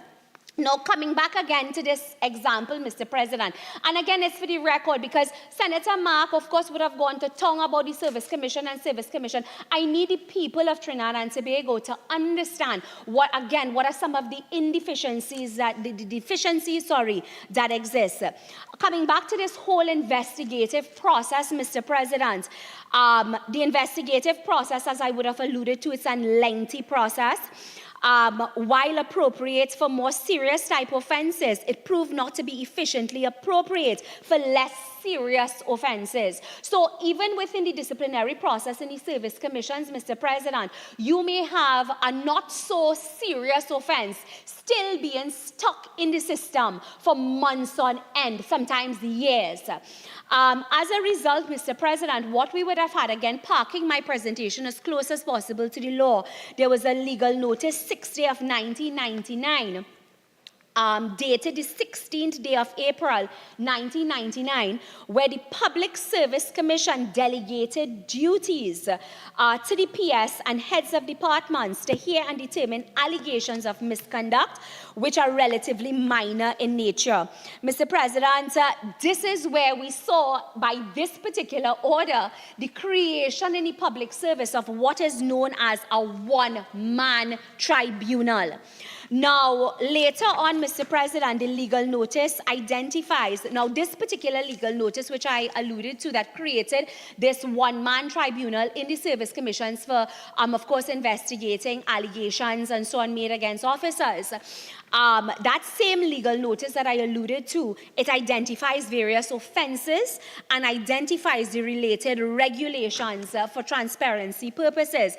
And that particular legal notice goes through in detail the steps that has to be taken. And if I count 1, 2, 3, 4, 5, 6, 7, 8, 9, 10, 11, 12, there are about 12 steps that legal notice speaks to and alludes to, that has processes that has to that we have to take place before you could discipline one officer for serious allegations as well.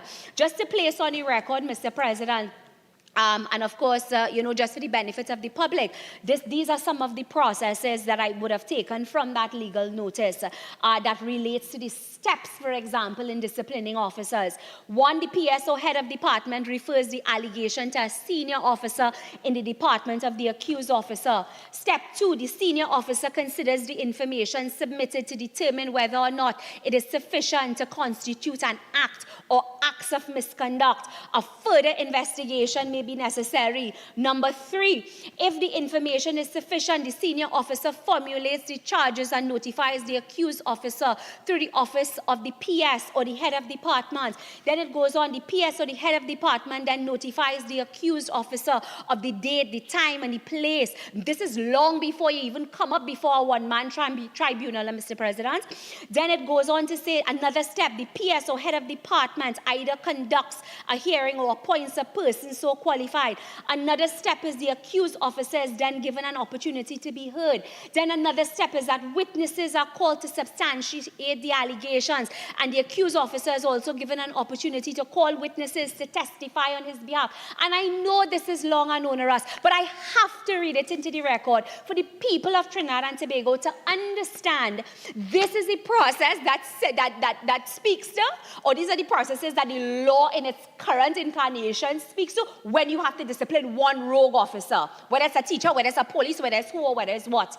And if it is as a government, we recognize that systems like this will only cripple our society, and it will only prevent us from being able to effectively, efficiently deal with officers or to deal with those who are bringing, who are causing our public service to fall down flat on the ground. Then how can we be accused, Mr. President?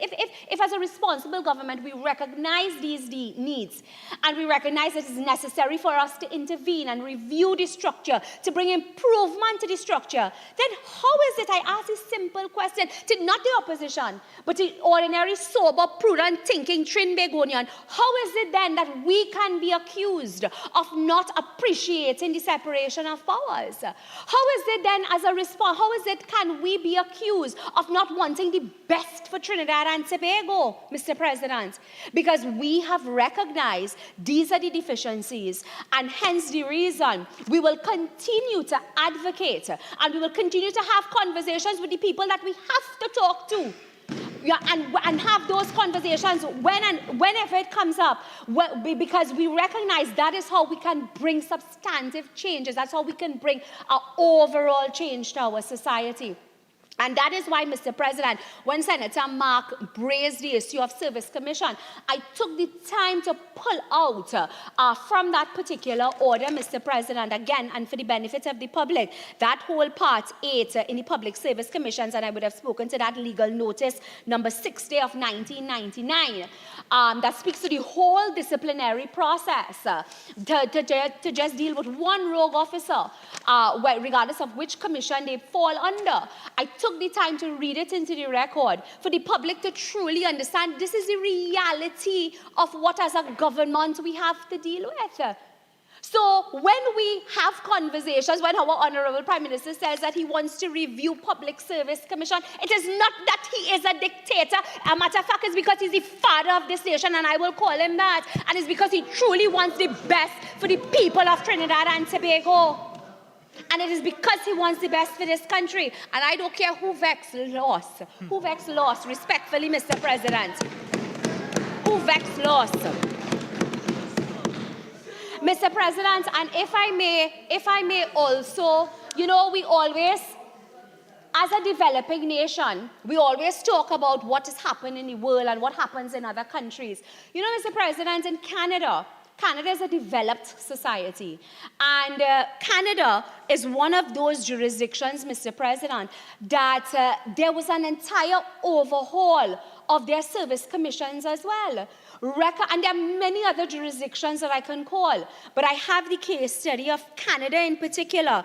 And this was done by their Honorable Prime Minister, where in a 2000 report of the Auditor General of Canada, it described the framework of human resource management in the core public service sector of Canada as unduly complex, outdated, cumbersome, costly, and outmoded. And Canada at that point in time decided that it was absolutely necessary for us to review their public service arrangements and structure. Canada did it. And if we are to, and there are many other nations that have done it. So as a matter of fact, I want to applaud the Minister of Public Administration. I want to applaud the Honorable Prime Minister. I want to applaud the members of this cabinet for recognizing the necessity for us to review the service commissions. And Mr. President, mind you, the example I've placed on the record is but just one example of some of the issues that currently exist in the service service commissions. And it is simply for the benefit of the listening public, the benefit of Trinidad and Tobago to understand that once this government embarks upon reviewing because we have started looking at service commissions, it's certainly not because we have disrespected or we do not have appreciation for the separation of powers, but it's simply that is government P&M style, Mr. President. We recognize that something has to be done, and we will do it. We will do it once we and we will make the time to do it, Mr. President. You know, on that same point of service commissions, Mr. President, you know, I recall reading, just to place into the record, I remember reading a newspaper article entitled Teaching Service Commission to the Education Ministry. It says, move fast on delinquent teachers. The Teaching Service Commission, then Chairman Hyacinth Guy, complains of the length of time it takes to investigate and discipline delinquent teachers, which far exceeded the stipulated time frame for investigations. And I myself would have, made reference to my own personal examples and experiences when I was a teacher previously of what I saw happened in the service. So, Mr. President, that is just that is one of the contributions that I wanted to make as it relates to the issue of service commissions, as raised by Senator Mark. Of course, what Senator Mark's intention was to make the public feel, oh God, we want to mash up service commissions and the PNM though it's a dictator government and whatever. I'm hoping, as I said before, as I would have begun, just as I began, I'm hoping that the members of the listening public will understand that there are significant deficiencies that exist, and as a responsible government, we will continue to review the service commissions with the intention of, making it more effective and more efficient, and of course, that will only redound, Mr. President, to the benefit of the citizens of Trinidad and Tobago. Mr. President, you could tell me how much time till full time? How much more time? 6:08. Okay, thank you, Mr. President. Mr. President, another point that I want to deal with very briefly, of course, is on the point of the judiciary. Mr. President, much has been said, especially by the opposition, that suggests the world of negative things about this government and our interaction with the judiciary. Luckily, the judiciary, it's also part of the office. It's an independent arm, but from the Office of the Attorney General and the Ministry of Legal Affairs, we have played a significant role, Mr. President, in what I will call empowering the judiciary, Mr. President, with the necessary resources to carry out its duties efficiently. And this, Mr. President, I believe it recognizes that the government of Trinidad and Tobago has been proactive in bolstering the judiciary's capacity, Mr. President, to fulfill its role by strategically increasing, for example, the number of judges, masters of courts, and, of course, improving the overall infrastructure, Mr. President, of the judicial system. Mr. President, on that point of the judiciary, Mr. President, I want to also just briefly read into the record that, this government, we stand committed to democracy. We stand committed to the separation of powers. Mr. President, Section 99 of the Constitution, Mr. President, which provides for the Supreme Court of Judicature Act of Trinidad and Tobago, of course, which speaks to which speaks to the High Court of Justice and the Court of Appeal and so on. This, of course, is very dear to the government's heart. Mr. President, if I may also remind, at least to the benefit of the listening public, put on the record, Mr. President, some of the things that our government have done, as I would have said before, in being proactive in bolstering the judiciary's capacity, Mr. President, to ensure that it fulfills its role. There are many initiatives that took place even prior to my entrance into the Office of the Attorney General under a previous Attorney General, and of course, which continues under a current Attorney General, but albeit under a PNM government, Mr. President. There have been so many initiatives taken by the government that, shows our support support for the judiciary, which is contrary to what the opposition has attempted to do in this motion. And this is not us overstepping our boundaries, but simply as a responsible executive, creating an enabling environment for the judiciary so that the judiciary can do its work and perform its function in accordance to its constitutional roles and functions. And you know, some of those, Mr. President, just to remind, I mean, oftentimes when the Attorney Generals come here and, you know, speak about, you know, our achievements at the Office of the Attorney General, I know reference are made to these, but I believe it was necessary for me to remind the listening public of what the government continues to do, especially through the Office of the AG, Mr. President, to create that enabling environment for the judiciary, an independent arm to be able to perform its functions. And for example, a few examples, Mr. President, we have seen improvements were made in the judiciary of Trinidad and Tobago through dedicated resources to increase courtrooms, which facilitated, of course, during the COVID time, virtual access, and, well, we have physical access, Mr. President. Through this legislative amendment, we saw an increase in the number of High Court judges, Mr. President, from 36 to 64. We have Court of Appeal judges from 12 to 15, an increase of masters with the responsibility for case management, Mr. President, from 2 to 29. Mr. President, other proactive measures the government has taken. There have been improvements in court technology through mass digitization and the creation of specialized courts to improve efficiency and streamlining of matters. At the onset of 2022 financial year, Mr. President, the judiciary had approval for the employment of 1,782 staff members on contract, of which 1,281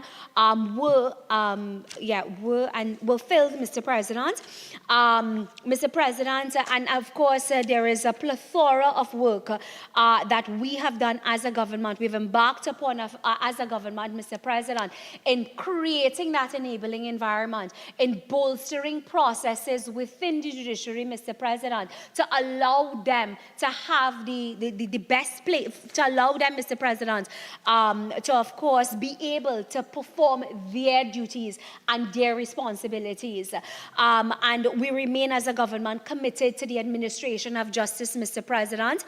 Also another constitutional mechanism that is protected and that is protected by law and also respected by this government, Mr. President. So all that being said, Mr. President, I want to end by simply making reference to an article dated May 11, 2017. And it's an article in which the Honorable Prime Minister said, government will not interfere in judiciary activities. And this was an article by Elena Dunat. The Prime Minister, Dr. Keith Rowley, stated, there will be no interference by the government in the activities of the judiciary as the separation of powers must be maintained. What we do as a responsible government, though, is, as I would have alluded to, Mr. President, we are proactive in bolstering the judiciary's capacity and, of course, creating an enabling environment where the judiciary has the resources that is required so that they can then perform their independent constitutional roles and functions. We have seen that has been the modus operandi of this government. If we look at all of the other independent institutions, Mr. President, I will not get into the issue of the Office of the Director of Public Prosecution because I know what the opposition position is. But what I can say for the record, I have also working with the current Attorney General and can attest to his effort, his continuous effort in opening his arms to working with the Office of the Director of Prosecution, a position which I am very proud of, and I'm proud to work with the AG in that regard. We remain committed to even the Office of the Attorney General, as we remain committed to all of the other independent institutions. Mr. President, with those few words, I thank you. Acting Leader of Government Business. much, Mr. President. I beg to move that the Senate do now adjourn to a date to be fixed. However, I do want to give members notice that we are quite likely to sit this Friday at, this is June 30th, 2023 at 1:30 p.m. when the bill that we are likely to discuss is an act to amend the Administration of Justice Indictable Proceedings Act 2011, which is on the agenda for debate in the House tomorrow. And once passed, we are likely to come here on Friday at 1:30 p.m. Thank you. I just want to put on record that there is an annulment motion on the order paper, which must be debated before we terminate our proceedings before recess.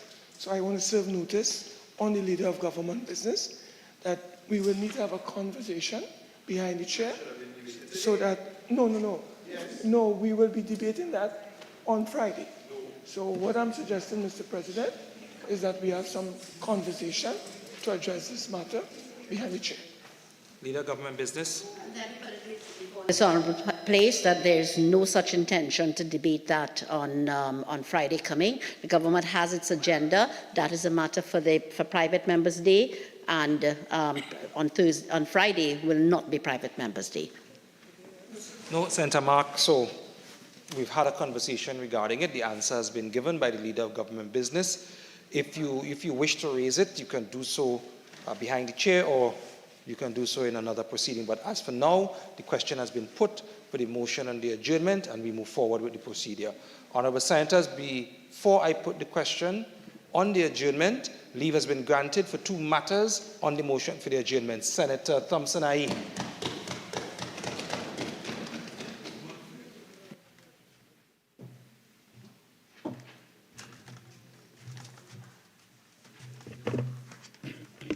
Thank you, Mr. President. The need to raise the age of criminal responsibility. I was at my office in Nassau, minding my business, when the phone rang. I'm calling you from the Netherlands, he said. My name is Donald Cipriani. I'm a PhD student. My thesis is on the age of criminal responsibility. Yours was the only name I could find who was written on the age of criminal responsibility in the Caribbean. Can you send me the age of criminal responsibility in Caribbean countries, he asked. I complied. In gratitude, I received his published thesis, Children's Rights and the Minimum Age of Criminal Responsibility, a Global Perspective. The preface states, this study presents a worldwide analysis of the minimum age of criminal responsibility as it relates to international children's rights. My name appears in footnote 153, but I felt ashamed to see Trinidad and Tobago named by Dr. Cipriani among the countries with the lowest age of criminal responsibility. What is this age of criminal responsibility, you may ask? It is the age below which it can be conclusively presumed that a child is incapable of committing a crime and therefore cannot be charged or prosecuted, even if there is cogent evidence that the child did the criminal act. It is an irrebuttable presumption, so no evidence can be brought to show the child committed a crime. He is duly incapax. There is a further presumption of innocence in a child who is between the age of criminal responsibility and 14 years. It is rebuttable, so the prosecution can bring evidence to show that the child knew that what he was doing was seriously wrong.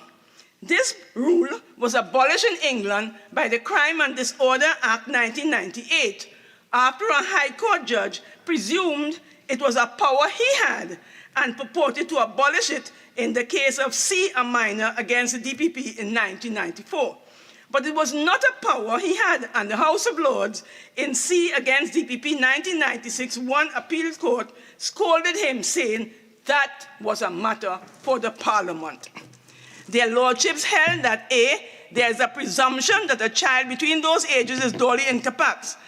B, this presumption can only be rebutted by clear evidence, positive evidence, that the child knew that his act was seriously wrong as opposed to mere naughtiness or childish mischief at the time when he did it. C, mere proof of the doing of the act charged, however horrifying or obviously wrong that act might have been, cannot establish the requisite guilty knowledge and rebut the presumption. D, interviews with the child are capable of providing the necessary insight into the mental function of the child, from which inferences might be drawn to rebut the presumption. E, the conduct of the child before or after the act might go to prove his guilty mind. And F, the older the child was at the relevant time and the more obviously wrong the act, the easier it will generally be to prove guilty knowledge. Any presumption of incapacity of children to commit crime ceases upon them attaining the age of 14 years, when a child is presumed by law capable of distinguishing good from evil. The Bahamas Child Protection Act has expressly abolished the rebuttable presumption, but it remains part of our law, though honored more in the breach than the observance, and Guyana has gone even further and extended it to age 18. Article 43A of the United Nations Convention on the Rights of the Child, the CRC, obliges states to establish an age of criminal responsibility. The CRC does not specify an age, but the United Nations Standard Minimum Rules, Beijing Rules, provides that the beginning of that age shall not be fixed at too low an age level, bearing in mind the facts of emotional, mental, and intellectual maturity. Do you know the age of criminal responsibility in our country? In 2001, I was on Radio 1041 where talk makes sense. The interviewer was Golden Voice Garfield King. I was complaining that our age of criminal responsibility at age 7 was disgracefully low.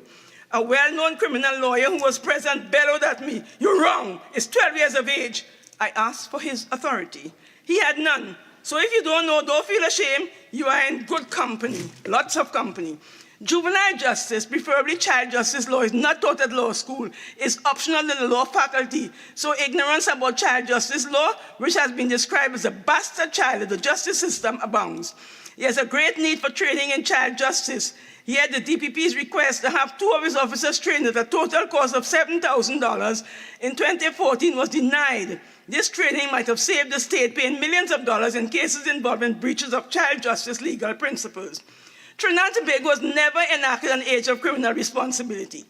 When we enacted our Children Act in 1925, the English common law was positioned for 7 years, the age of reason, so it became our common law. England amended its Children and Young Persons Act in 1933, raising the age of criminal responsibility to 8 years. We did not jump and follow suit. In 1963, England further increased its age to age 10.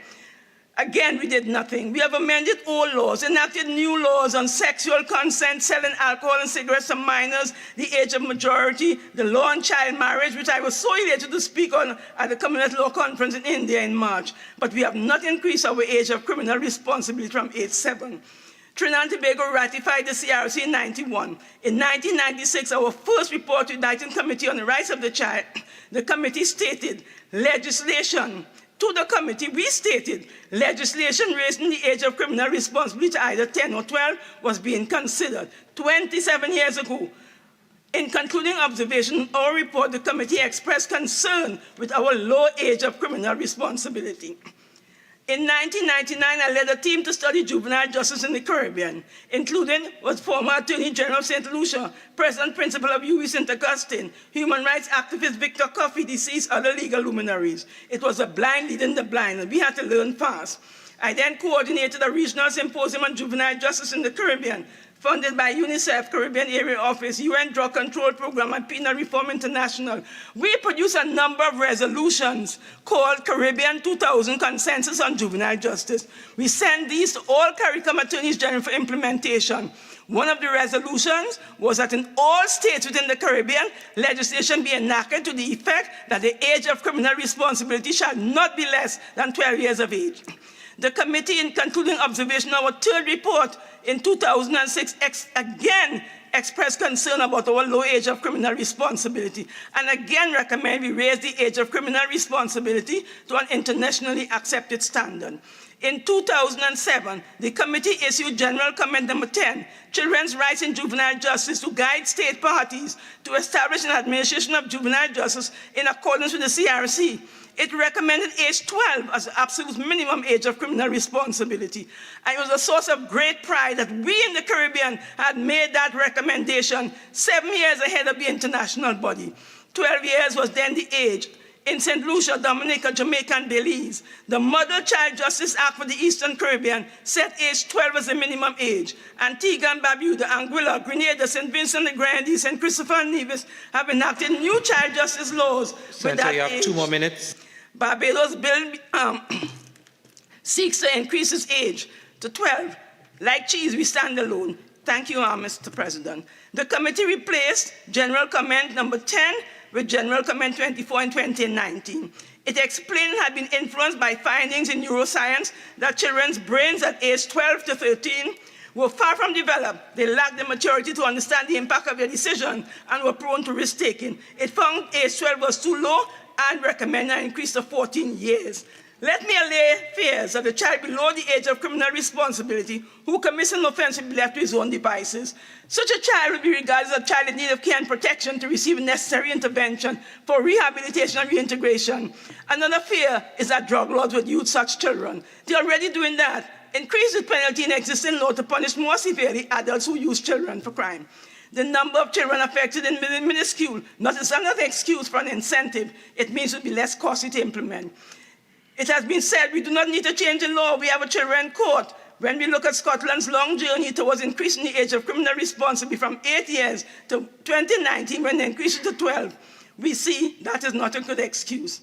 I endorse the Honourable Prime Minister's call at the 70th anniversary of the Seismic Research Centre for research by academics to develop the society, and its view that it can do wonders for decision-making at every level of the society. Research informs policy, which in turn leads to good law, such as increasing the age of criminal responsibility. In increasing the age of criminal responsibility from age 8, Scotland gave this raison d'etre. The policy intention of the Age of Criminal Responsibility Scotland Act is to protect children from the harmful effects of early criminalization, while ensuring that the incidents of harmful behavior by children under 12 can continue to be effectively investigated and responded to appropriately. On June 24, 2020, I wrote the then Attorney General urging an increase in the age of criminal responsibility to the internationally acceptable age of 14 years. The Attorney General said judges do not want it. I have yet to meet a judge who thinks otherwise, who thinks we should not increase it. Not once, not twice, but thrice between 2018 and 2020. The former Attorney General gave undertakings in this Parliament in Hansard to bring a bill to address the issue. I trust his successor entitled considered himself bound by that promise in the best interest of the children of our nation. I thank you. Attorney General.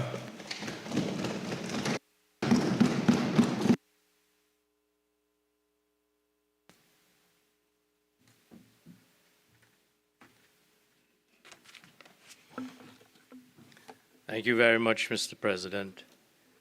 And I'm grateful to Honorable Senator Thompson-Ahi for, in her usual impassioned way, raising an important issue.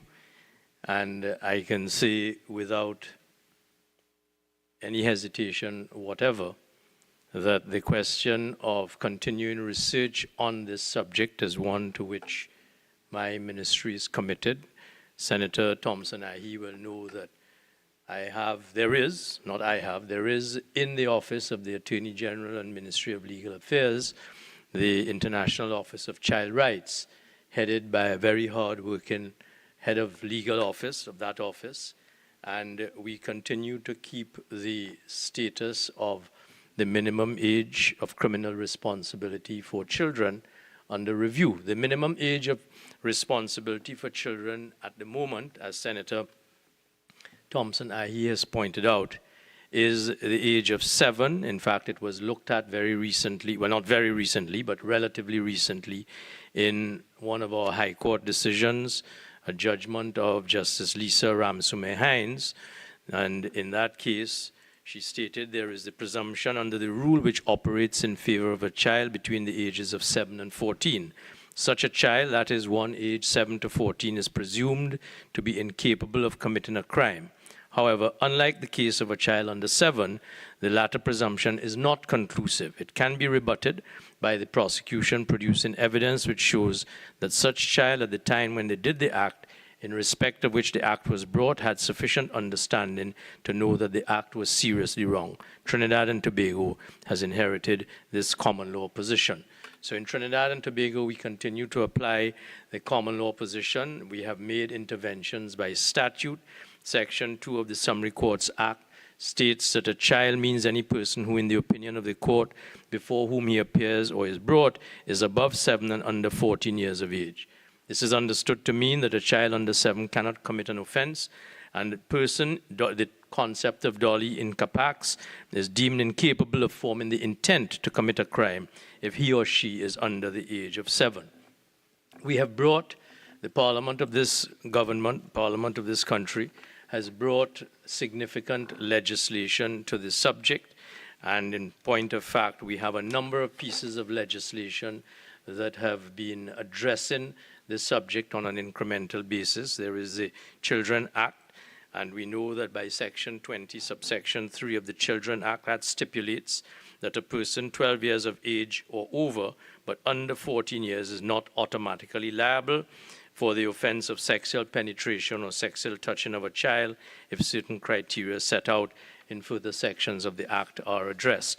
And there is, in point of fact, Mr. President, a number of pieces of legislation which are applicable in Trinidad and Tobago with a view to addressing this very sensitive subject.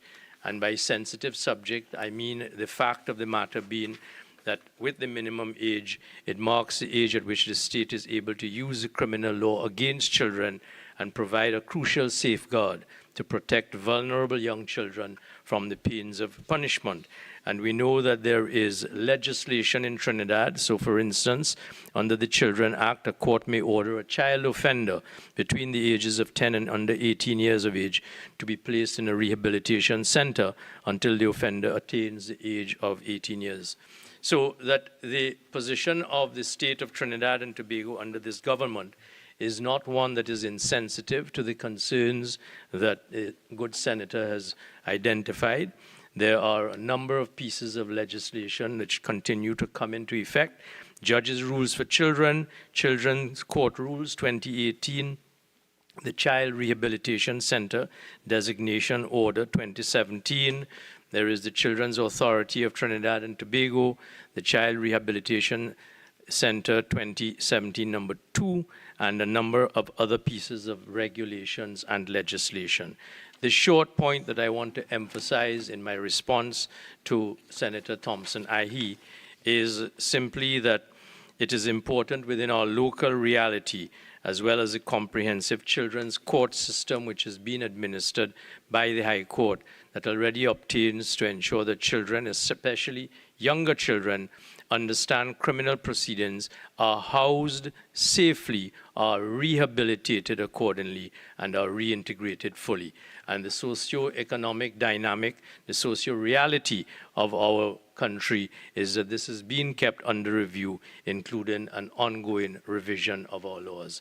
I certainly give the commitment to Senator Thompson-Ahi and to this Parliament that we will continue to examine it consistent with our international obligations and consistent with the fact that we have challenges to address in our society, but at the same time we must bring the legislation to ensure that we deal with our children in as humane as possible a manner. Thank you very much.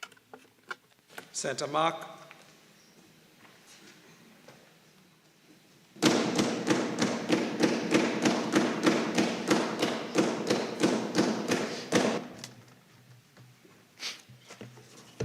Thank you, Mr. President. Mr. President,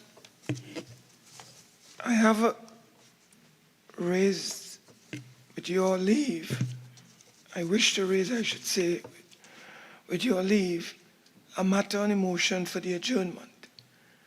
And it concerns the need for the government to address the decision of the Teaching Service Commission to alter its consultation with the nominational boards. Now, Mr. President, there is a major education storm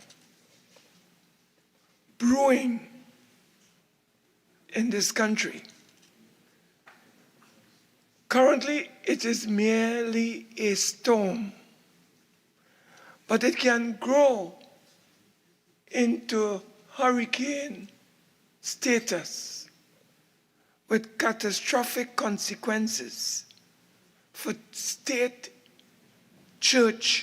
relations in Trinidad and Tobago. Relations in this context go back to some 60 years.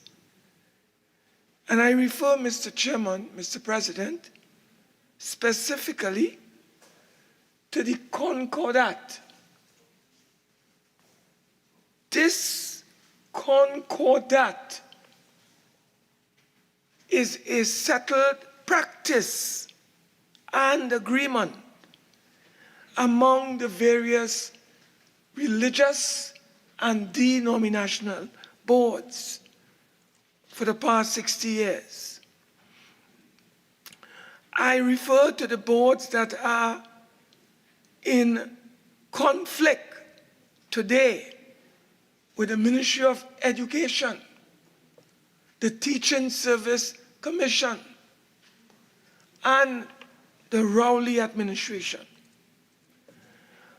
The SDM Education Board, the Catholic Board, the Anglican Board, the Presbyterian Board, I understand the Moravian Baptist Board, also the Muslim Education Board, Mr. Chairman. We need to get some clarification from the government on this issue. At the center of this economic or education storm is the recruitment policy, and it concerns the recruitment of primary school teachers throughout the education apparatus.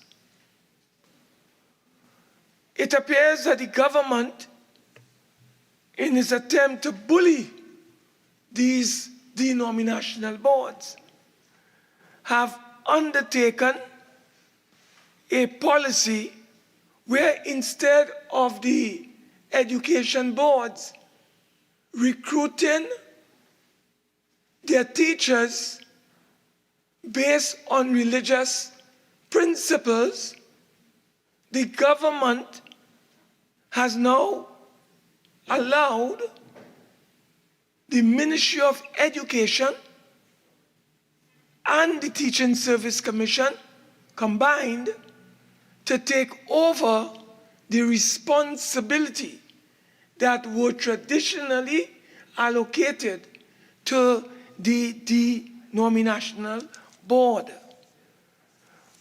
Mr.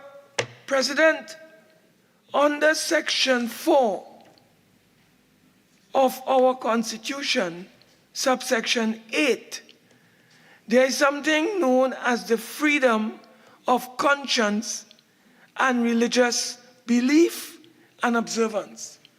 That is an entrenched constitutional right that every citizen enjoys in this country.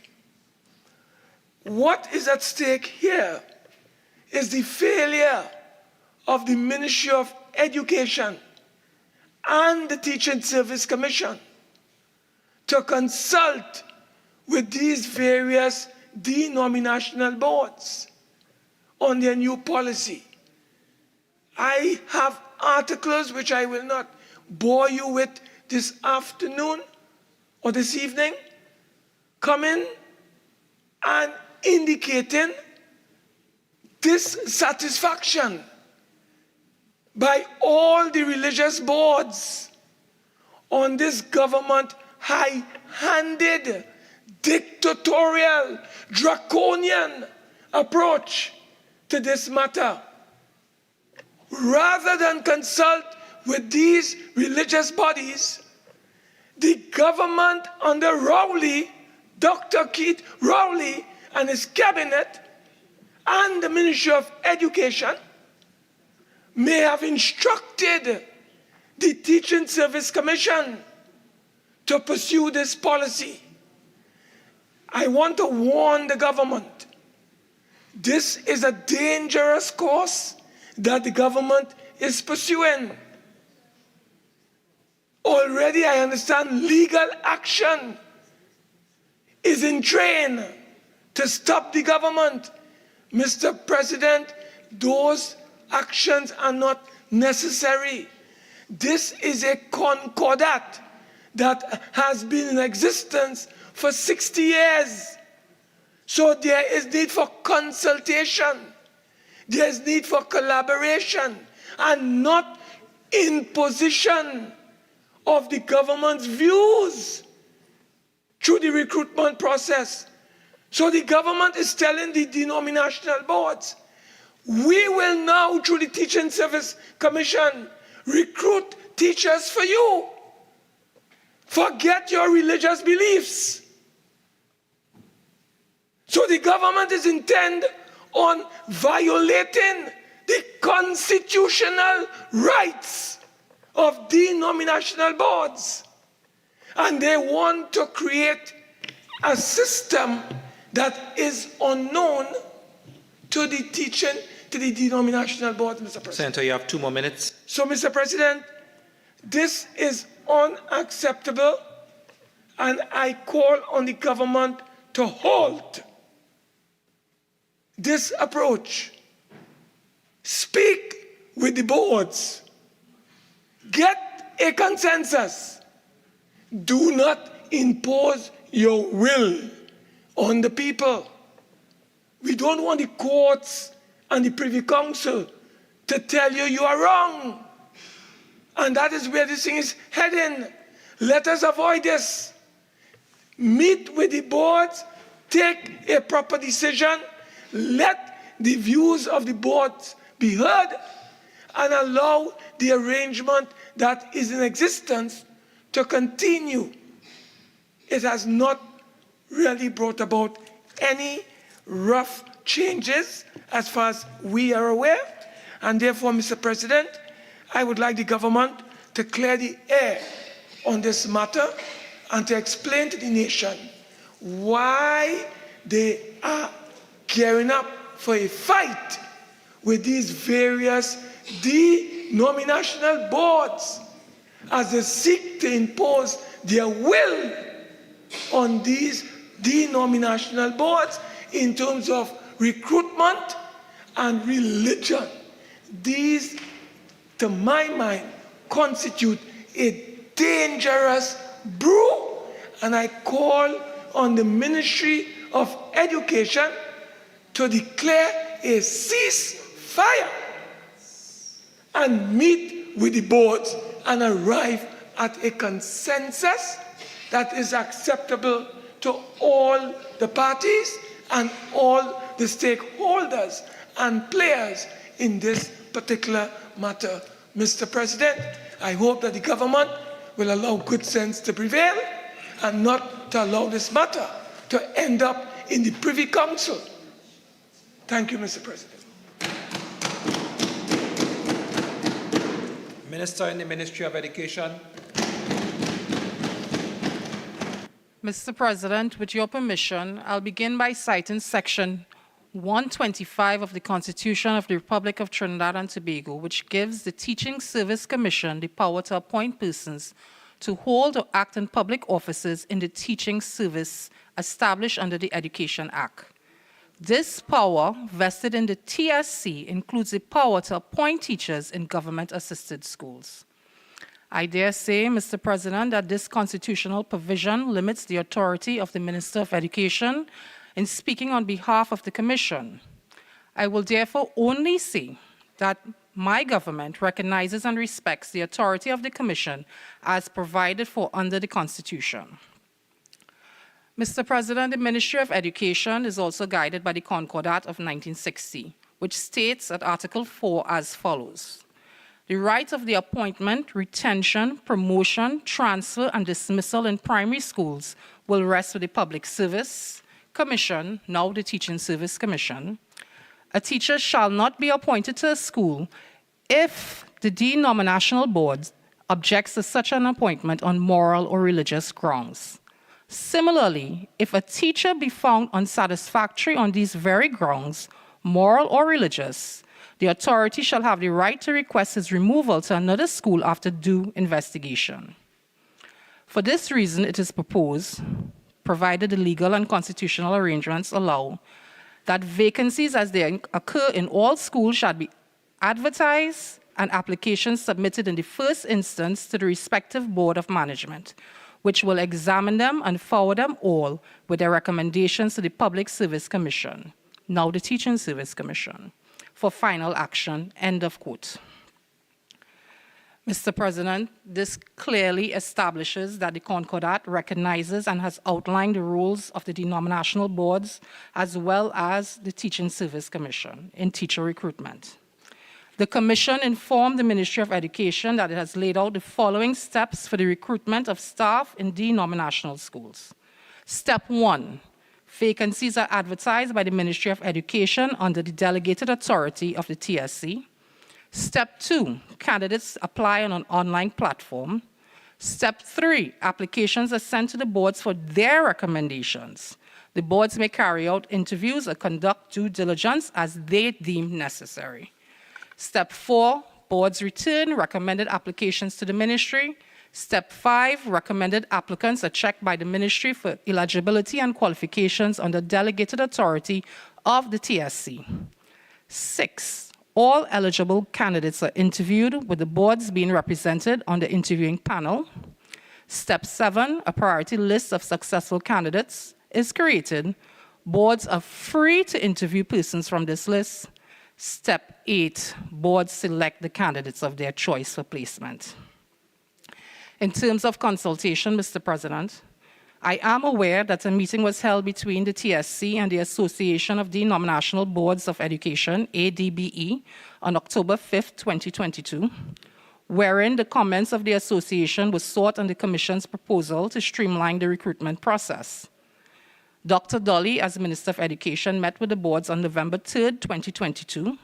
By letter dated December 1, 2022, the chairman of the TSC advised the president of the ADBE of the details of the recruitment process and the rationale therefor. Another 2 meetings, Mr. President, were held on January 26 and February 2, 2023, where the matter was further explored.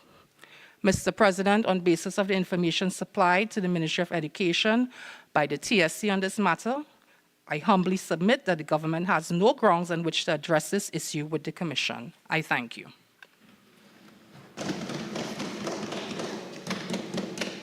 Honourable Senators, the question is that this Senate do now adjourn to a date to be fixed. Those in favour say aye. Aye. Those against say no. I think the ayes have it. This Senate now stands adjourned to a date to be fixed.